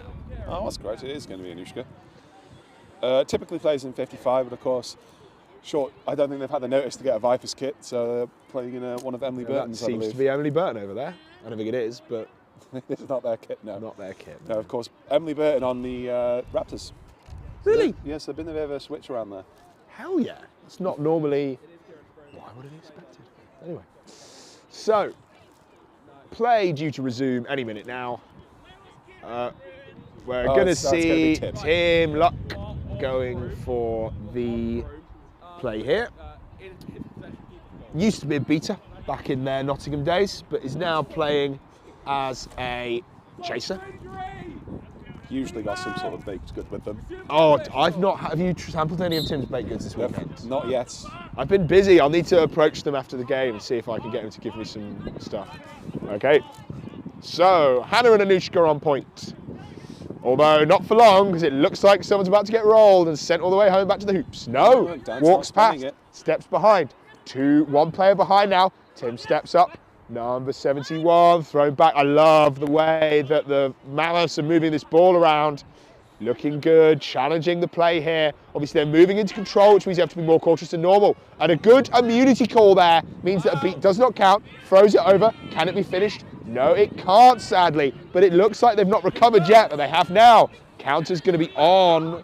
But okay, a bit slower than we expect because the Mammoths have sensibly returned a dodgeball player all the way back to the hoops. Yeah, no, like you say, it was a great immunity call by Dan Holmes. Made a beat. Beautiful. Suddenly didn't have one. Now you know you can do it. So for context here, when the other side has 2 dodgeballs and your dodgeball is on the ground, while you are running to collect it, you can place your hand in the air, which is called claiming immunity, and that means that you cannot be beat. So, lovely swat there, counters on, dodgeballs are on the ground right now, just 1 player to beat here, and it looks like, no, number 71 is going to recover it. Tim puts in a tackle, but it's spun out of nicely, and they eat a beat for their troubles. Beat thrown back, Napalm incoming, screen stepped, let's see what they could do, onto Watson. 71 back here, the tackle's there, you just want to throw this back, but it looks like the call is that they're just going to throw it to the other arm player, but they're in the wrong place, too far off to the side. Tackle broken, good goal scored. Now 2-1 in favour of the Mammoths. I did wonder if Dan Holmes was ever going to bring that person down, but ultimately unnecessary. Ultimately, you don't need to if you're going to get the timing right. And that's one of the ways you can do a napalm. You just hand the ball off to a side player and then make sure that they get the tackle. That's a great bit of 2-arm contact there as the player's brought to ground. But we're going to declare that as an orange ball, and then everyone's going to return home. So, go is the call. You look, there's no dodge balls. There's only one all the way back here, and we're going to see if this can be scored. Claxton on the side, but he isn't needed. That's just going to be a solid goal. Do we know the name of this player? I can't read the They're not on the sheet, I'm afraid. Big sad.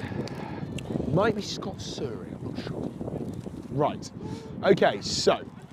Okay, some players roll. Presses on is the call. They're calling the immunity. Lucy Nichols is going to pick that up. Ball's on the ground, and Kieran Bishton has put in a nice bit of ground contact. Throws it back into Claxton's hands. There's no dodgeballs here. Can Tim put in the hit? No, they can't. Here's Hoop 1. Lands that. And also a additional bad news for the Vipers. An advantage call has been made against them. I think that there might have been some issue with that contact on the ground by Kieran Bishton. That's where I would guess. I think it might have been something in the beat game, to be honest with you. But yeah, to reiterate how it was very even to start with, and now we're up to 5-1 in favour of Mammoths, I believe. What's really happening here is that it's becoming a case of the beaters are getting really pulled out, really isolated away from their defence, and it's just really a lot of time for Oxford to drive. No call there made. One of the styles of the Mammoths that I really love is they love holding their beaters all the way back.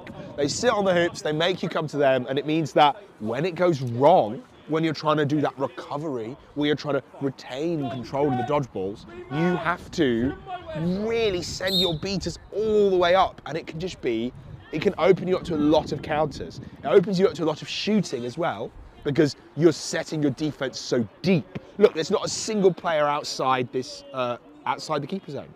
And they've got the beaters quite wide here, so it's maybe not exactly what I was talking about, but there's going to be a good trade resolved in the favour of the Vipers. They're going to throw it over, Claxton collects, and once again, the counter's on. Dodgeballs are trading, it's going to resolve in the favour of the Vipers. That beat is stepped, shot is good, that is a third goal scored. Immunity being called now by the Vipers. They're going to return. They need to get back into this dodgeball game because they're not surviving these counters after the failed offense. It's not really, like you say, opening them to shooting. It's not really a good player for Vipers on shooting. Has to be said, they're much more of a drive, happier very team. much so. But, oh, it's off-pitch throw there by Lucy. And it's to Marcus Judge there, number 40. Oh, I mean, the counter's on again once more. There's one here for for number 40. They've got some time though. Okay, cool. It'll take some time. But yeah, they're going to set this defense, see what they can do with it, and what you have to do if you're attacking into this kind of very deep dodgeball defense is you're going to napalm. So we're going to see if AJ is going to make that call in a second. At the moment, they're looking for an angle. They're trying to split the line.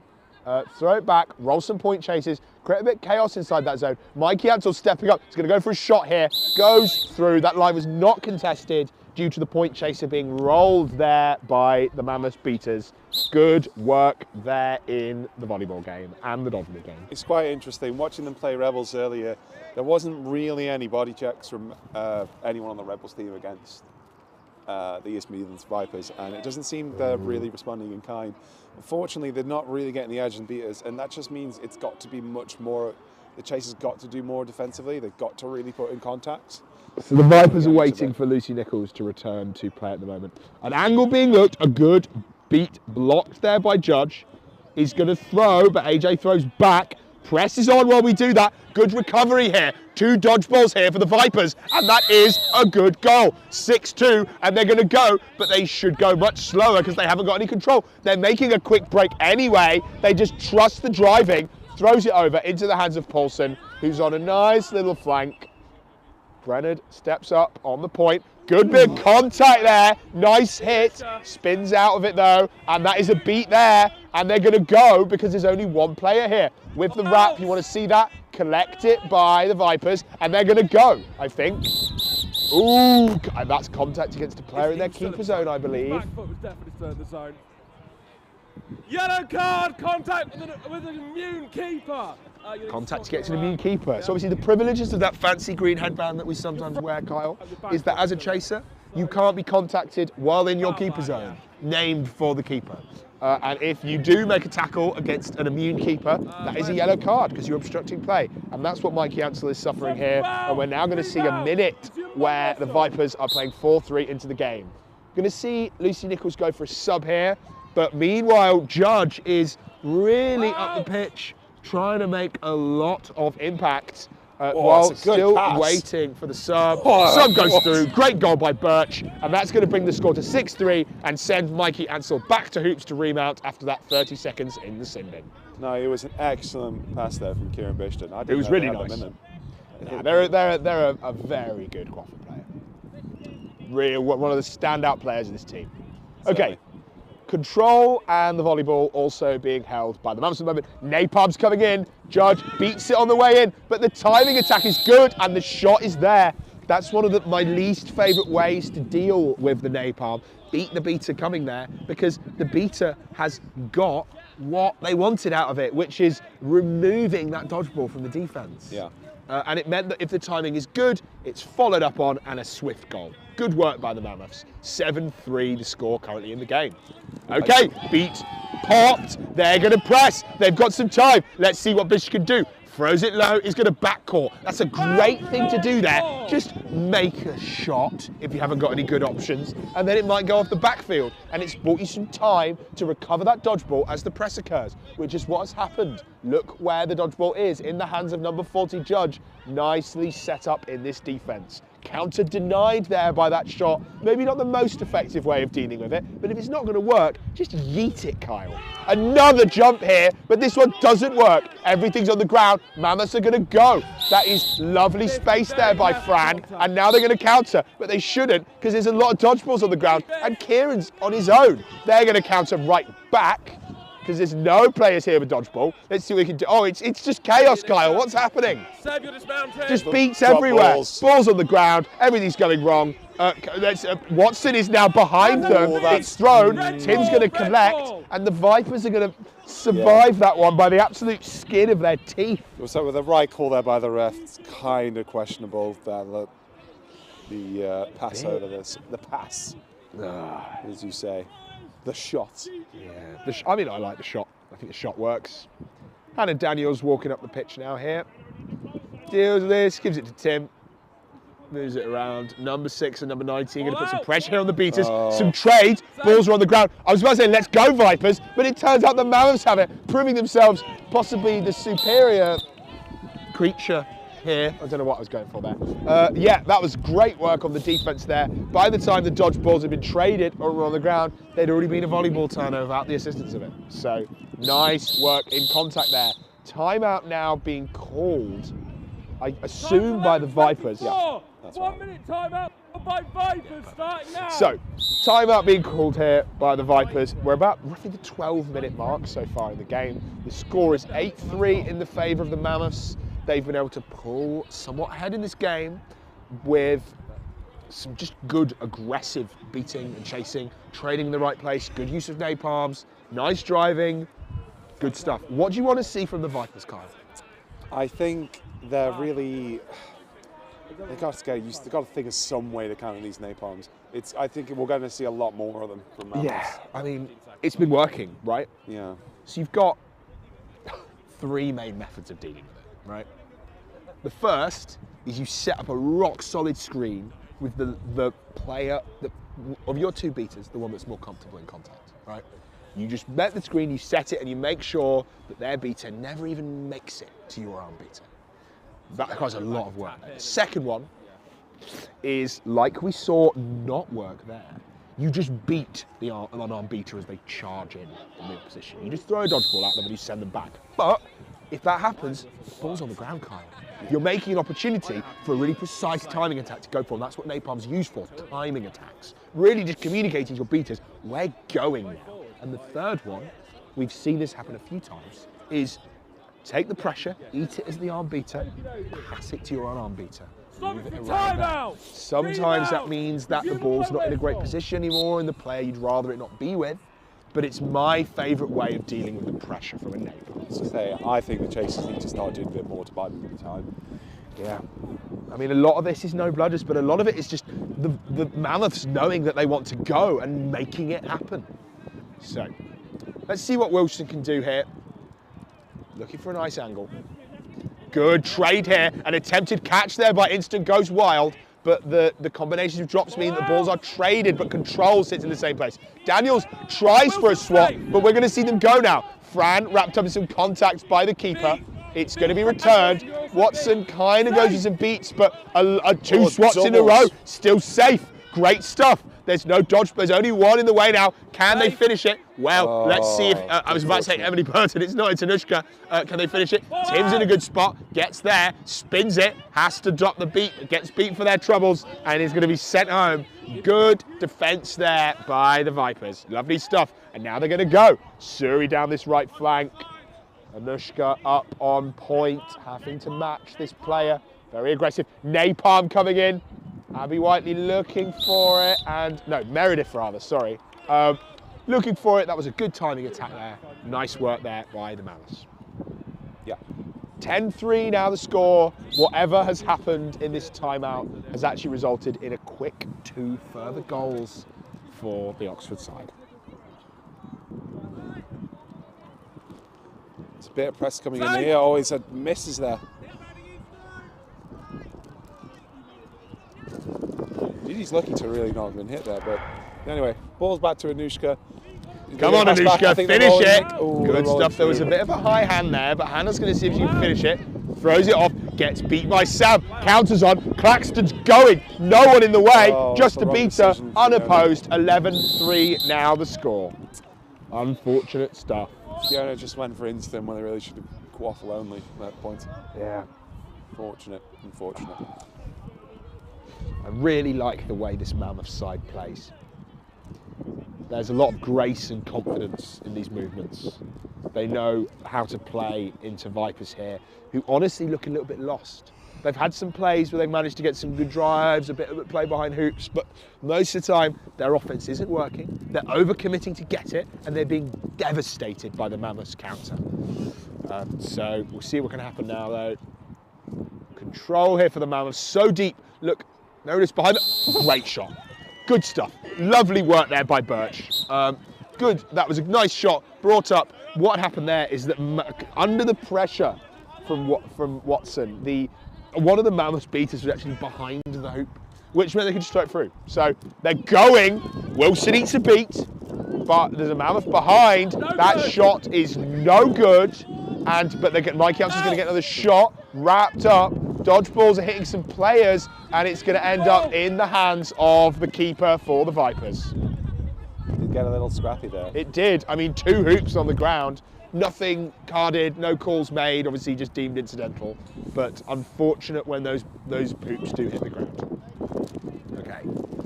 Vipers stacking heavily on this right flank here, bringing up their dodgeball and also 3 of their volleyball players, while having Birch as a reset upon this left flank.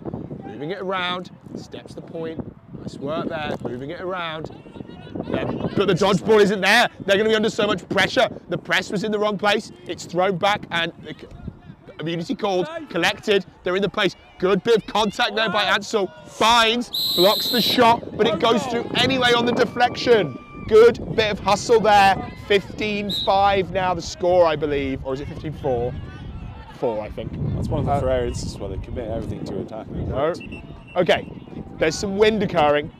The Southsea players seem slightly puzzled by the scoreboard. It looks like 11-5 is the thing. Another napalm, they're doing it nicely. Good screen by Nichols. Throws it over, swatted by Surrey. Daniels collects, gives it to the keeper. Nice screen there by the Vipers players, handling that aggressive bit. Number 18's going, throws it off into the hands of Birch.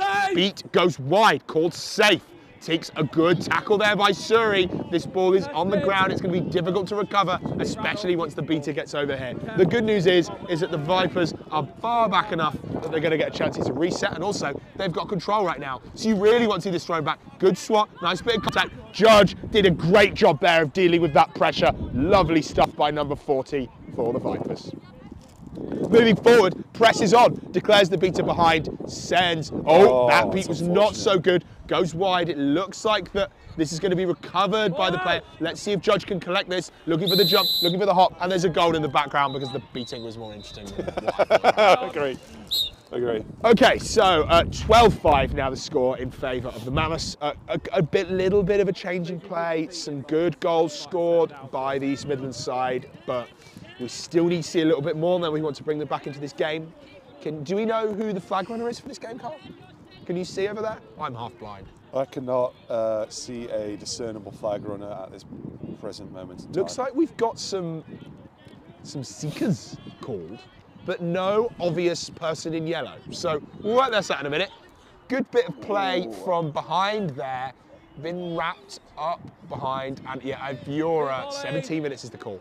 And you're going to get sent home here if you are a Viper, and we're going to see hopefully an aggressive counter down. So we're going down the right flank, a lot of pace with those tracksuit bottoms, and then we'll see it slow down a little bit while they collect. Napalm coming in, 16 going for now. The Vipers are loving this. Judge is stepping out the arm, putting it there, blocking, but the beat from Nichols goes wide. But it doesn't matter because it forces the throw and it makes its way into keeper's hands. Good handling of that defense there by the Vipers. Sam Claxton quite clear that pass wasn't on, but they made it anyway. It looks like Max Scraft's going to be on. Good stuff. Very nice beat. So, control now in the hands of Mammoths. Setting up quite deep. Don't like going out. Oh, okay. An attempt there. Oh, and the beat is dodged. I'm going to block this with my foot and place it at the edge of the field. And then we're going to see another no bludger situation created here by the Mammoths. Claxton's going to go. Surrey's in great spot on the right, collects it. He's going to attempt to finish here. Bishton puts in a great hit. Can it be finished by that off-ball player? Yes, it can. Great goal there for, I think, number 25 of the Mammoths. Just trying to get a look at that shirt. Good finish there by the Mammoths. Amanda Newman. Lovely. Again, from the south, don't know anyone's name. I barely know my own name sometimes. I'd forget my own name if people didn't call me it semi-regularly. Yeah. So, let's see what Bishton can do here. Watson up the centre with the assistance of this one dodgeball. Judge has been a real standout player so far for the Vipers this game. Kreft doing some warm-up stretches for the camera. It's not the best of attempts. Oh, that shot went a bit wide, didn't it? They know what they've done wrong. So well, I imagine, I'm not sure what type of, obviously we'll see what the flag runners decide to do at the beginning of the game. Some hand-holding there, I think, by Ansel and Brennan. An unusual procedure, but I've seen worse. Good counter there. Claxton's going to take a go at it, see if they can finish. Shot goes, misses. Surrey's going to finish. Lovely stuff. That brings the score now to 14-5 in favour of the Mammoths. I would want, if I were these teams, to bubble and catch as soon as possible. And it's worth saying that I back the Mammoths certainly in a position where both teams bubble, because if we see these teams run back and back, I think the contact is there for the Mammoths, whereas it's not there on the defence for the Vipers. But it looks like Inish's going to get the first try. Absolutely. First crack at the snitch. And I'd love for them to get a catch, because it means we can commentate for longer. I'm a simple creature with simple pleasures, Carl. So Molly's taking it around the back of the hoop, so if you're following the flag running game. Oh, good hop by Bishton. Going to see a chance here, an opportunity. Can they score? Still kept quite away by the third arm, a couple of Raptors. That beat goes wide. Can it be finished? Yes, it can. That looked like it went through to me. Goal is good. Finished off by Bishton. I think that first one by Molly went through anyway, but we're going to see. Not the best of angles, a lot of bodies there. I don't think advantage. Our goal ref, Ben Farrant, was really going to get a good look there. No, too many obstacles. So one of our ARs is put a hand in the air here, raised that they think a foul was performed by the Vipers. Not the Vipers, the Mammoths. Oh. Seems to be the Mammoths are calling, the Mammoth bench calling the Mammoths on team absolute morons. Morons. Yeah. Oh, okay. So it's going to be a. Okay, the foul. So something very illegal has been done by Mammoths, to the degree that Sam Claxton is walking on the pitch and demanding that a card is given to his teammate. I admire that level of candid behaviour. Yeah. But also, I think that's probably a little bit judicious. Courage and honour, as they say.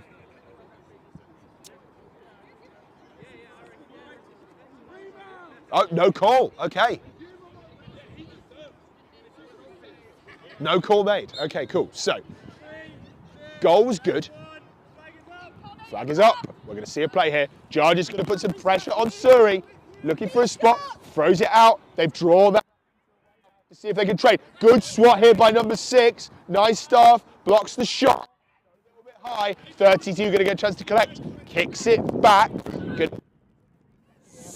Was that a reset used? I don't think it is. I think it's marginal. I love it when it occurs. You know, I'm so happy they got rid of the no keeper. Oh, that was beat, buddy. Okay, sent back. AJ scoops it back, maintains control, throws back, and we're going to see if we can do. Sawyer going to try put it. Well, in the volleyball game, it looks like we've seen a nice bit of defense there. We should pay more attention to this flag runner. A little bit of a low.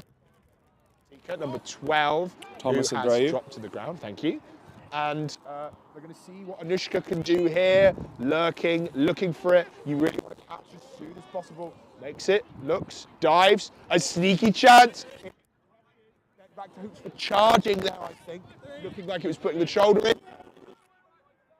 All the way is the call. It looks like the Mammoths want to go, but a bit of maybe the beater looks for it. Trade, Judge throws back. AJ catch. And Suri's going to finish. Beautiful stuff. And a hand in the air from Judge there. The goal was called no good. Okay, good. They're going to play on. Let's see if he can be finished. 34's in a good spot. He's beat. Christian collects, and he's going to go right back, but looks for it and then sees there, and actually that they don't want to try it. Yeah, right. Okay. Right. Anushka's been off. Been having a real go at this, but hasn't really got too close to a catch yet. Pressure Big coming press on. I Mission is love safe. how Bish has been swatting this. I think I want them to go though, because there's a dodgeball behind them right now. This time here. Insta now is on as the seeker for the side. A bit of a blockier style. Oh, and in the background, another goal for the Mammoths as the counter happens. So neither team has really been committing their dodgeballs to this flag. Oh, off the feet. No chance that was good. I think Kraft was on almost on his knees by the point that was caught. Might even have been restrained movement as well for a wrap, but we'll see. I wouldn't say it was a bad catch, but it wasn't good. No. But also, I'm not a very good flag referee. No. But yeah, it's been a good game by both sides. This catch is called good. It will be 18. And they will secure themselves 9th place seeding at this British Quadball Cup 2024. Meanwhile, the Vipers will make their way into 10th out of a total of 12 teams in the community division. And we'll be back, we might be back, I've no idea what happens. The next game on this pitch, I believe, is the university final. Catch is good, what do I know? Congratulations to the Mammoths, who've secured that 9th place spot after a good game. Final score, 180-60 against the East Midlands Vipers. Good game, wasn't it, Carl? Yeah, definitely. I feel like it was quite one-sided, to be honest. You really should have put some money down on it, but unfortunately... Not a gambling person. I guess. Yeah.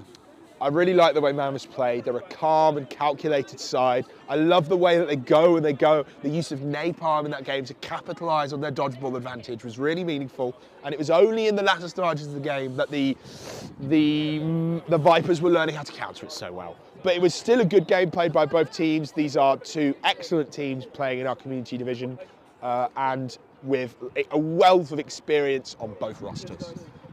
We'll be back shortly on this pitch for the final of the University League. Sam, do you know who that's going to be? Okay, I'm not sure. It'll be on the stream shortly. I've been Zach. I've been Kyle. And thank you very much for joining us.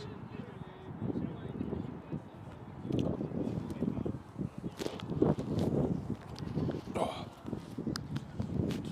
was that game? Mammoth smashing? 180-60. It wasn't bad. Because it's just it's rapid.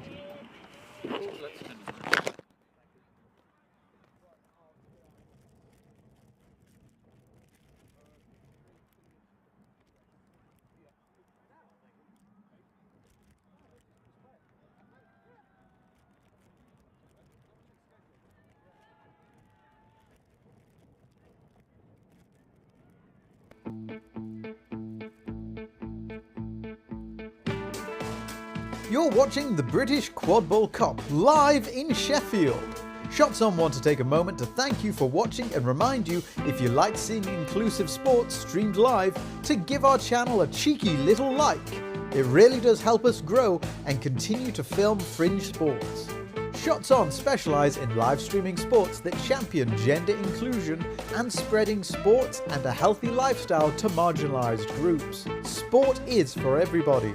If you would like to discuss live streaming for an event you're involved with, please get in touch. We are excited to announce that Shots On is preparing to live stream our first Ludo competition on the 23rd of June. Ludo is a lightsaber-inspired fencing sport, bringing a new and exciting martial sport to people looking for a fun and engaging sport to keep fit and meet new people. For more information, you can find links on our social media platforms. We look forward to watching it with you. Now, let's get back to the British Quadball Cup.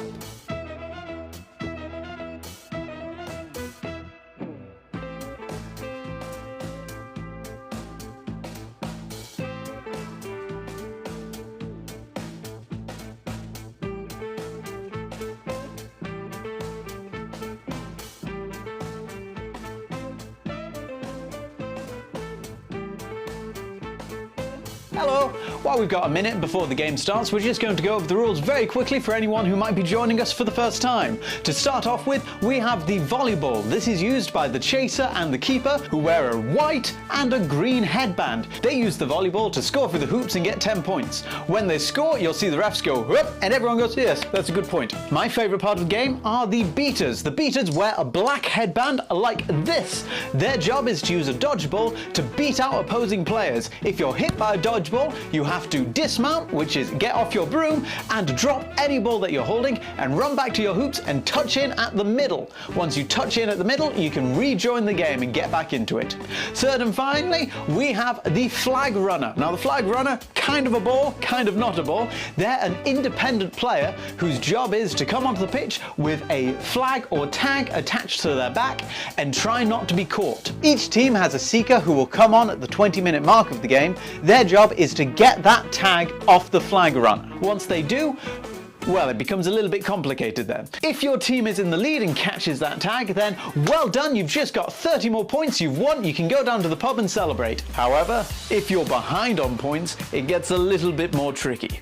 If you're 20 points behind and you are put into the lead by getting 30 points after a tag, then well done, you've won. Nice and simple. If not, then we go into overtime. 30 points are added to the score of the leading team, and that becomes the target that each team has to get to. Now, let's just go over a couple of the stranger rules of quadball. Yes, you do have a broom and you have to keep it between your legs. If it comes out from your legs, then you have to run back, touch in at your hoops just like you would if you were beat. It is also a fully contact game, which means that players are allowed to tackle one-armed or two-armed and from the back, but only if they're not moving their feet when they do it. It's a mixed-gendered sport, meaning that people of all genders are able to play. In the UK, we play with a 3 maximum rule, meaning that only 3 players of the same gender can be on pitch at any given time. Now, if some of these rules are going a bit quick for you, don't worry, you're going to pick it up throughout the day and our commentators are there to help you. But if you want to read up more about the rules or find a team and try it out for yourself, visit Quadball UK. You'll find a link in the description and you'll get all the information that you need. Now sit back, relax, and let's go play some quadball. Oh, by the way, before you go, it'd be really cool if you gave us a little subscribe and a like. Be very handy.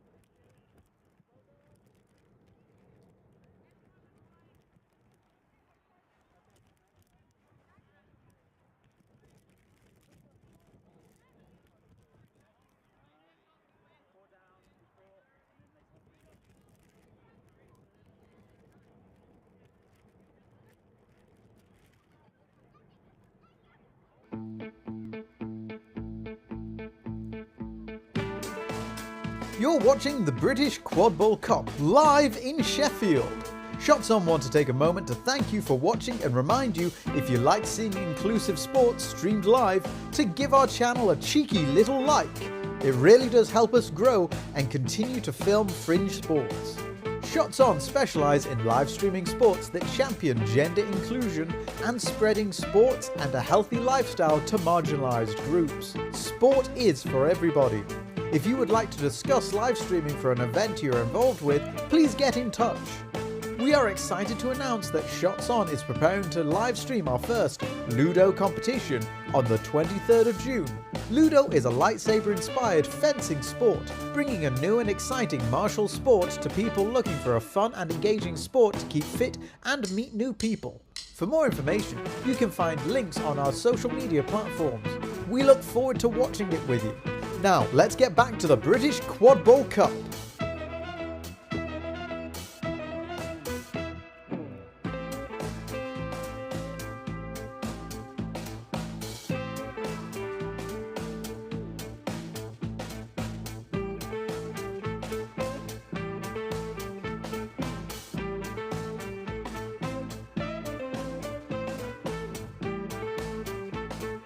Hello! While we've got a minute before the game starts, we're just going to go over the rules very quickly for anyone who might be joining us for the first time. To start off with, we have the volleyball. This is used by the chaser and the keeper, who wear a white and a green headband. They use the volleyball to score through the hoops and get 10 points. When they score, you'll see the refs go, whoop, and everyone goes, yes, that's a good point. My favourite part of the game are the beaters. The beaters wear a black headband like this. Their job is to use a dodgeball to beat out opposing players. If you're hit by a dodgeball, you have to dismount, which is get off your broom and drop any ball that you're holding and run back to your hoops and touch in at the middle. Once you touch in at the middle, you can rejoin the game and get back into it. Third and finally, we have the flag runner. Now the flag runner, kind of a ball, kind of not a ball. They're an independent player whose job is to come onto the pitch with a flag or tag attached to their back and try not to be caught. Each team has a seeker who will come on at the 20-minute mark of the game. Their job is to get that tag off the flag runner. Once they do, well, it becomes a little bit complicated then. If your team is in the lead and catches that tag, then well done, you've just got 30 more points, you've won, you can go down to the pub and celebrate. However, if you're behind on points, it gets a little bit more tricky. If you're 20 points behind and you are put into the lead by getting 30 points after a tag, then well done, you've won. Nice and simple. If not, then we go into overtime. 30 points are added to the score of the leading team, and that becomes the target that each team has to get to. Now, let's just go over a couple of the stranger rules of quadball. Yes, you do have a broom and you have to keep it between your legs. If it comes out from your legs, then you have to run back, touch in at your hoops just like you would if you were beat. It is also a fully contact game, which means that players are allowed to tackle one-armed or two-armed and from the back, but only if they're not moving their feet when they do it. It's a mixed-gendered sport, meaning that people of all genders are able to play. In the UK, we play with a 3 maximum rule, meaning that only 3 players of the same gender can be on pitch at any given time. Now, if some of these rules are going a bit quick for you, don't worry, you're going to pick it up throughout the day and our commentators are there to help you. But if you want to read up more about the rules or find a team and try it out for yourself, visit Quadball UK. You'll find a link in the description and you'll get all the information that you need. Now sit back, relax, and let's go play some quadball. Oh, by the way, before you go, it'd be really cool if you gave us a little subscribe and a like. Be very handy.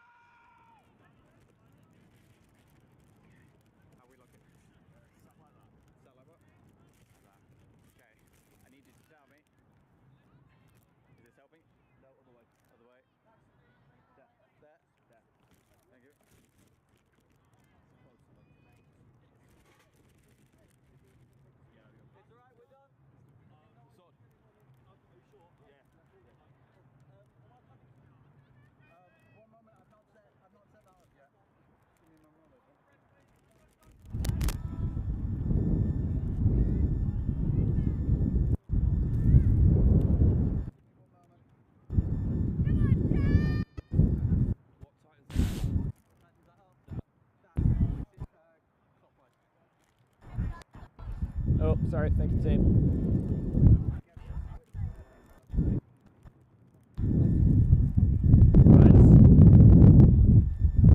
Northampton, I'm really sorry. Can we get 2 goal refs, please? Yeah,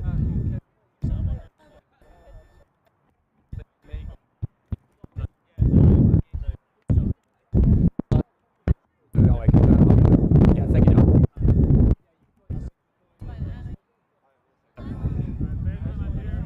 Cool, thank you, Mike. No, thank you, Ryan. That's okay. Yeah,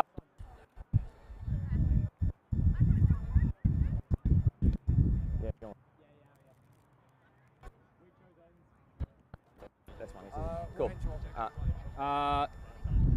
The one without the sun in your eyes. So, okay. Your sunglasses. Cool.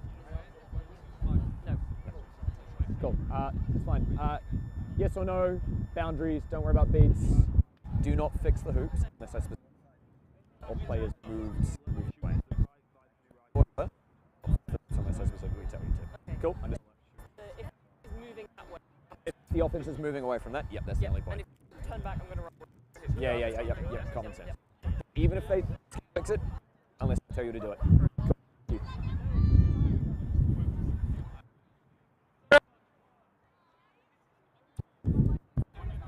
Cool. Cool. Doug, do not fix them unless I tell you to specifically, or they move away from play.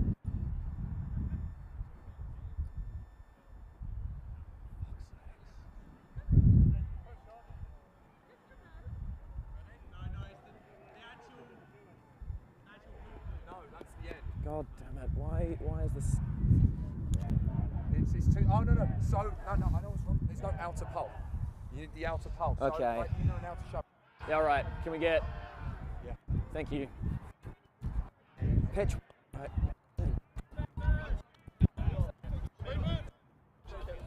Don't think any.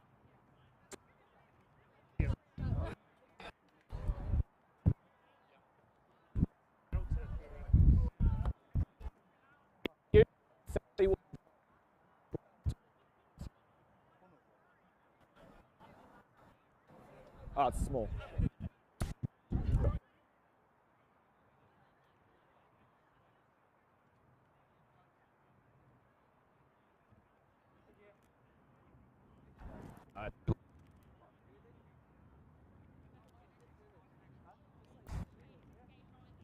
Yeah, let's have a go. Thank you.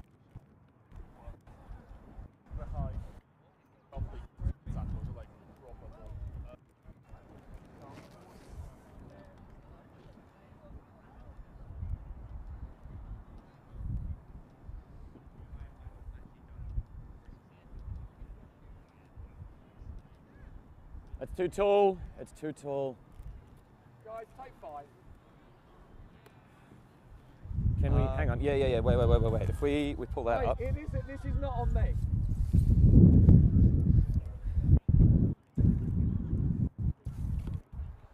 Still too tall.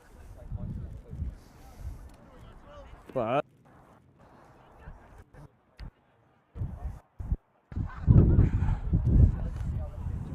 we might. That's right.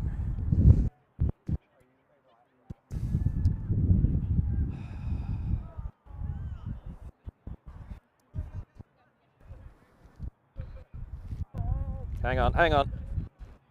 Right. Good enough. Right. Thank you. Brim's done.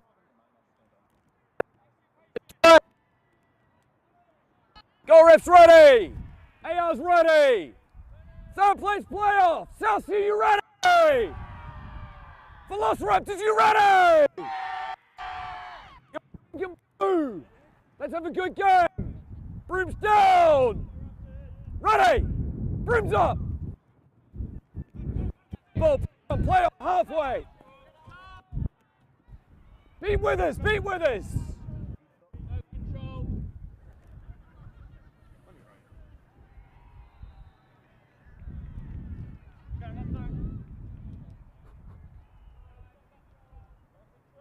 We're happy here. All right, play on. Claxton, give a bit of room. Thank you.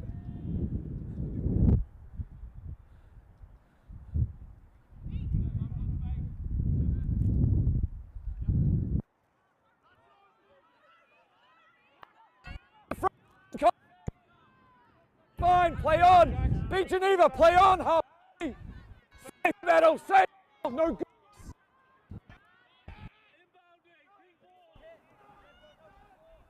No goods, no goods. All right. Just calling incidental on that. I know that wasn't intentional to be a back to hoops for you on that call. That's beat on Latoy. Cool, no other call on the play. Remount.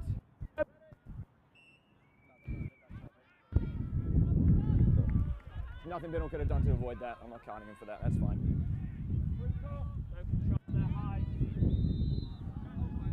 Halfway, halfway.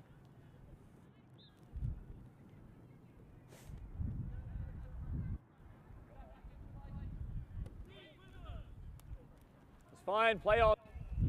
No, back to hoops, Jack. From the side, release Geneva, release. Both beat. No, off. Safe. It's fine, dismount it with us dismounted. You're off broom. Play on. Good call, thank you. Halfway. Score is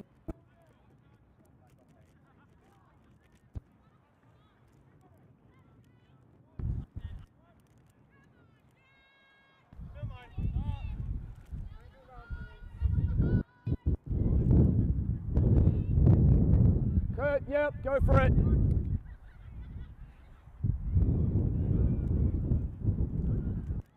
Good tackle.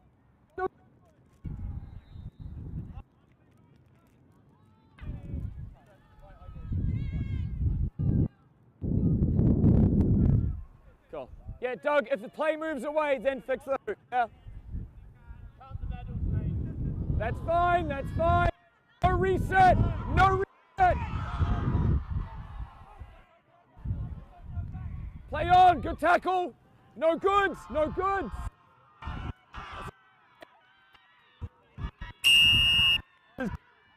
Good.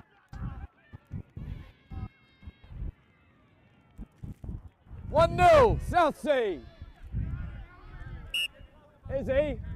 1-0, not 10 plays, I want single digits, thank you. Ball's live.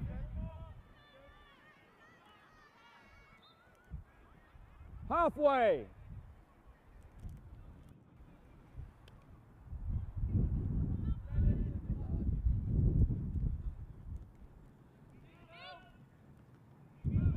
Okay. Beat hole, beat hole. No good.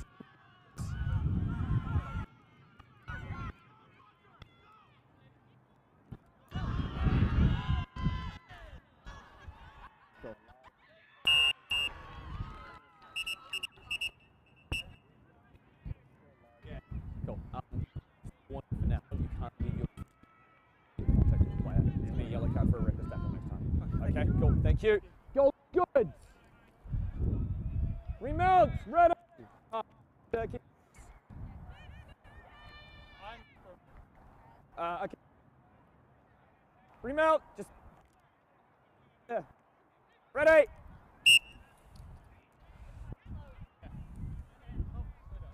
Cool.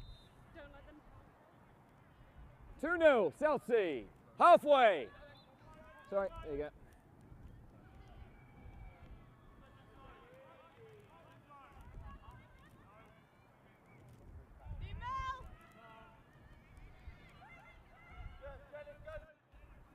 Beat Mikey!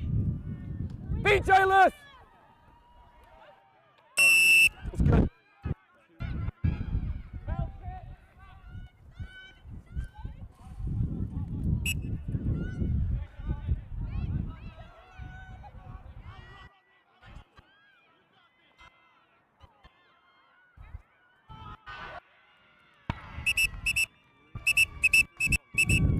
Down back here, please. Thank you.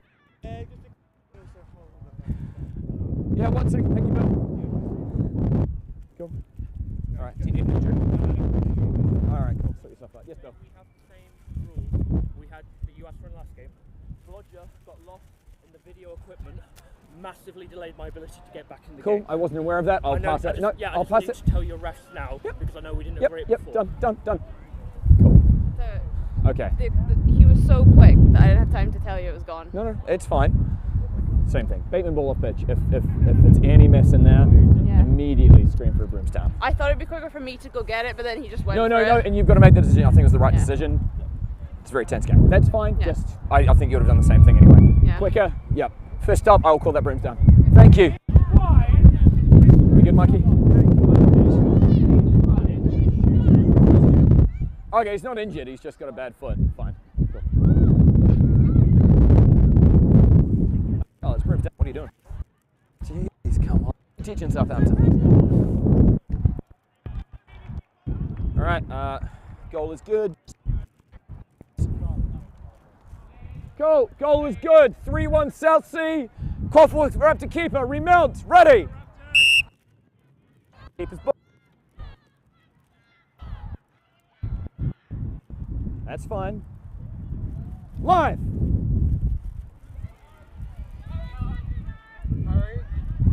Halfway. Clear. Goal's good. Goal is good.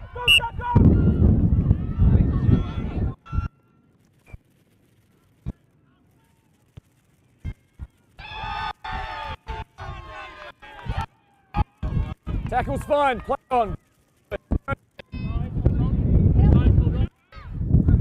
happy with that? Yeah. Yeah, no, we're fine. Tackle was fine. Borderline, but fine. Yeah. No, there's a beat there from the away. Halfway.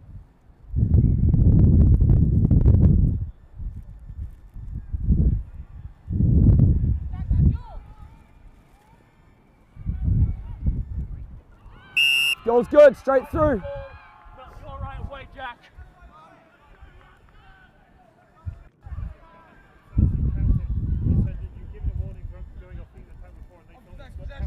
I haven't seen it, but yeah, thank you. Noted. Yeah, moving the ball head out of way. Play on. Just for any confusion.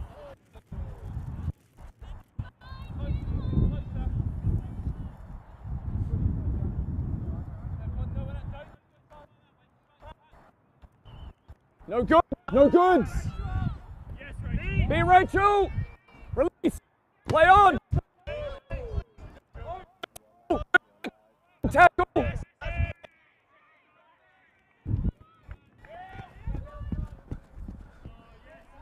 Live. Play on, that's fine.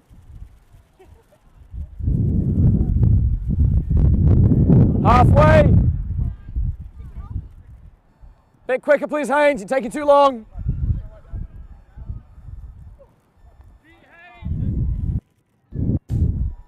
Beat hole. Natural motion. That's fine. Both.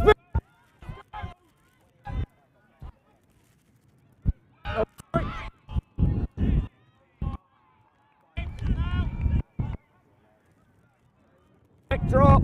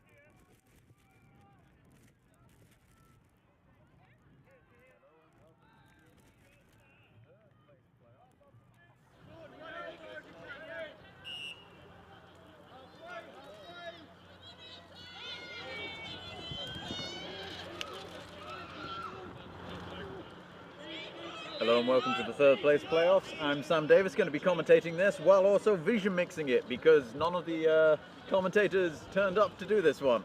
So let's find out how this goes. Unfortunately, the ref microphone has cut out due to a power issue.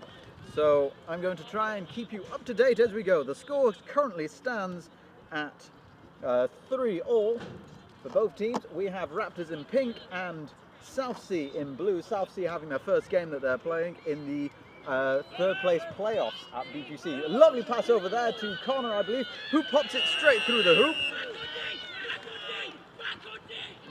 Andrew Hall for the Raptors calling back on D, like their life depended on them. We're seeing both teams very much utilising fast breakaways after goals scored to try and negate the effect, and it's been working for both of them. As I say, both teams, well, until very recently, we were on 3-all. Let's see if the scoreboard will update. We're currently about 9 minutes into the game. The flag runner, nowhere on pitch at the moment, but I'm sure he's going to play a very vital role in this game as both teams are keeping a very tight score line. Ooh, that looks like we've got a little bit of a run-in on a hand there. Andrew receiving a little bit of damage there to the hand, but they've gone off pitch. No doubt they'll be back on very shortly. Possibly a bit of a bad tidings for the Raptors. Andrew being a very, very defensive player around the hoops, but also leading the attacks very well. Number 27 being carded off there, I believe. Second yellow, I've just been told that's their second yellow for number 27 of Southsea, so that's going to be an ejection from the game. The volleyball possession is with Raptors. The bludger possession, I believe, is also with Raptors. Raptors going straight down the pitch now, sprinting it through. Big pass over there to Connor, who pops it, not quite popping it through. I don't believe. Was that a goal? Yeah. That was a goal. There was no whistle blown, but it was indeed a goal from Connor after receiving a very lovely pass. Mikey Orridge coming onto pitch. We saw earlier they were having a lovely time beating against older brother Bill. We'll see if Bill comes back on to see if he can put his brother back into his place in a moment. Mikey being an old player for Raptors. Now coming on to see if he can ruin their dreams of getting yet another medal at BQC. Lining up, oh, it was a shoot to pass there, very close to the hoops, not quite making it, but getting it straight to the hands of the player, who does pop it in through the hoops. That has been, well, this is going to be a bit of contention here, as one ref says yes, one ref says no. Matt Bateman, the HR for today, bringing their ref team in to have a bit of a look. From my angle, it did look like the goal went through, which, if called good, this will bring the score up to 4-5 in favour of Raptors. There's a timeout being called. I'm not quite sure if they called the goal good. They have indeed called the goal good, which brings the score to 5-10 in favour of the Velociraptors. Both teams now having a little bit of a huddle, discussing with themselves what they're going to be doing next. Now the Raptors very much going to want to be trying to pull away from Southsea in this game. It's just going to be a case of if they're going to be able to figure out how to break that defence. Now that might have been the most obvious statement that's been said throughout this weekend, and I do apologise for it. On the other hand, Southsea, I'm pretty sure, are going to be very happy with their performance so far. As I say, the first time they've got into a BQC third place playoff, being able to very much solidify their position as one of the top teams in the UK now. As a relatively young team compared to the Velociraptors. I believe just with Andrew Hull and Haynes, we're looking at least 60 years. I can say that I'm older than.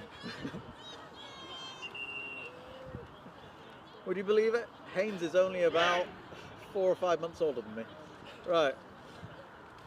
Here we go, the timeout is ended as both teams go back to their brooms. Possession of the volleyball is with Raptors, with Connor, I believe. Connor being the keeper for the Raptors. And one of the few names that I can say with confidence. Play has resumed. Coming back in. Going down the pitch very speedily now, but we've got a stoppage. I'm not quite sure what that's for. It looks like it's a bludger related issue. We're going to have a turnover of the bludgers. Will this affect the volleyball? It looks like Harry from Southsea. That's another name that I know. I'm terribly sorry. We've had some technical issues with a tent and a lot of wind. I'm not quite able to get at the name sheet as at the moment. I'm also, unfortunately, only able to see the goals of either side of the teams, as my position in the ops tent is obscured by my nice little sign. Shots on. Subscribe to the channel. The channel. It really helps. Right. Looks like play's about to resume again shortly. I hope. We're having a bit of conversation here from the Southsea beta, number 19, with head ref, but it looks like they've resolved whatever the issue is. They're back at their brooms, ready to go off again. Here they go, up they go. Connor passing it off there to number 18. 18 making a big shot back over there to, I think that was, not quite sure which number that is, number 94, back to number 81. Connor hitting the ground, unfortunately, not quite being able to get the hands securely on the volleyball, with Southsea swamping them there around the goals. Beautiful defence there, cutting down the play as the Raptors trying to make their heavy run into the hoops there. Mikey Orange, sorry, the little one, he's knocking players out there with the bludger, trying to prod a bit of a hole in the defence. Pass over there and a wonderful dunk dive there. But I think that's Fran. I think is that the name? That's now released. That's released Claude from the sim box. I assume that the Raptors got a card a moment ago, putting Claude in the sim bin. But now the Raptors have their full beta lineup back on the pitch, with bludger possession firmly with Southsea.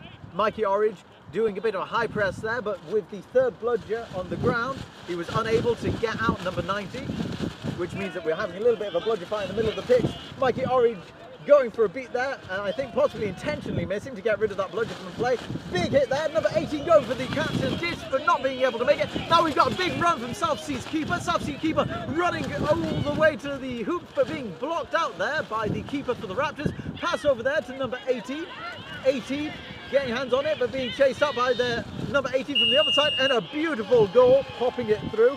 No one able to get the hands to them. That's for the first time, I believe, Southsea taking the lead of the match with a score of 60 to 50. What are we looking at there? I don't know. Let's go back to this camera. Right. 79, Withers, is that Steve Withers? Going deep on the wing there, passing it back to number 22, who's already been marked out there by Chambers, running it through, going for a big pop-up over there to Steve Withers again. Wonderful pass, oh, just clipping the rim, not quite making it in. We've got another brooms down here. It's awful when the balls just rim it. It looks like Southsea's going to get the hands to the volleyball here. Southsea number 25. 25. Bludger possession is still with Southsea, and we've got another brooms down. Let's see what this is for. Eamon coming on pitch now to say what they've seen. Normally if Eamon says it, it's probably right. Eamon being one of the, well, both Eamon and Matt Bateman being some of the premier refs of the UK. There we go, something's happening. What that might be, I don't know. Back to hoops for Beta. I believe that is a Raptors foul. Not entirely sure what that was for. Chambers running down the pitch, making a big pass over to number 25. 25's going for a shot, but it looks like Chloe Hemingway has got their hands on it and been able to wrap themselves up in a tight little ball. Both sets of beaters are currently in fights, which means no one able to get there, but it looks like Steve Withers has emerged as the keeper with the volleyball in hand. Steve Withers coming down the pitch, getting some lovely beater play just in front of my face there. Where are we looking? Big pass over there to number 22 of the Raptors, passing back over to Steve Withers, who's looking for a shot, passing it into the middle of the pitch, but unfortunately not hitting their target. And we got a beat there from Bill Orridge, which leaves the volleyball. Oh, yep, we've got another stoppage. So it looks like Bill, not Bill, the other one, the little one, Mikey, has beat out the Raptors chaser, who's going for the volleyball at the time. I think the stoppage might be due to the volleyball making contact with some players outside of the pitch, which means, in fact, I don't actually know what happened there, but it looks like Steve Withers is being assigned the designated ball carrier, and Raptors have now gained the volleyball possession, negating the beat that happened prior. We've got a pass over there to number 22. Reset has been used. Reset has been used for the Raptors. As we're coming up to, I think, probably about the 12-minute mark. I keep on, unfortunately, multitasking, I keep on forgetting to do the time.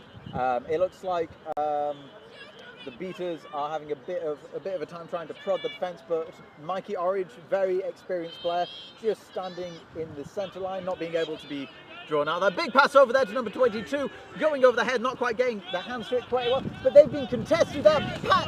Rick's getting a beat on the back of that player, removing that number 13, running it through, unfortunately not quite getting it through the middle hoop there. Unfortunately, that's going to be a missed opportunity for the Raptors. We have Mikey Orridge clearing up bludgers in the centre. Rich Dishington for the Raptors, I believe being the only Raptor with a bludger, trying to pass it back over, but it looks like Mikey has knocked out all of the beaters there. Tom Haynes running it through, unfortunately just getting a beat on his thigh. And number 22 popping it through that hoop. Wonderful play. Raptors never say die there. It's one of the reasons, never give up on a play until it is fully dead. Bring this score equaled up now, 6-all. Tom Haynes and I believe number 22, both of them there putting in a lot of effort for the Raptors, bringing the score back into contention. We now have number 4, Browning, coming up the pitch, passing it to number 22, Clough, I believe. Oh, wonderful takedown there by, I think, Chloe, and that's just taken the ball off boundary, meaning Tom Haynes for the Raptors has taken up possession of the volleyball.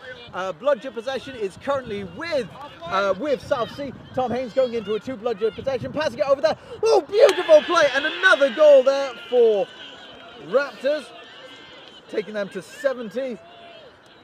And it looks like we've got a quick breakaway coming in, so I'll knock off that replay. Let's have a look here. Raptors have managed to regain their defence in time though, so Southsea have slowed down a little bit. Passing it over to Jeffs. Is that Jeffs? Yeah, Jeeves? Jeffs, I'm going to say. Number 71, Jeffs, who's passing it back to the centre. I think number 20 for Southsea. Southsea prodding the defence there, seeing if they can break through. Andrew Hall getting back on the pitch to slap that ball straight out of the hands there, running down the pitch. It looks like no one's really going to be able to stop him as he goes straight in to pop that ball through the hoop, as they do, bringing them 20 points up. And we've got her brooms down here. Again, it's one of those things, you bring Andrew back on the pitch after they've had a hand injury. They've been off the pitch for, I think, about 7 minutes or so. It's been quite a long time for Andrew to be off the pitch. He's not normally off the pitch for very long. He comes back on, saves a goal, gets a goal. That's what he's going to do. I'm not just bigging him up because he was my best man very much exactly a year ago today on my wedding. Thank you, Andrew, for that. But yeah, it's mainly because I've got very little else to say. I can't see a lot of the pitch. Let's see how we're doing.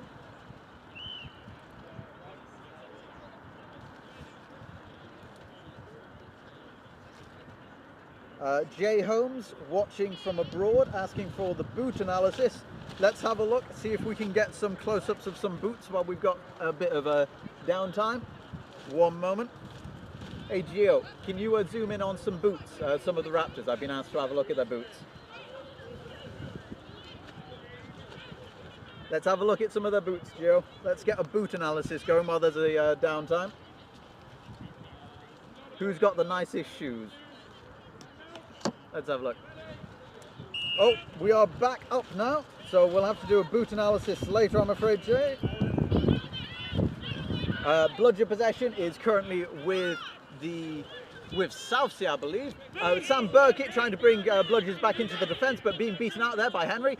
Claude getting the only Bludger for defence there, with the volleyball now being taken to ground in the middle of the pitch here. Will the Bludgers come in to break it up? We're not quite sure. They are fighting it through. And 3, 2, 1, Southsea coming in. Southsea beating very quickly there, which means that Southsea have actually gained possession with their keeper taking it up there. Oh, lovely bit of tackle there by them, but unfortunately Andrew getting their hands to that cat and jack, and I'm not quite passing it through. The reset has been used. Harry beating Hull out there, giving the ball to number 79. I think, is that Steve Withers again? Being chased out by Jeffs, number 71, passing off there to 13, who just stumbled it ever so slightly. Passing over there to Steve Withers, good shot there, and it looks like that's gone through the hoops, bringing them out of range for the first time. Oh, and unfortunately just a brooms down there. They had a beautiful chance, Southsea, a bit of a run off there. I'm not sure what the brooms down is for. Let's have a look. Who have we got in frame there? Andrew Hull. I think those are Sonderco boots, so Jay's not going to be very happy with those. Andrew's gained possession of the volleyball. I'm not quite sure for why. The Bludger possession. Still with Southsea. Southsea maintaining Bludger possession. They've had it for at least 3 minutes now, I believe. But Steve Withers getting their hands to it from a lovely pop-off pass there by their partner. Oh, ooh, well, that hurt. Oh, lovely takedown there, but it looks like we're gonna. Oh, it does look like we have a slight injury in pitch here. So we're gonna have a little bit of a pause here. While we have this pause, let's have a look at some of the boots on some of the players. Jay Holmes wants to know. So over here, what have we got? We have some lovely blue ones, I think. Who's that? I think that's Fran. Now we're looking at, who's it? That Bill Orridge, I think. Lovely. Who's got the cleanest boots? Lovely pink and blue shorts we've got going on as well. And there's a ref. Who's that? I don't know who that is. That's someone in front of me, or not? Yeah. Cool. Has this fed your appetite, Jay? I think most people are wearing the same boots, to be honest with you. Cool. Boot report is concluded. Thank you very much. And it looks like after a stoppage for injury, and we've had a change of player, number 20 being subbed on for them. There is one Bludger downed in the Raptors half, but it looks like other than that, Raptors have no Bludger possession. So Southsea here potentially have a bit of a run at the goals here. One of the hoops having the life shaken out of it there. Sometimes you have to show them who's boss, give them a bit of corporal medicine. There we go. Something again happening. Not quite sure why. It wouldn't be quad ball without a good bit of stoppages. Right, let's see if I can stop this from flapping in my face.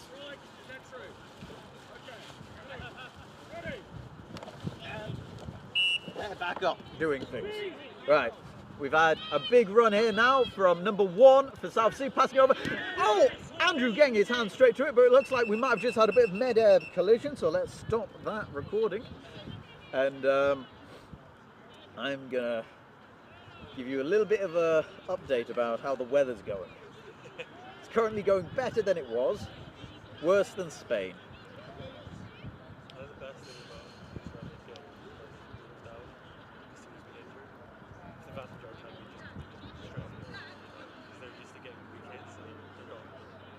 I'm not gonna lie, I just listened to something that was very interesting, but I couldn't hear a word of it because I've got headphones on. But we were just discussing that the downtime can be more interesting than the side. The downtime in these games tends to be sort of less if there's little minor injuries from bigger collisions, because the players are just like, oh, we need to get on with this. We're gonna, you know, don't wait for first aid. We're just gonna run straight off, and then we'll get first aid if we need it. It's just really, it's such an interesting mentality to watch. True. A lot of the time, it is about keeping the momentum of your team going, as well as making sure that you're safe as well. What have we got? Right. So back on play, we have bludger possession still with Southsea. The Raptors have not been able to regain it for a long, long time. Come on, Michal. Shake that up. It's been a good, I'd say now it's been a good 7 minutes of bludger control with Southsea.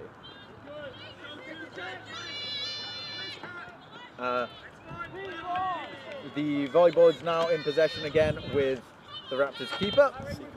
Seekers on pitch. Commentary, or what I've currently been calling commentary, is going to go down for a moment just as we get the snitch cam up, because now I'm going to be running the desk and the snitch cam. Was that a goal for Raptors? That was Raptors, yeah. That was Raptors. Let's update that. Right.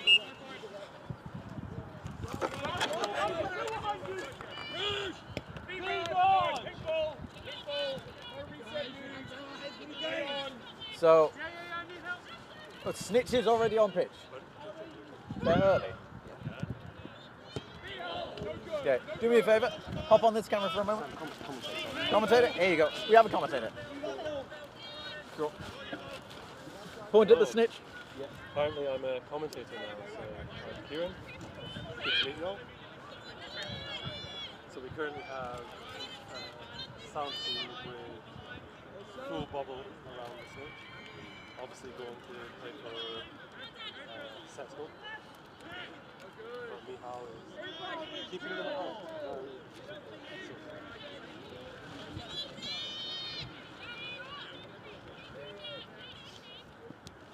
The ball has gone miles off pitch. As much as you can, try and keep it, keep the Snitch on the more towards the left. Thank you. Okay.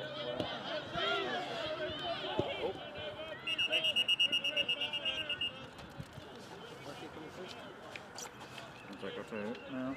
We have a brooms down and I'm not quite sure what for. For what pitch was it from? Yeah, that was for ball off pitch. Nothing spicy. We'll throw one, so all that top bit's loose. So I've been holding on to me. It's not been able to much from doing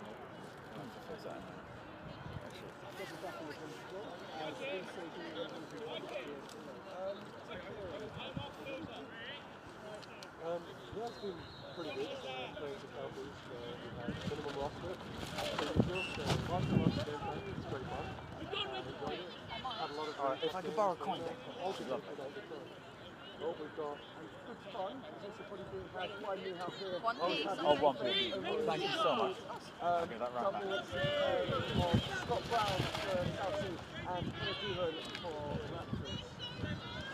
Scored so close, just as close as Scott was there to catch it. Beat elbow by Dylan. Thank you very much. Wanting to go for that. Battle of the Brothers is really interesting. Yeah, there's been a lot of, there's some really intense because they're just keeping each other out at the same time. That was a really nice catch earlier. I think fighting through outfield, caught a blood from someone else running towards the Raptors. Oh, just missed it. Oh no, so close. They now playing LPC in our final coming up very shortly. Scott's so close there with Michal defending again. Yeah, we have been a very good player. It's a shame they played the Werewolves because I think they'd be quite good in the finals. So we may see them in the university finals.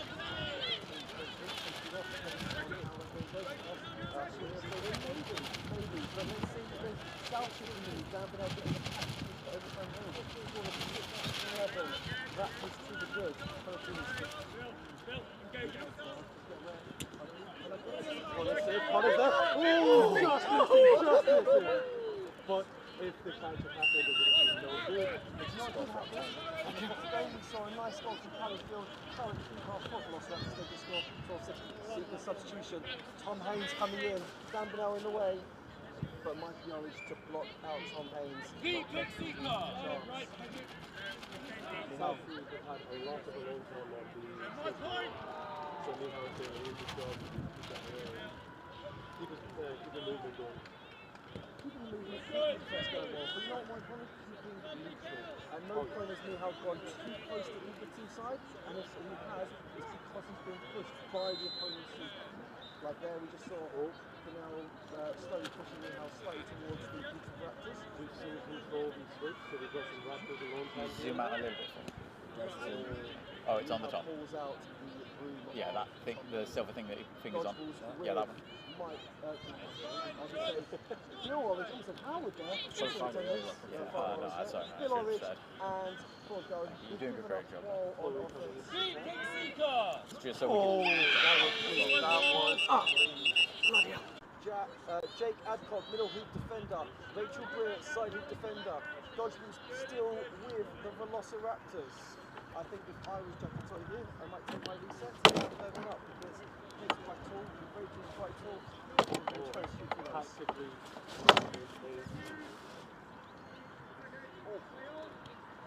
no, actually, this weekend I've seen the semi-final game that I had on live stream earlier here between London Quadball Club and the Velociraptors.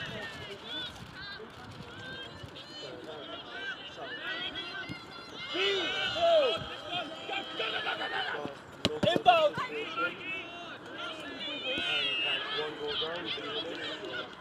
Really nice play there. Bill Orridge just showing Junior Orridge who's fast and how it's done. Young rifle.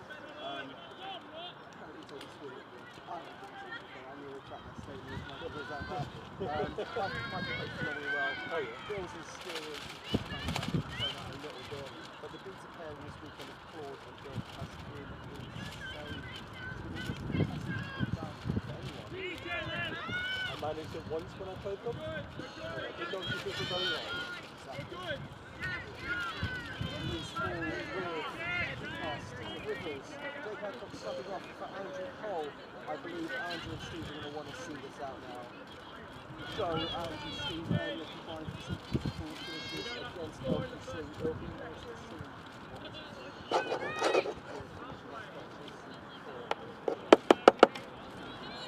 Troy Chambers, Alex Jackson, Dan Bennell. Where's that coming from? Players for Southsea.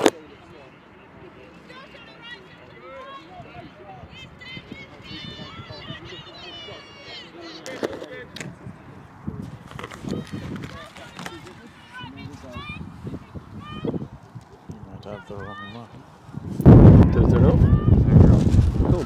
Well, have we just been commentating to nobody for the last 10 minutes? No, I think we've been on the other mic, but it doesn't matter because the ball is still with Velociraptors.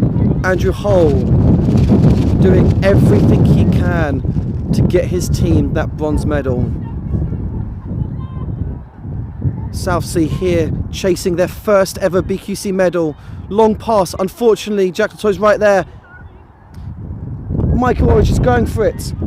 Bill though ducks underneath. There's still no dodgeballs. Latoy, oh, there is one dodgeball in the hoop. See, that's why I'm not currently playing, because I'd have ran straight at Claude there, lost between the ball, maybe lost in the game. So thankfully, I'm off here. I have made that mistake several times. I've made that mistake several thousand times. Yeah.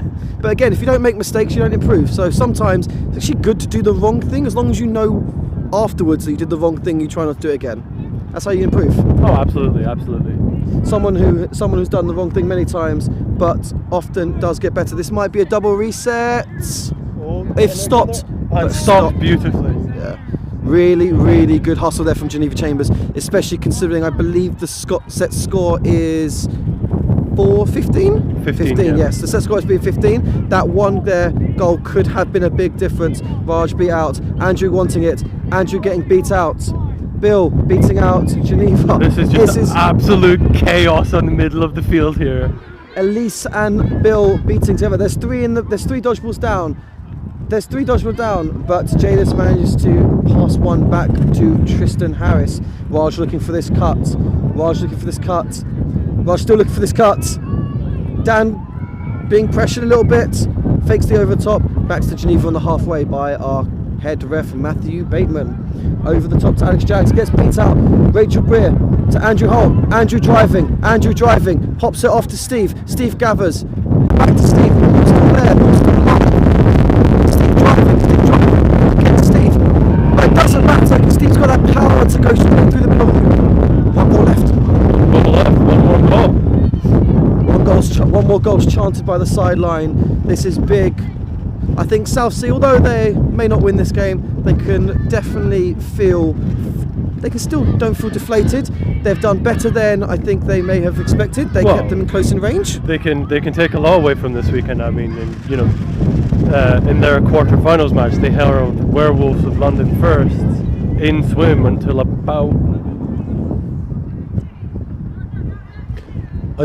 about a minute or two before snitch on pitch, if I'm not mistaken. Caught the snitch very quickly, who was me actually, to take the game to set score. And we're going to get an illegal interference with Bludger here. Sometimes it's hard when you when you get beaten, you're trying to move out the way. I think that didn't look malicious. I've seen some people do it maliciously. Joe's not that kind of player. No, the scooped arm definitely didn't look suspicious at all. Well, I'm not a referee. I'm not calling. No, I think I agree. I think that was just I know I'm going to get beat, so I'm just going to turn around as I pull my broom out, and the broom is catching it.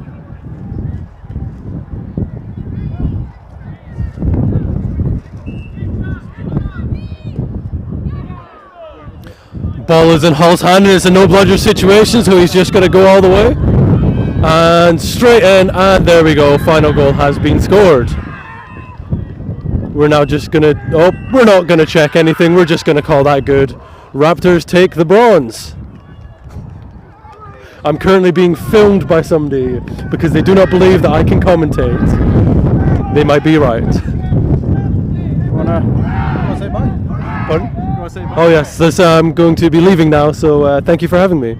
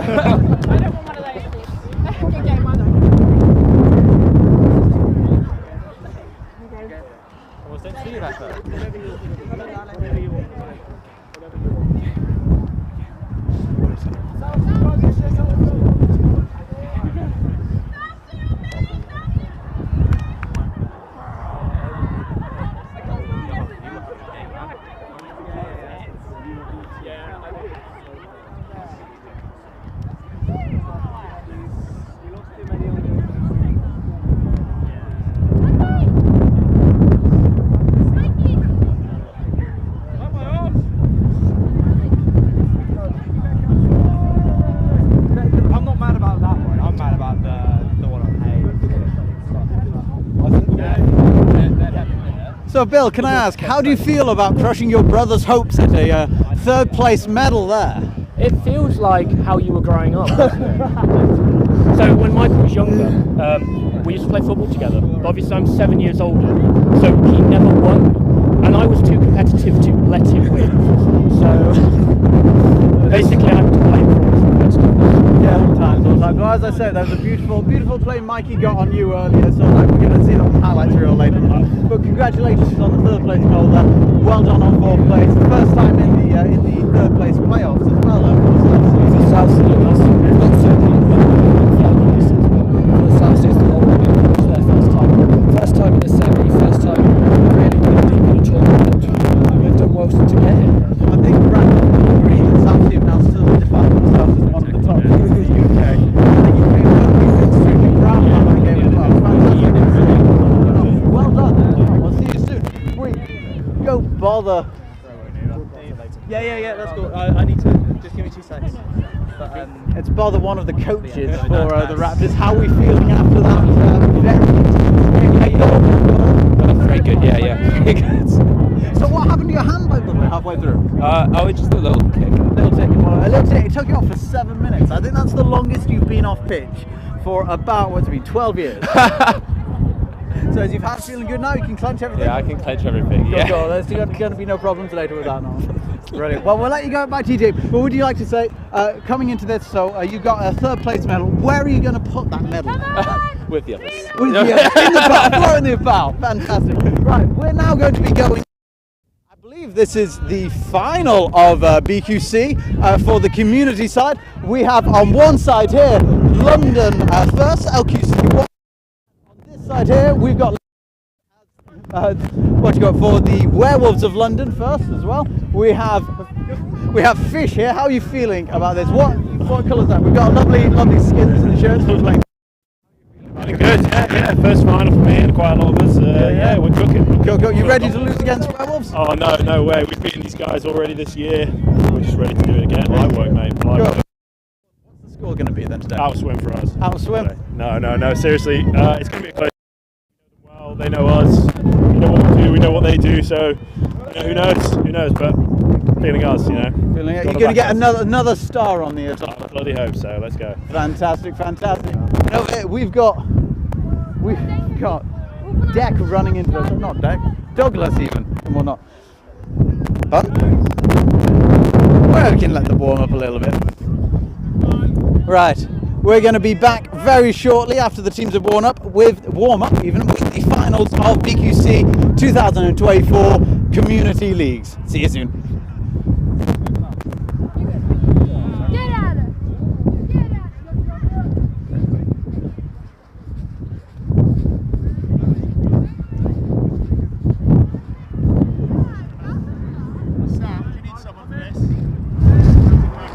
Yeah, go on then.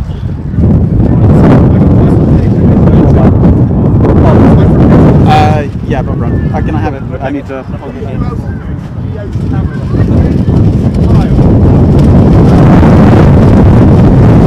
See who's about.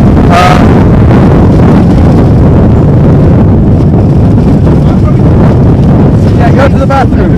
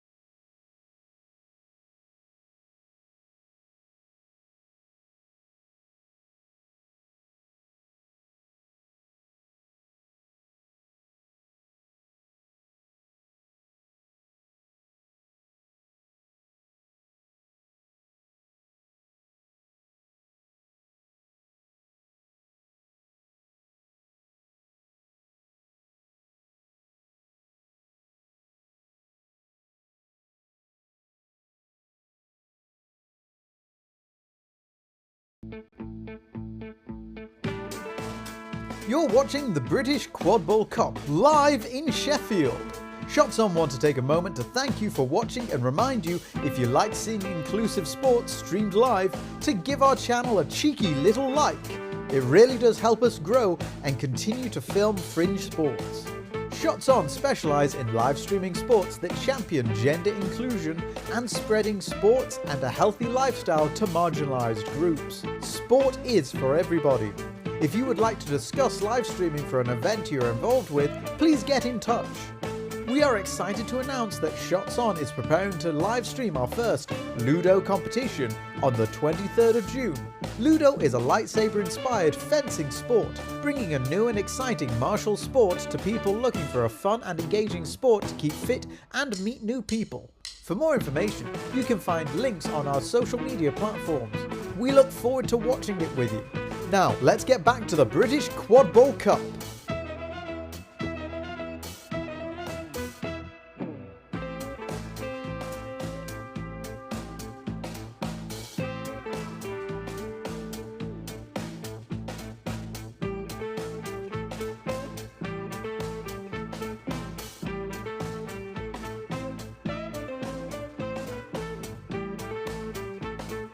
Hello!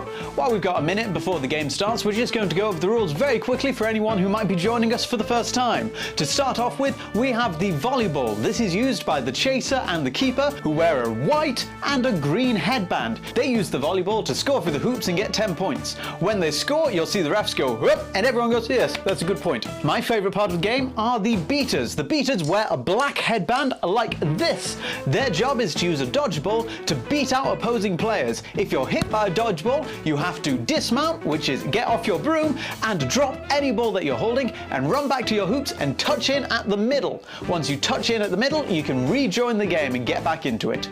Third and finally, we have the flag runner. Now the flag runner, kind of a ball, kind of not a ball. They're an independent player whose job is to come onto the pitch with a flag or tag attached to their back and try not to be caught. Each team has a seeker who will come on at the 20-minute mark of the game. Their job is to get that tag off the flag runner. Once they do, well, it becomes a little bit complicated then. If your team is in the lead and catches that tag, then well done, you've just got 30 more points, you've won, you can go down to the pub and celebrate. However, if you're behind on points, it gets a little bit more tricky. If you're 20 points behind and you are put into the lead by getting 30 points after a tag, then well done, you've won. Nice and simple. If not, then we go into overtime. 30 points are added to the score of the leading team, and that becomes the target that each team has to get to. Now, let's just go over a couple of the stranger rules of quadball. Yes, you do have a broom and you have to keep it between your legs. If it comes out from your legs, then you have to run back, touch in at your hoops just like you would if you were beat. It is also a fully contact game, which means that players are allowed to tackle one-armed or two-armed and from the back, but only if they're not moving their feet when they do it. It's a mixed-gendered sport, meaning that people of all genders are able to play. In the UK, we play with a 3 maximum rule, meaning that only 3 players of the same gender can be on pitch at any given time. Now, if some of these rules are going a bit quick for you, don't worry, you're going to pick it up throughout the day and our commentators are there to help you. But if you want to read up more about the rules or find a team and try it out for yourself, visit Quadball UK. You'll find the link in the description and you'll get all the information that you need.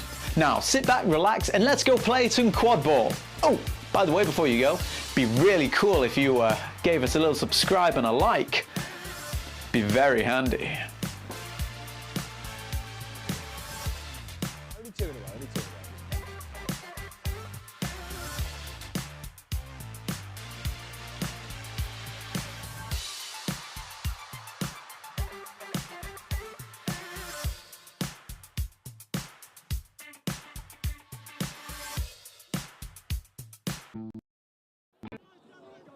Hello and welcome to the community final of the British Quadball Cup 2024. We have 2 fantastic teams out of us, literally by definition the best in the UK, the London Quadball Club and the Werewolves of London. Once again in the final for I think the 3rd year in a row, we have a London off on our hands. Kyle, how you doing, bud? I'm good, thank you. Yeah, I'm really excited to see these two play. I don't think I was here last BQC over the final. I think I dipped early, but You went home. You didn't want to watch the final. I've got places to be, man. Well, it was a zinger last year, and Werewolves are the defending champions after a victory against LQC, and the year before that as well in the 2022 final. Werewolves also beat LQC, so that was an intense game with an overtime, with a high cap 45-minute game where we had to leave the venue because it was turning dark. It was a battle for the ages, and hopefully this will be what we have in front of us. Yep. These teams have both had 7 games over the course of 2 days. No, only 6 games, so they get a bye in their first round. Yep. LQCA faced off against Raptors in their semi-final, whereas the Werewolves first played against Southsea. So both of these teams will be rearing and ready to go. Obviously, if you're coming here from the live stream, you might have just watched the third place playoff. The third place playoff with Southsea and Raptors playing each other, and that was an exciting game which Raptors were able to win despite a catch in overtime, I believe. So we've got hopefully an exciting game on our hands. If you're familiar with UK Quadball, we've watched these teams play against each other many times in the past. How do you feel like the team's different style, Kyle? Kyle. Ooh, that was a good ride. So I think like Wales are going to be a lot more sort of direct, whereas LQC like to be a lot more patient. Absolutely. And it's really going to go, but if Werewolves play at the pace they want and they get LQC to play at the pace you want, it is going to be so fast that we will miss things. Absolutely. So I just want to make sure people are aware of that. We say that Werewolves have won this final twice in a row now, but LQC did much better than them in the European British Cup in Salou this year. They came, I believe, third, whereas Werewolves, I believe, are somewhere between fifth and fifth. Okay, cool. But great showings from both the teams representing the Quadball UK as their NGB in the sport. But we'll definitely see how this one goes. And I think last year, I can't remember if Wolves did better than LQC at last year's EQC in Limerick. I was not there. Anyway, right, so, but yeah, what I say is that Heidelberg, of course I was there. And the final, I think LQC... It was Werewolves and Antwerp. Of Heidelberg, EQC yes! last year, Werewolves and Antwerp did win. And Antwerp they are the best team in Europe at the moment, the Antwerp Dodos. The Dynasty. The Dynasty. Antwerp Dynasty Kings, Dodos. Legends, the Dynasty Dodos. I love to see it. We're still in a bit of a preamble at the moment, but I think I'd say there's been a bit of a change culturally in LQC this year. They've had a couple of transfers.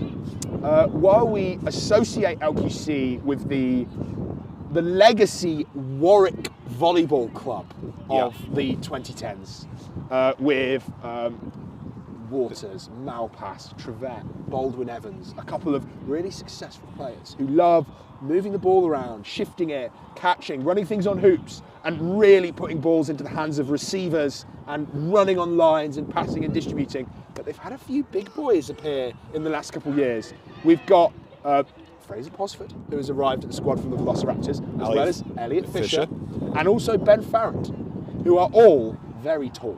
Yes. And very stocky. Yes. So a bit Ben, of a change coming in from style, from Olympians. Kyle and I are both from the Olympians roster, whereas Werewolves seems to be honestly the same names as ever. I think they've had a couple of interesting new additions, but Michael Vong, Cornelia. That's true, yes. Zana, quite new players. Just I think it was last year they moved over here from the United States. Mm-hmm. But this is a fantastic team. We get to watch my favourite chant in the UK. I always mention this in every BQC final. In the jungle, the concrete jungle. They're all going to start howling. It's good stuff. A Wimboe, a Wimboe, a Wimboe, a Wimboe. We don't sing along with the LQC chant as well because I don't think they've really got one. No. Do you have a chant? Too professional. Do you have a chant, guys? 1, 2, 3. LQC. Okay, that's good. We stole that and put OQC in it. But every time we do it, I always say LQC. Yes. And it's terrible. Yeah, when we were playing against you, I thought you guys said LQC, and I'm like, oh, okay. I need to get it. Yeah. Good luck, no, Adam. don't talk to people. We're not very nice anyway. So, yeah, so it seems that the LQC are kind of ready to go. Waiting for Werewolves to come in. So, Looking interesting. like we're going to have Ben and Emery. Interesting move here. Look at this. That's Mariana Seb Waters Paris in the with- black. Seb Waters is in the black. Maybe running for the contested bludger? Absolutely, that is what they are doing. Versus Chasers running for the bludger. Yeah. That, of course, happened to us in our last game, yeah. So, yeah, I thought we were going to see it there for a minute. You might see Jordan Amer Jeffries also in the black. Yep. To run for the bludger. This is a classy move that teams sometimes deploy. If they've got a chaser with a bit more pace they want to apply to the game, which is faster than their fastest beater, they will put on initially to run for the dodgeball a chaser and then they'll sub off immediately. Sometimes the inverse happens and you take a volleyball carrier, a dodgeball carrier into the volleyball game if they're just a little bit quicker. So yeah, we are going to see as you predicted. Looks like Waters and Jordan running for these dodgeballs, even though we would not normally consider them beaters. Could be quite an interesting matchup if they are after duel. Absolutely. To get there. I mean, to be clear, these are both excellent players, and they're better beaters than a lot of the actual full-time beaters at this event, I'm sure. Cameron, just but, quickly a second. you know, I don't know. Do you want to? Are you? You're a beater as well. I didn't know that. Okay, cool. And I've seen Seb beat before as well. So. I am actually a bit as well. Yeah, cool. Okay, so. Who's your money on? Getting this Oh, bludger.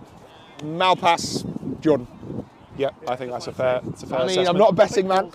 Who's going to win the game? Oh, I could not call this at all. You couldn't. Okay. You couldn't. I'm a Wolves enjoyer. You're a Wolves I'm a enjoyer. faithful. You're gonna move Revenant Not LQC. biased, obviously, but just Right. betting, just spending money. It's got to be a sprint. Real quick. There is a cigarette paper between these two teams. They Absolutely, inches. And what we really want is I don't care who wins, as long as we have an absolutely nail-biting swim, catch to win, bubble around the flag runner, and there's just chaos, beats flying everywhere. Kyle and I both get concussed by thrown beats. Our friends on the commentary box have to engage to replace us, and just general chaos. And maybe if we get an overtime as well, a golden goal, that'd be awesome. But I'm sure both these teams would rather just win outright. Nice quick win, yeah. Okay, brooms down. Head ref Eamon Harrison asking for the brooms down. Table. Some hugs between the members. A lot of these teams, players are playing on the LQC, are you ready? Team UK, so know each other very well, but have played against each other for Are you years. ready? LQC versus Werewolves for the final. Everything to play for. Ready? Let's get started. Ooh, that's a false start there by Harrison. Beautiful, man. Beautiful. I think we're going to see a blue. We might see a blue here. Oh, well, so Malpass is definitely really the cause for the volleyball run now. And we'll see if Jordan can beat my prediction there. Do you think Ben's going to take it back? Or try Okay, and- no. We're seeing a substitution. Twist now gets to fill in on the line. You have to have one person in this half. Okay, so what we're seeing is a bit of a shuffle now from Werewolves. Tash is going to move closer to the defensive line, abandon the other half, and just look to defend from Malpass. And Twist is going to do that. There's a 4 metre rule that Aiden's informing us all of. Just want to make sure you can follow because it's a little bit confusing, and for many of you, this might be the first game you're watching.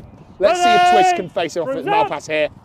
Okay, so Malpass has it, so does Jordan. Seb's going to put pressure on. That beat goes wide, but the second one lands. Malpass is running it down. Fish has a lane, throws it over. Beat by Jordan. Lovely stuff. That is now control and also the volleyball in the hands of the Werewolves, dominant in these early stages. Yeah, Jordan subbed off for Vaughn very quickly, but like they said, they could beat. Absolutely, yeah. Can. That was a great beat thrown across there for a while.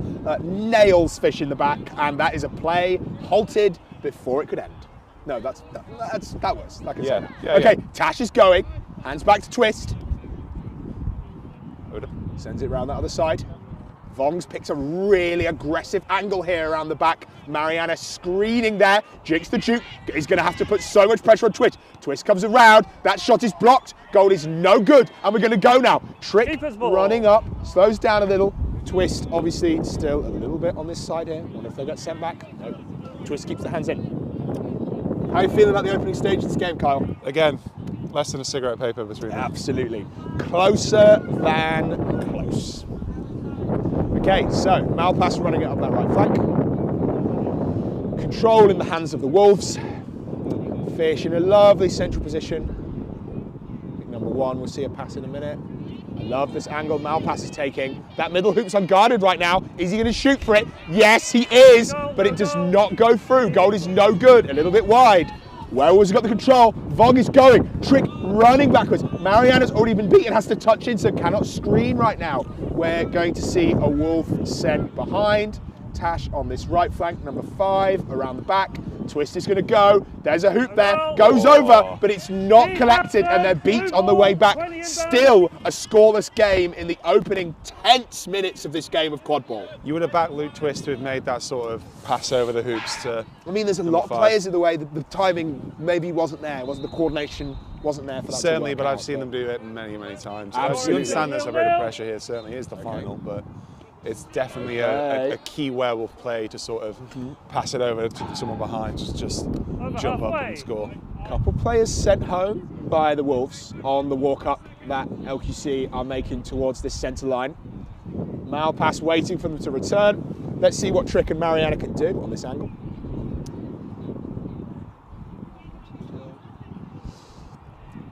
A duel happening right now. Mariana goes for a bit of off-ball. Vong jumps and beats behind, going for that sort of not able to make contact in the air. Fish is going to receive. Good swat there from the hands of Trick. Looking to throw. Fish under quite a lot of pressure here, waiting for some people to return. Dominating in that centre, and it moves off to the side now. See what we can do. Tense moments here. 2 hoops down at the moment.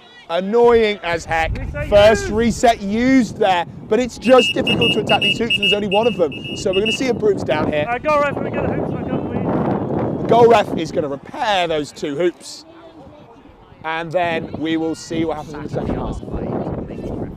Seems to be 2 Raptors players on our acting as goal refs today. Yep. Emily Arnold and Tom Saints.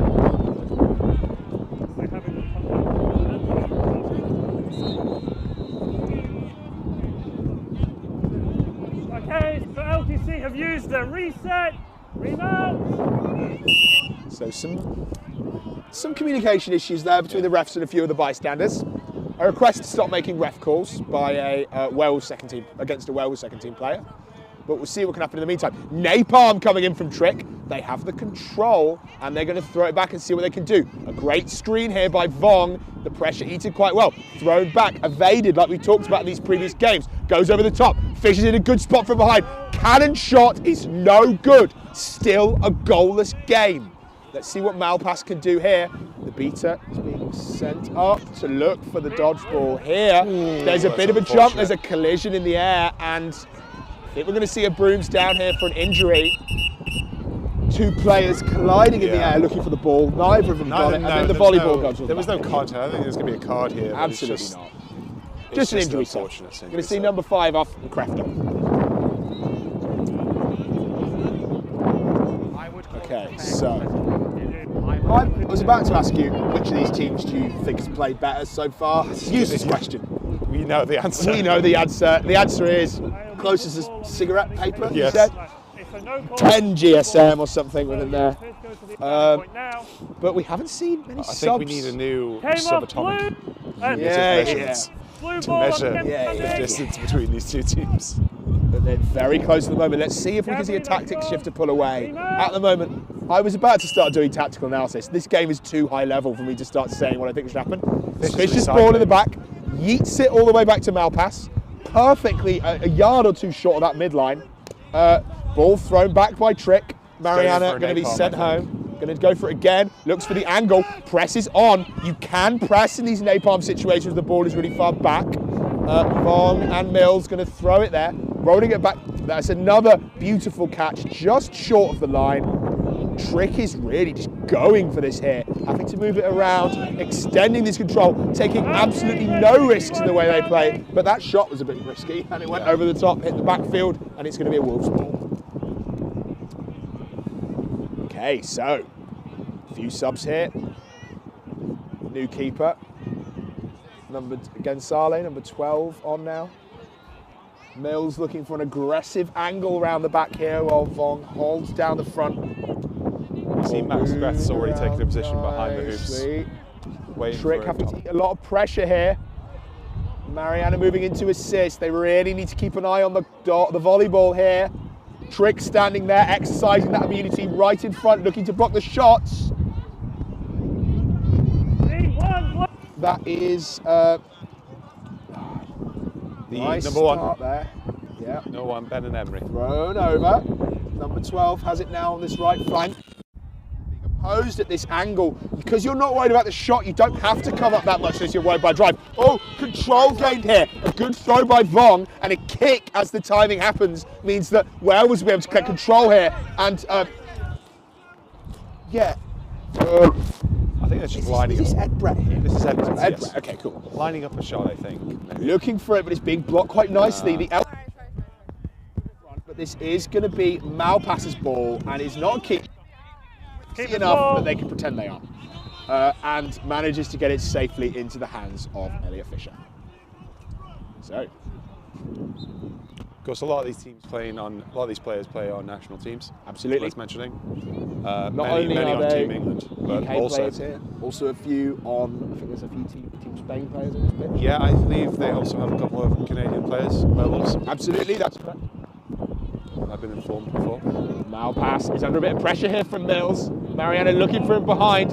A good bit of tackle, but they are beat on that. Sent home. Trick under pressure. Throws back. Presses on. But Malpass puts it right into the hands of Fish, who's there right by the hoop. Use Amy. Great spot. They're going to keep going. Wrestling. First goal. 10-0 now the lead for the London Quadball Club. Lovely stuff in that offence. Kind of that press just meant that Malpass ate all the pressure, threw it over right into the hands of Fish, who was able to finish it gracefully, Kyle. It's playing into the press, you know. It's absolutely. playing all the beaters towards you, leaving most of the hoops are kind of unmarked. And if it's chaser on chaser, most of these chasers can find them. Moving around the side, looking to set a pick here on Fish, but it's not going to land. Ferguson in a good spot now. Unlike the keeper, there's no immunity here for number one, so I'm expecting to see Mills rolling them here. There's no numbers on the whole thing, so we just have to guess. Good tackle there. Malpass spins it. Brett goes out, but offloads it to a player that isn't there. Is this going to go off? They're beat. No, Kreft has hands on. Let's see if Fish can land the tackle. No, they can't. Malpass offloads. Player in great position. Trick lands it. We're going, but there's a dodgeball in the way. No shot here for LQC on this counter. They were looking for it, hungry for it, in fact, but nothing to execute upon. Whew. It's still less than a cigarette paper, honestly. They just got lucky. I'm so happy we're getting to watch this. A tense, low-scoring game with a gracious defence being deployed by both teams. This isn't loads of counters, this isn't loads of running in straight lines. This is slow, cerebral, exciting play with a lot of fantastic tackling. Certainly. And once again, more napalm. Fish brings it back, throws it back, hands back. There's a dodgeball right here for LQC in this half, while Trick just looks to put unarmed pressure on Mills, who's all the way up. Vong's getting streamed behind it again, but Kreft is going to put in the tackle and roll, possibly pushed out. No ball here, no opportunity, and we're going to see Fish sent back to hoops. Good defence there by the Wolves. Oh, I can't believe this game is only 10-0. What's the time, Sam? 9 minutes, one goal scored. It took a good 7-8 minutes there for LQC to get a goal. Okay, so a few new players on now. This is Alessandri. Bryant on to beat now in exchange for Vong and Mills. I can't see the number on this back, and I don't want to guess names because it's rude. Brett moves it behind. Lovely bit of work there. They're really just trying to put pressure on LQC, who've been holding control for so much of this game. Bryant's in a good spot. That shot is good. That's an equaliser. 10-0. Bryant throws back, but there's nobody there to block it. Can Fish score? There's an offload to Malpass, but they don't need it. Runs it through. Hand through hoop. The little symbol there, I think the hand up there, that's a Megalodon. I think it's an old Raptor reference. It's an old Raptor reference from when Megs was a thing and it was shark-themed goal scoring bit. Yeah. Previous team of Elliot Fisher. Yes. Okay, so Ratajkowski now taking that left flank, number 36. First counter of the game, really. Yeah, for sure. But 2-1, that's the lead you want if you're Raptors. Not Raptors. If you're LQC. I know Fish I scored got it, but confused yeah. by the Megalodon's behaviour. Yeah. Okay, so ball moving around nearly nicely. Look how wide this box is from LQC, almost like a kite actually. Thrown all the way back over the top, but Fish is going to try putting the hit. It does not land, but the dodgeball is all the way back and the control is with LQC. Malpass collects. Kind of want to see them putting on some pressure here. I've got to say, Trick and Mariana haven't subbed so far this game. Fish is finally going to come off for Seb Waters. But this has been a pretty static line so far for LQC, whereas Wolves have cycled through about 3 rotations for most lines. So Well, that's the thing with Werewolves, it's just depth for days. Depth for days. Oh my God, having the second team, having 40 players at your club, all of whom are trained by some of the best coaches in the country, really helps you. Okay, ball thrown back. Trick's going to do another napalm. He's been doing it all day. He thinks he can land this physicality, but this pair is not as easy to work with. Doug's going to make a play on Mariana, and we're going to see what he can manage. Beats them on the way down, and meanwhile, Malpass is making a nice, patient offense into one dodgeball. Farrant's by a great hoop, shoots it over, Waters behind, and we'll see what we can land here. Shot is no good. Farrant connects. There's a good stationary tackle by Ratajkowski, and that's going to surely bring them to ground. Can Waters collect this, or is a dodgeball going to get there first? Yeah, Doug sends them both home. No chance there. 2 on the score in the favour of London Quadball Cup. Woo! I think the call been made here is to some of you these players off and get with someone who's going to deal with Trick's napalm. Like, it's been vicious and repeated. Like, I feel like we've spent half the game with Mariana just watching a dodgeball on their hoops while Trick is annoying. Like, it's working, but Bryant goes for the roll but doesn't release. That's not a beat. Good stuff here. Ratajkowski, dodgeballs on the ground. An opportunity presents itself for the Werewolves, giving them control. Look, see as this play, Doug is already running all the way home because they're so worried about this counter. But finish there, an equaliser for the Wolves. 2-2 the score. This is preposterous. Yeah. Preposterous. This is ridiculous. Oh, this is so tight. No one's allowed to be this good. No. It's not fair on everyone else. I think they are. They just practice a lot. Right, I know. I'm just bitter. All right. Okay, so.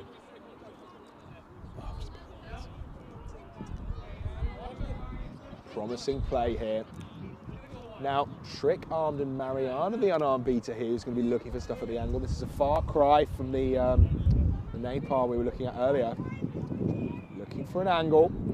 Long on now for Bryant. Mariana going to go for the hop. Triger is going to be sent home for their troubles. We're going to see Trick drop back a bit now, worried about the pressure of this 2-for-1. Vog's coming forward for a trade. Trick holding to block. Throw does not occur. Malpass waltzing down this left flank. Presses on. Going to get rid of it. No chance that's going to phase him. Seb is right on the other side. Oh, but the beat was there already. Vong does it. Counters on. Ratajkowski's in a good spot. Setting up a lethal screen. Dumps it through. Oh, no, the handling. And Waters is going to get hands on. It's not keeper's ball though, but they're going to recover it. And that's in the hands of Malpass. And 2 dodgeballs now control. Oh, a devastating screen being set there. But that throw is a little dislodged with the hoop and doesn't land it through. That is so unfortunate. Oh, that's the closest attempt we've seen to a goal that hasn't gone through, I think. But goal ref.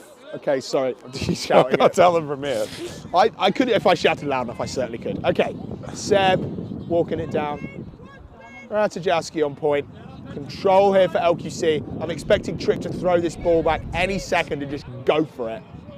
Okay, Bryant's going to try set up the screen, maybe putting a bit of contact. Moving it around. In the hands of Malpass now. Nice and patient here from LQC. Throws it back, goes for the napalm, but Doug's running for it. Has to hop this beat from Mariana, and it goes wide. Doug's going to end up with control here perhaps, but it doesn't matter. It results in a goal for LQC, and they're going to end up with all the dodgeballs now. All here, thrown back for Mills. Maybe a question about that. The dodgeball's going to get thrown back by Henrik Harrison into the hands of Ratajkowski, and we'll see what's happening. This is very good, very tight. Going to see a couple of subs here for the Wolves, but they're walking up with some pace and intent. They're hungry for another goal. A good trade there in the dodgeball game, but LQC coming out of this one with control, sadly, for the Wolves. So, see what we can do. Thrown back. Into the hands. This doesn't mean an attack. The Wolves are so patient. They're happy to loop it over the top because they've got such good shots. Ratajowski's going. That shot is no good. It is blocked or beat out the air. Wasn't sure what. We had a ref in the way. Oh, I just burped. I believe it was a Malpass interception. Beautiful. This line, to be clear, I'm pretty sure we have seen one sub from this LQC line in the last like 12 minutes. Well, these are like athletes at the peak of their game. Absolutely, they don't need yeah. subs, frankly. Well. But it's good to get your other players involved. Okay. Trick's going in for the napalm. Doug's going to put the press on Malpass, but this is going to work very easily. Seb is right over the top. They will just throw it.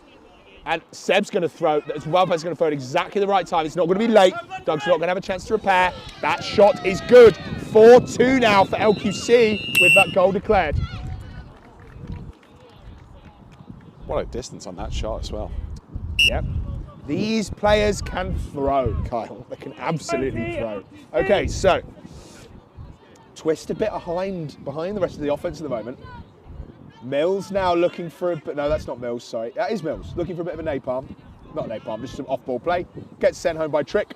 Doug retreats on the understanding that he's by himself now. Tash running for it. Powering up that shot, middle hoop, not marked right now, but Waters is looking for it. Back into Twist's hands. Mills now here to help. They're going to find an angle now. Mills is going to go around the back while they walk up this left flank. I love the position here that Harrison's in. Tash goes for the shot. Seb jumps. No way that's going to work. Not yet, without some more chaos. Seb making great use of this immunity. That shot is wide though, and it results in a backcourt. This is a blue ball. LQC to retain there. Starting to pull ahead in this nail biter of a game. The score currently 4-2 in the favour of LQC. Well, it's worth mentioning that it is still a flag catch could get it. Absolutely. We absolutely, my friends, want to be in the point when this flag runner is on pitch, it is catch to win and it is all bubble all the time. Because that is when the highlight reel material will start to appear at phenomenal rate. Okay. Looks like our Bill Orange is going to be our flag runner today. Oh, that's exciting.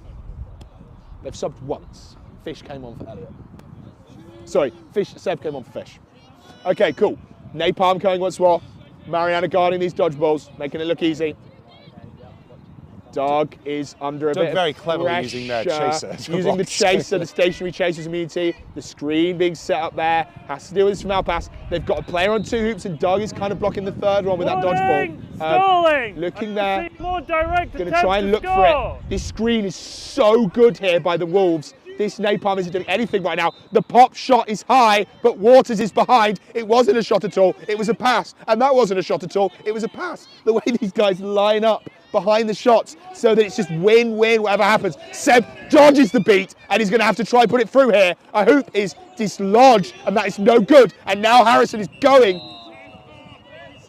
I think there's going to be some questions about whether the damage to the hoops there was incidental, but there might have been some other bits. Did you see anything that you think this chat might be about, Carl? I think it was an accident. I think Seb did get it through though, did he not? Yes, but the hoop was dislodged from the base. It's quite a way. It was done that. It does seem quite a ways away at this point. Mariana's been on for so long that she has removed her underlayer and is now taking the shirt on. That is a heck of a move. I'm actually feeling a bit hot. I don't need a sub. I'm just going to change my clothes. Big brain. But yeah, the threat of the count is pretty devastating here on this one. Obviously, there's two dodgeballs here, but if there's one runner and then a line on the right, there is absolutely a position where this can't be handled by the LQC defense. And you'd love that five, because if this goal is, no. They're not sure if the goal's going to be good here, because it went through the hoop, but the hoop had been removed from the base. So the stem, what do you call it, the pole? Yeah. Sure. The thing that keeps it off the ground. The pole, okay, pole works. The stick. Yellow! Yellow given there. Dismantling a hoop is the call against one of the Werewolves players. I believe our first card of the game. And now Waters is going to be starting from where the foul occurred, and we're going to see if this can be hit out the air. This should be an easy goal, bringing our score to 5-2. But anything's possible in the beautiful game. I love calling it the beautiful game. Can you tell? Yeah, there's no... There we go. No chance. Goal now for LQC, bringing the score to 5-2. If there is now a catch in a few minutes when this occurs, and it does not win in the game, it will result in an overtime call. Doug just tried to beat a goal ref. I thought that was an assistant ref rather, Chloe Hemingway. I thought that was hilarious, but obviously we'll see how it goes. Number 1 sent home. Tash in a good spot now.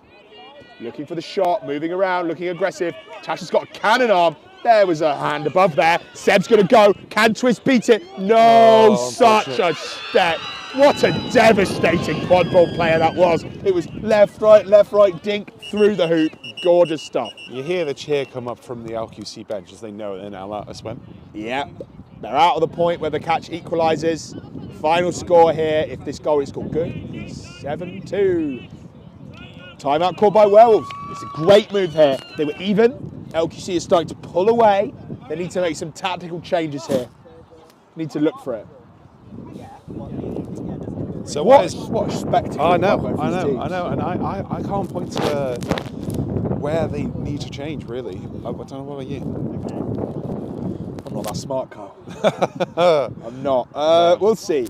I think the thing that I've never seen in the history of the finals of these kind of games, 2 players run the dodgeball game for an entire game. There's always been some subs. You know, we're used to associating, let's say, Jacopo or Karina, who I think were both beaters for LQC previously. But Mariana and Trick have just been running this whole game. And they've had, Kyle, a lot of control. And they've been facing off against, like, there's been 7 or 8 players in black on the Wolves side. Yeah. There needs to be something to do with this. And the thing that's causing Wolves the most problems at the moment is this napalm coming out of Trick. Yeah. They've tried every trick in the book. They've tried the screen. You didn't mean to do that. They've tried beating the player as they run. LQC's timing is good enough, they will just go at you if you try that. Yeah. They've tried the screen, but Trick is hungry for it. He's going to go for ages. They've tried running up to try and grab the ball off Mariana. That's not going to work on her. She's really good at quad ball. And they've also tried throwing it to get rid of it. And then Trick just goes for the other one. A second timeout. Second timeout. So, an unusual move. Tasteful and enjoyed by the connoisseurs. The Werewolves have just played their timeout, and now LQC have got, we'll have another one, please. And that means that they've got even more gas after this. And what do they need to change in their timeout? Absolutely nothing. They're 6-2 up. I think they're just making the decision that it's possibly the halfway point of the game. Absolutely. Well, halfway, depends how long the flag run lasts. Something to say, the toolbox of the Werewolves is deep. Yeah. And LQC just handed them 120 seconds plus a bit in the middle where there was, are we going back to our brooms? No, we're not, we're grouping up. You can deliver so much information to a group of players this good when your coaches are this good in this time. I think if we see a change in pace here, we might look back at this and say this was the moment when LQC handed the game with that second timeout. But we'll see, we'll absolutely see. And I'm so excited to watch for the second half of this game. What's the time, Sam? 19. So we're out of swim, but I think still both these sides are going to be bubbling, right? They're going to bubble? They got to bubble. Orange is our snitch. Seeing a couple, we'll see the Seekers deployed in a minute. Oh, Mariana gets beat. Control here for the Wolves. Trick going to look for it. Swats it. Is beat. No, bludgers. Nothing to go. Let's go, go, go, Werewolves. Go, go, Gadget, go. Let's go. Going to hop for it. Goal in. That is another one. That brings us to 6-3. And now at the point where a catch for the flag runner is being released any minute. Will equalise the game. Let's go, Werewolves. Let's go. Goes the cries from the sub box. You've got to remember, there's a lot of supporters. I think it's the second team. It would be. Oh, they're doing the Awimbawe chant. I love to see it. Love to see it. Okay. 6-3 to score. Catch won't win, but it'll equalise, and you'd love to see that. I'd love to watch these guys play for a little bit. The Werewolves lead tonight. Okay, Malpass going for it. Backs it into Trick. Gets beat on the hit. Brett is, there's a call there that's maybe sent back, but Dodgeballs flying everywhere. Doug's gonna set. Okay, no. Calm down. Bit of race Control temperatures. here for the Wolves. The frustration for Ed Brett there was that Malpass sort of kicked the ball back a bit, but he was in abs. They were trying to run back. I'm sure it wasn't You could deliberate. see them trying to sort of get over it. I don't think there's anything in it. Yeah. So orange is on now. This is our flag runner for the game. 30 points for the catch for whoever grabs this. We're seeing. Oh my God. Shall we Who's just that follow over the there? flag? Yeah, I thought we got to. We got to. Tej and Jordan going for it. So I couldn't see Jordan because he's so well camouflaged. Still wearing a hoodie seconds before being released onto the pitch. It's undone. Tej and Jordan. Let's see what they go for. Jonathan Purvis here running for LQC. Absolutely great players. And they're good to go. The shot is good. And that means that now there'll be an advantage here for LQC. Beat is hot. Let's see what Jordan could do. He's going to get beat here by Trick when he's looking for it. But in the chaos of the game, Brett's now going. No dodgeball players in the way. They're going to line up for it. Ratajkowski going to take a chance now. A hoop knocked over as we walk backwards. Chaos now in the dodgeball game. Some alone time for Jordan, but a catch here is not enough to win. We're going to see a brooms down to restore a hoop over there, unless there was a foul I didn't notice. We're reaching the point in this game where I'm about to...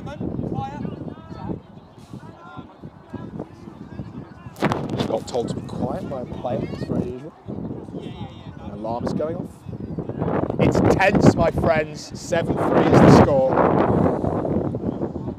Of course, a catch here by Werewolves will put it to make the score 6-7 in LQC's favour with a set score of 100 that both teams must reach to win the final of the British Quadball Cup.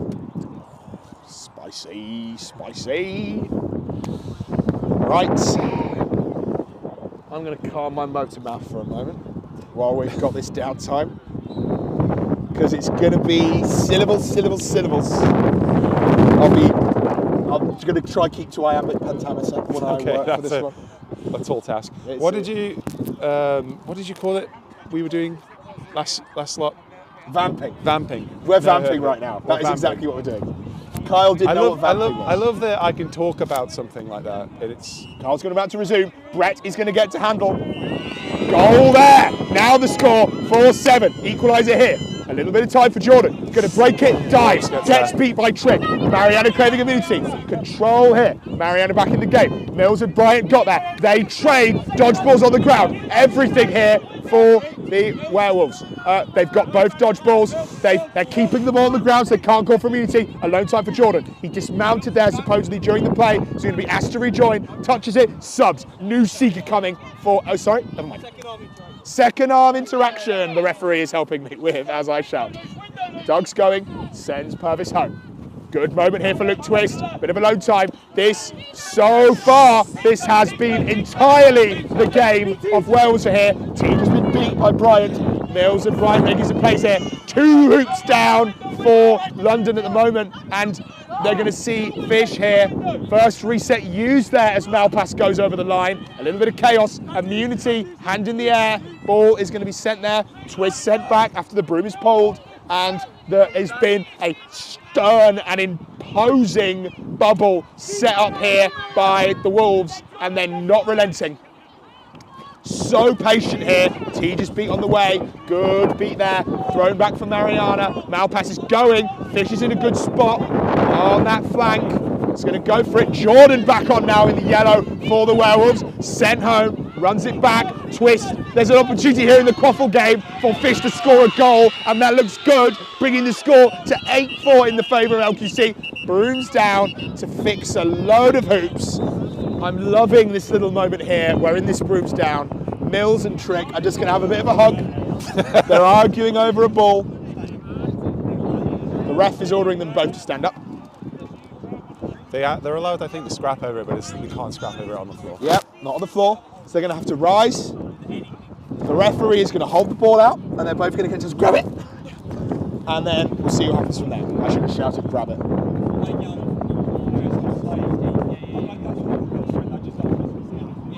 We can use Sim's special little trick. See his last game. He held the ball out and said, both grab it at the same time, now! And they both grabbed it.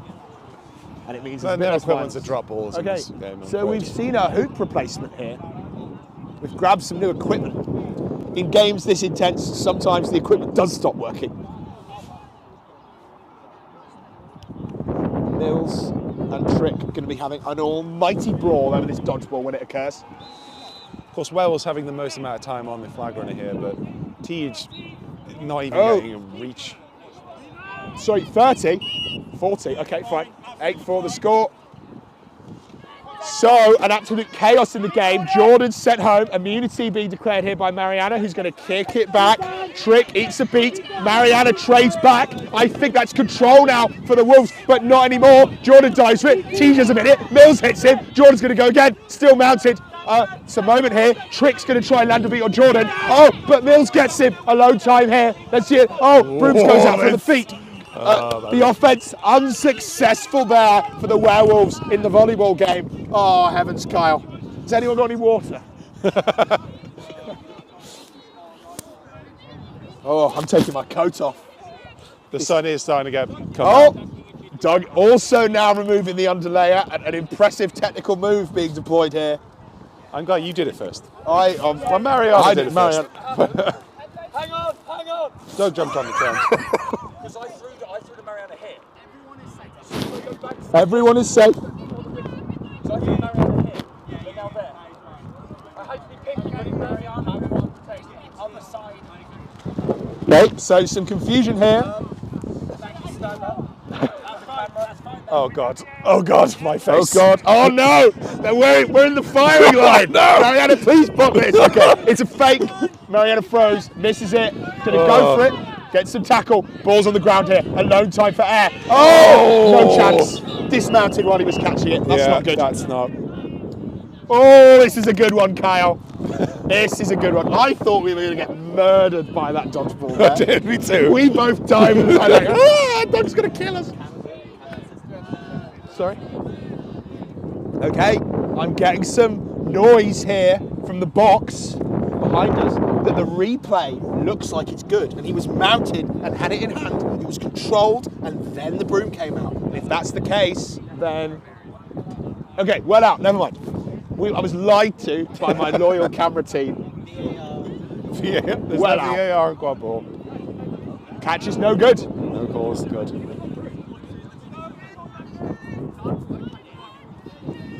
So catch is no good. Chaos will continue. This is great. Long may it rain. Long may it rain. I really wish I had some water right now. Dismounted. Okay, so some chaos here. Malpass is going. That's a great tackle. A bit chaos here. Throws it. Brett's in a good spot, but sent home off broom. Oh, okay. Tricks beat. Mariana does it. Balls happening everywhere. Things occurring. Tej beat some time here. Doug is actually going to have a moment to maybe go prevent this goal. Great tackle there by Ed Brett in the background. Scoops out. Fish is going to get there first. Twist has a chance. The broom's being wrapped. Everyone's beat, but Twist is safe somehow. And there's going to be some time here. Can he go for it? It's an absolute wrestle. Orange being sent backwards, walking backwards, spinning. The Twist sent back to hoops there. Goal is good in the volleyball game. And that brings us to 9-4. Another chance there for Purvis, but there was a beat. I think that beat. I think a beat. 9-4 is over there, but I'm not sure. Some confusion about how many goals the Wolves have scored. It's currently showing as 9-5 on the scoreboard, but 9-4 on the scoreboard, but it's 9-5 on our stream, so I'm not sure what's happening there. Ooh! What a showcase.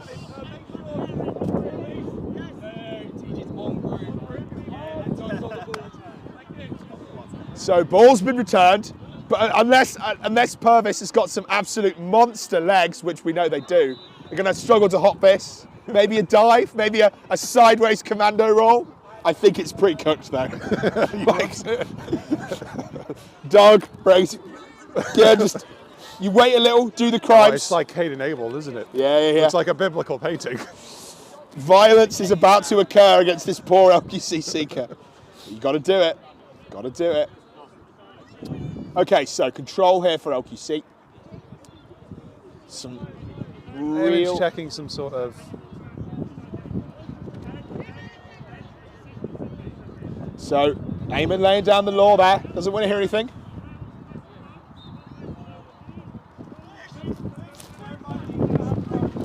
Card to Werewolves number 21 for contact below the knee. This means that... No penalty time served, though. No penalty time served because the goal was good. So, 9-4 the score. Purvis about to get beat here. Probably.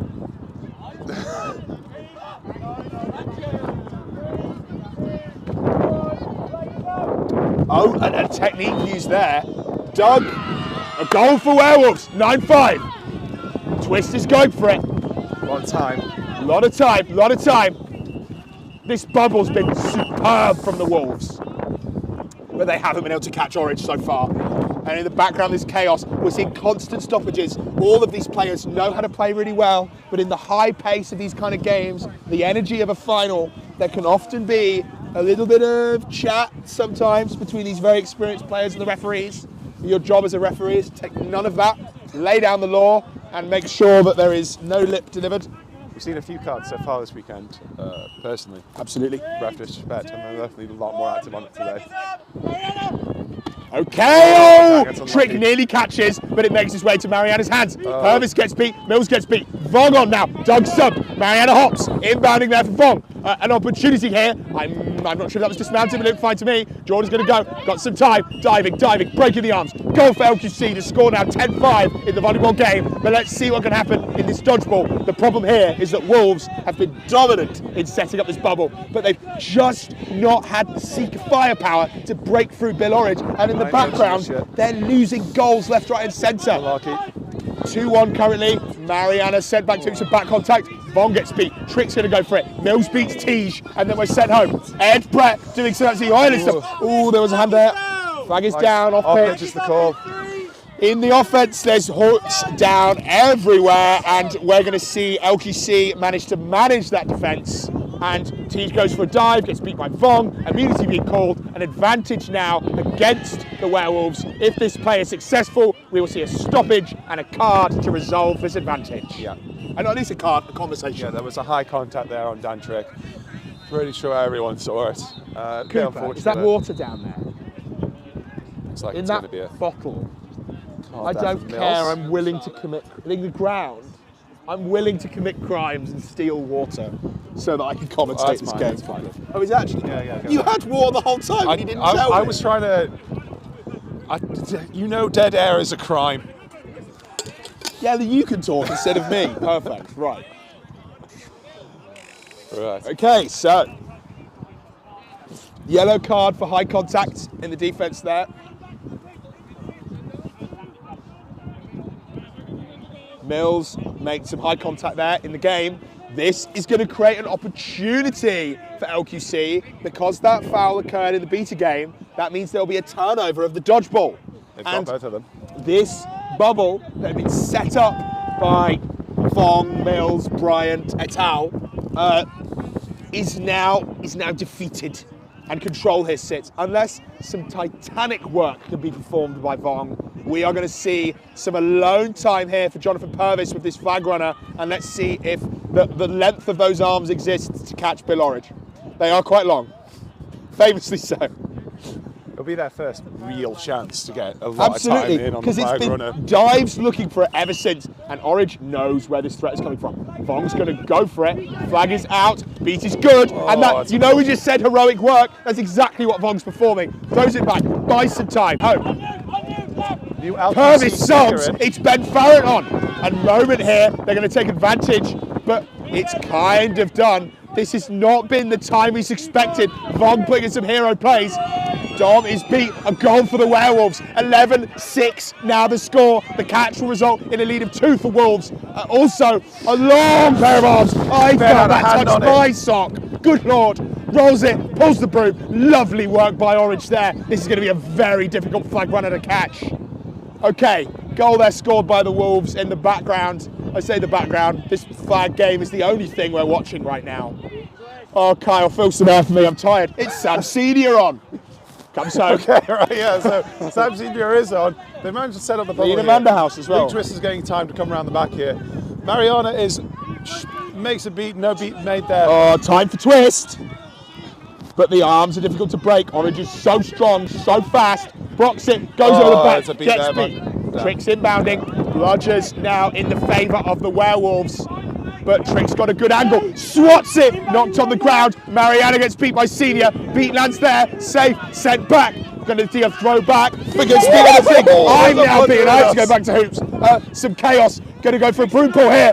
Orange rolls it, jumps out of it. Trick's now been the twist rather, not Trick. That's twist. Then Swats that beat safe. Going to have to school Senior here. Could be a contact. Senior catches it against him. Gets the beat on the ankle. That was so good. Oh my heavens.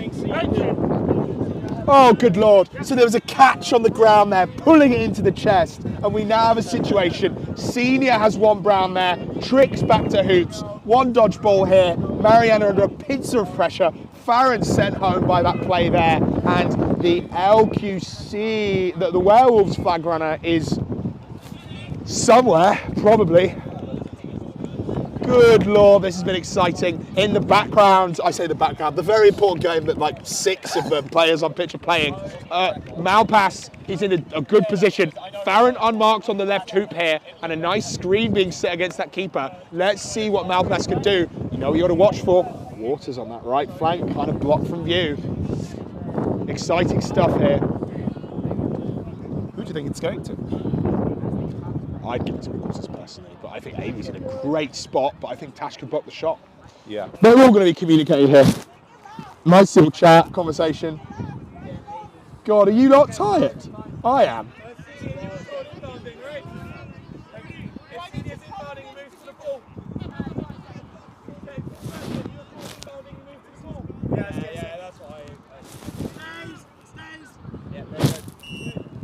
Cool. Remount resume.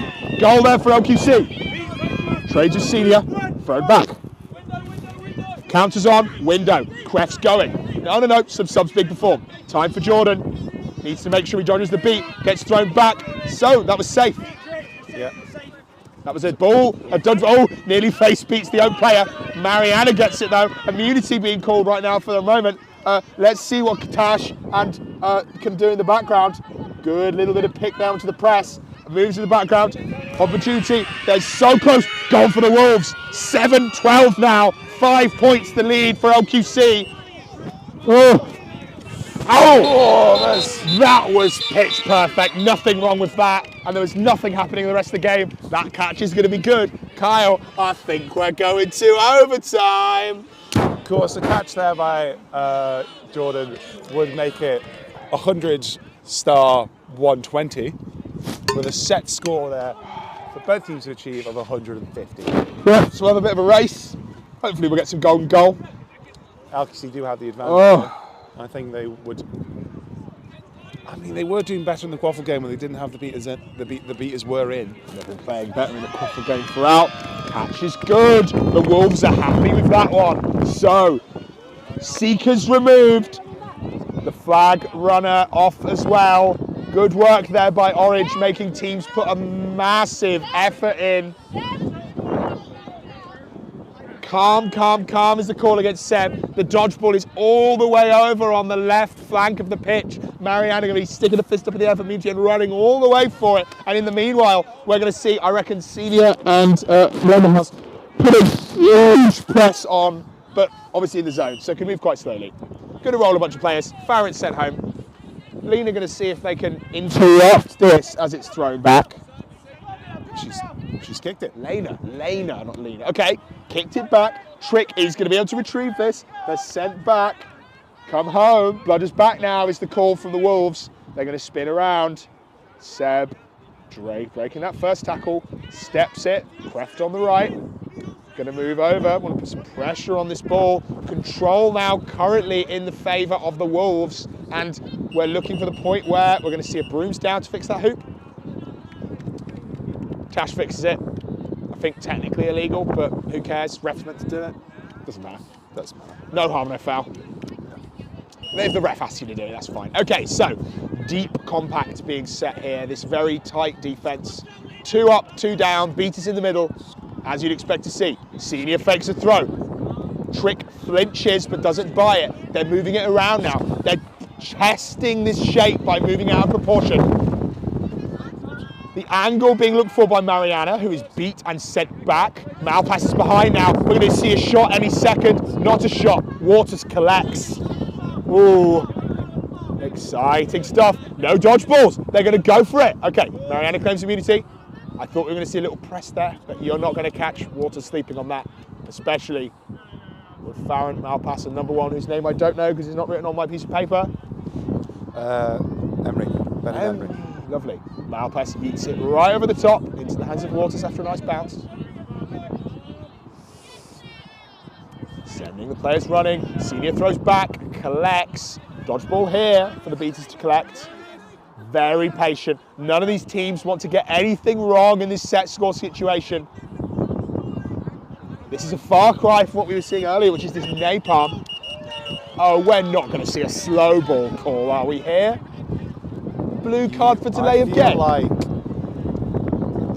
it is, whilst it is technically correct that they have delayed the game before they haven't been given a warning, I feel like Evan just got reminded there by a player who, a spectator who is a little bit biased, shall we say. So, where we are right now is that the important thing is that while you're playing like this, you have to be advancing the volleyball, right? If you're not moving it towards an aggressive rate, you're not attempting to score, you are delaying the game, and that is against the rules. So, with this 4-3, slow, wait for the beaters, we're going to go. Seniors not having it. They want to use this minute to get a goal.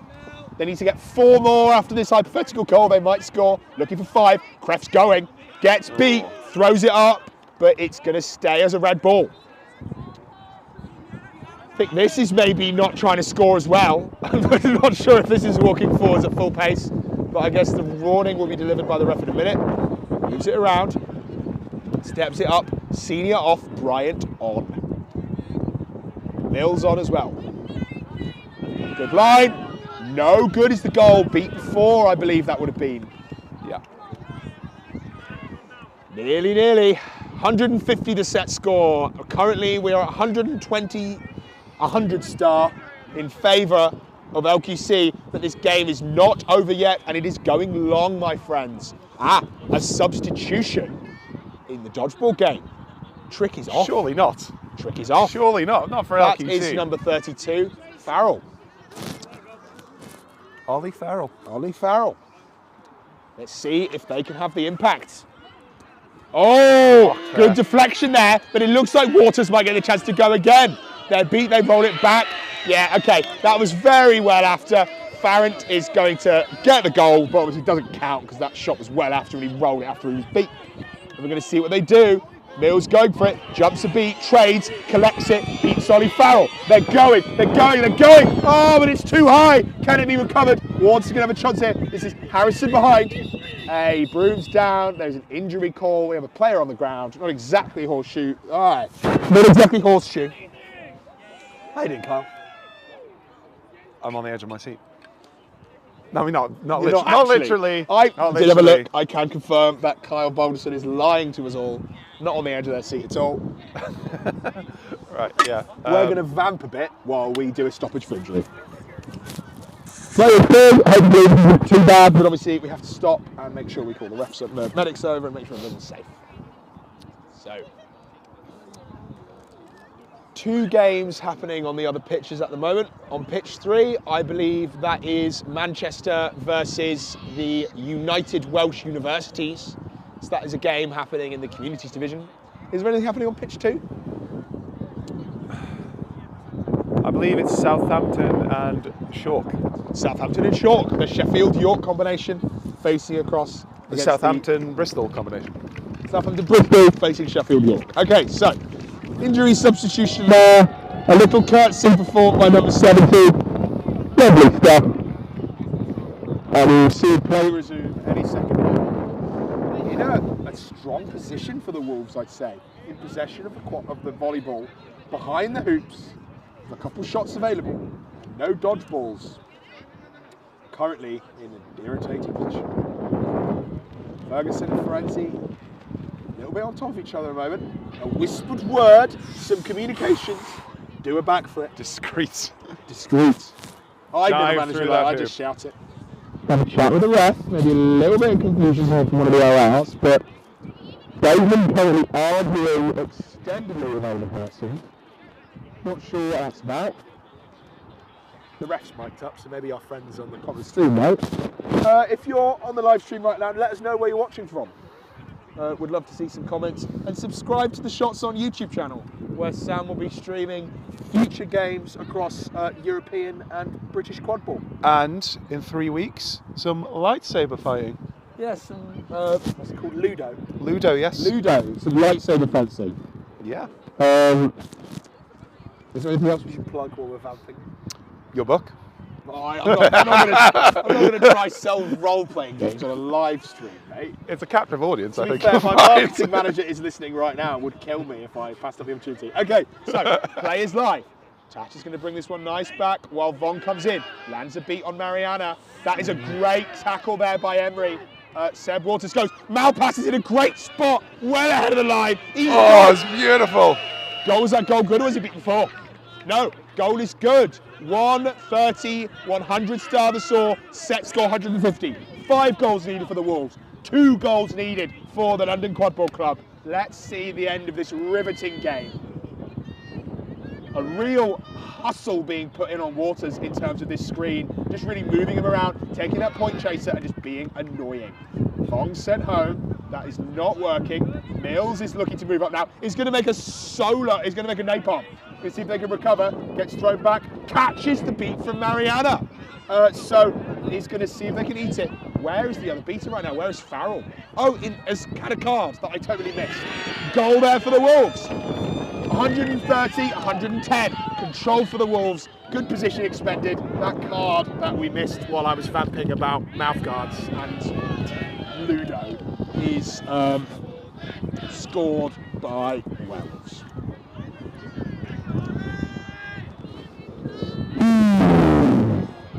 So 13-11 is the current score.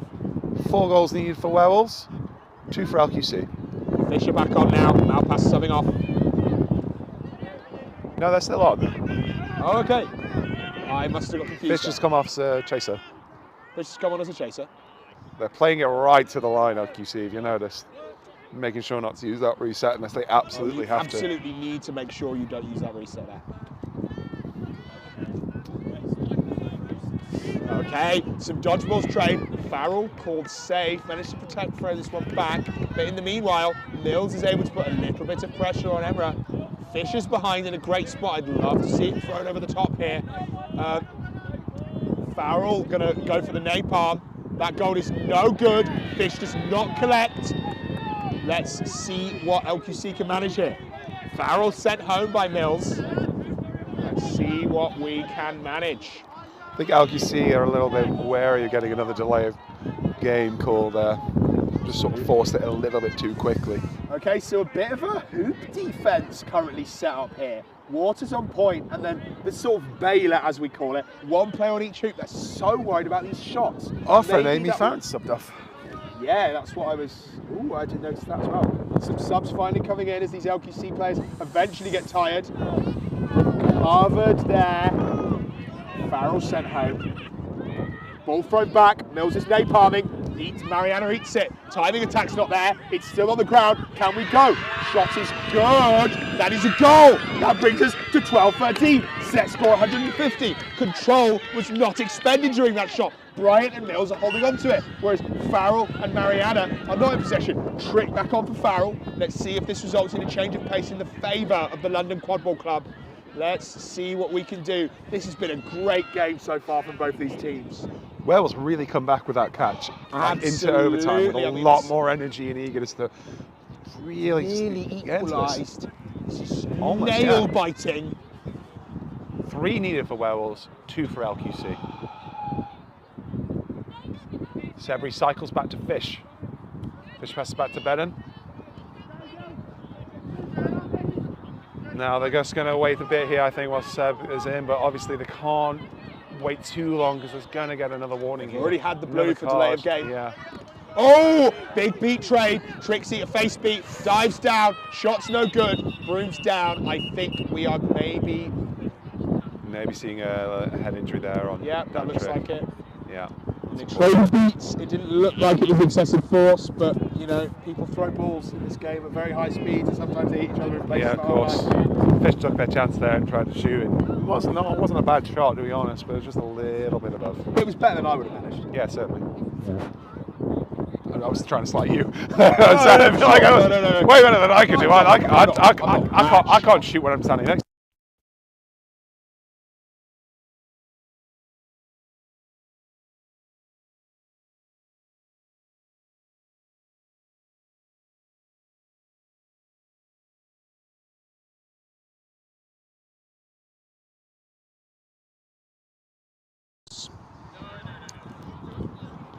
This is an extended chat. I'm not sure if the referees are making any calls here, if they're just ruling in, but obviously got to make sure with the first aiders there's no concussions or anything. You see a stoppage for head injury, we do have to see a substitution. So there will be a new player on pitch here. Not sure who it's going to be. Matt Bateman, perhaps? Yeah, looks like it. That's the captain of LQC, a very litigious, excellent referee. So we'll see if they can bring the energy to this in this overtime situation. So I'm not sure where the balls are going to reset to after that trade. I think everyone was beat. There's one here for Mariana. And they're just going to go because there's no balls on the ground. Doug called safe. The final dodgeball over here. Mills managed to get the beat on. Ratajkowski's going. Oh! Twist was beat on the way there. I think that should be a blue ball, but no. Yeah, blue ball. Okay, so Bateman beat. Mariana recovers. Control here for the Wolves. But the volleyball in the hands of LQC. Let's see what Bateman and Mariana can do here. Great quad ball played so far this game. Now pass on in green. Finally, LQC starting to show the depth of this roster. Let's see if they can compete with the Wolves. Bateman gets a good beat. Oh, Doug called safe. Beat is good. Fisher going to have to use the backcourt here. First reset. Under the pressure from Twist, doesn't have any support, takes that step back. The second one will result in a turnover. Bring it around. Now pass now on the left. Go behind. Two chasers now available for LQC. If this works, it can be a good goal, but the counter might be devastating. Nearly runs into Bateman. A little bit of confusion. Fish sent home. Mariana's sent home. A couple players now. They have to wait. Presses the call. Malpass beat. Kicks it back. Doug swats it. Is safe. Double reset.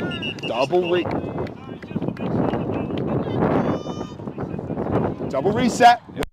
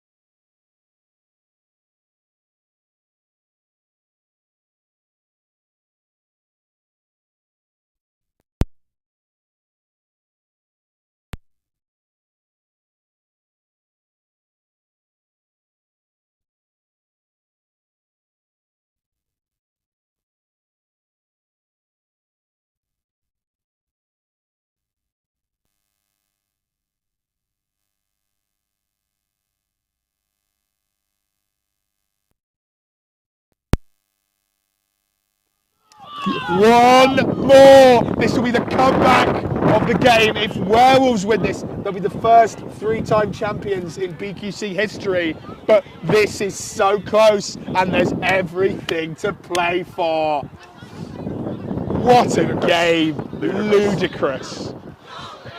Golden goal, they're chanting.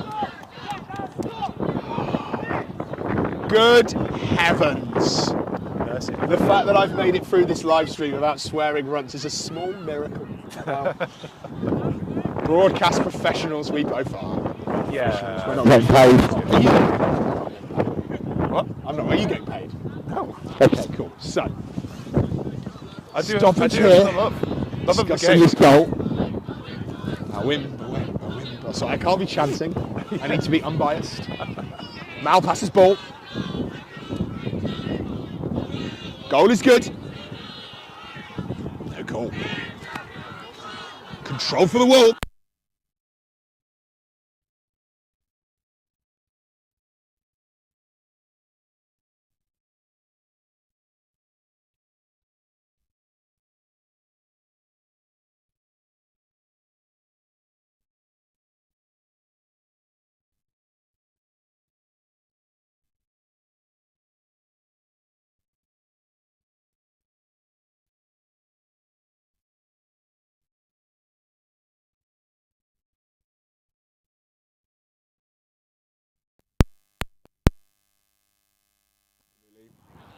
It's a difficult position.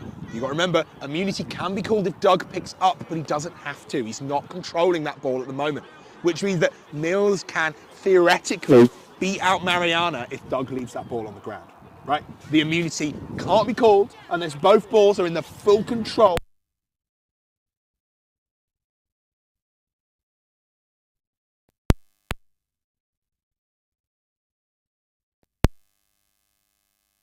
Happens, or do you just wait for Dan to arrive? Because Malpass has some time. So, no card.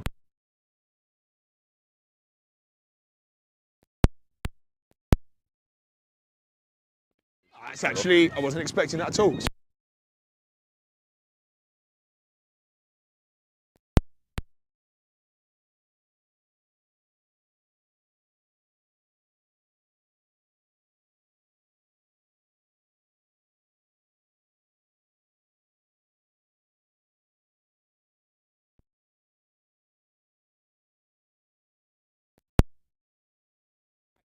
A good tackle here by Ferguson, who's been beat and is sent back to hoops by Trick.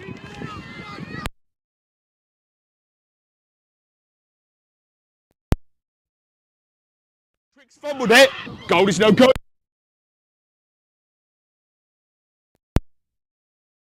On the ground, Jordan's over the top.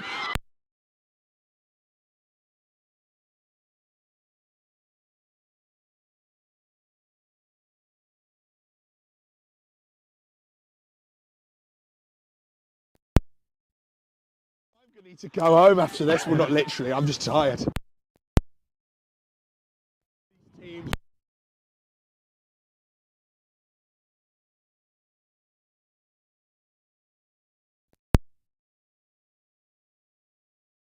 Quadball Cup gold medal in the Community League for the 3rd year in a row.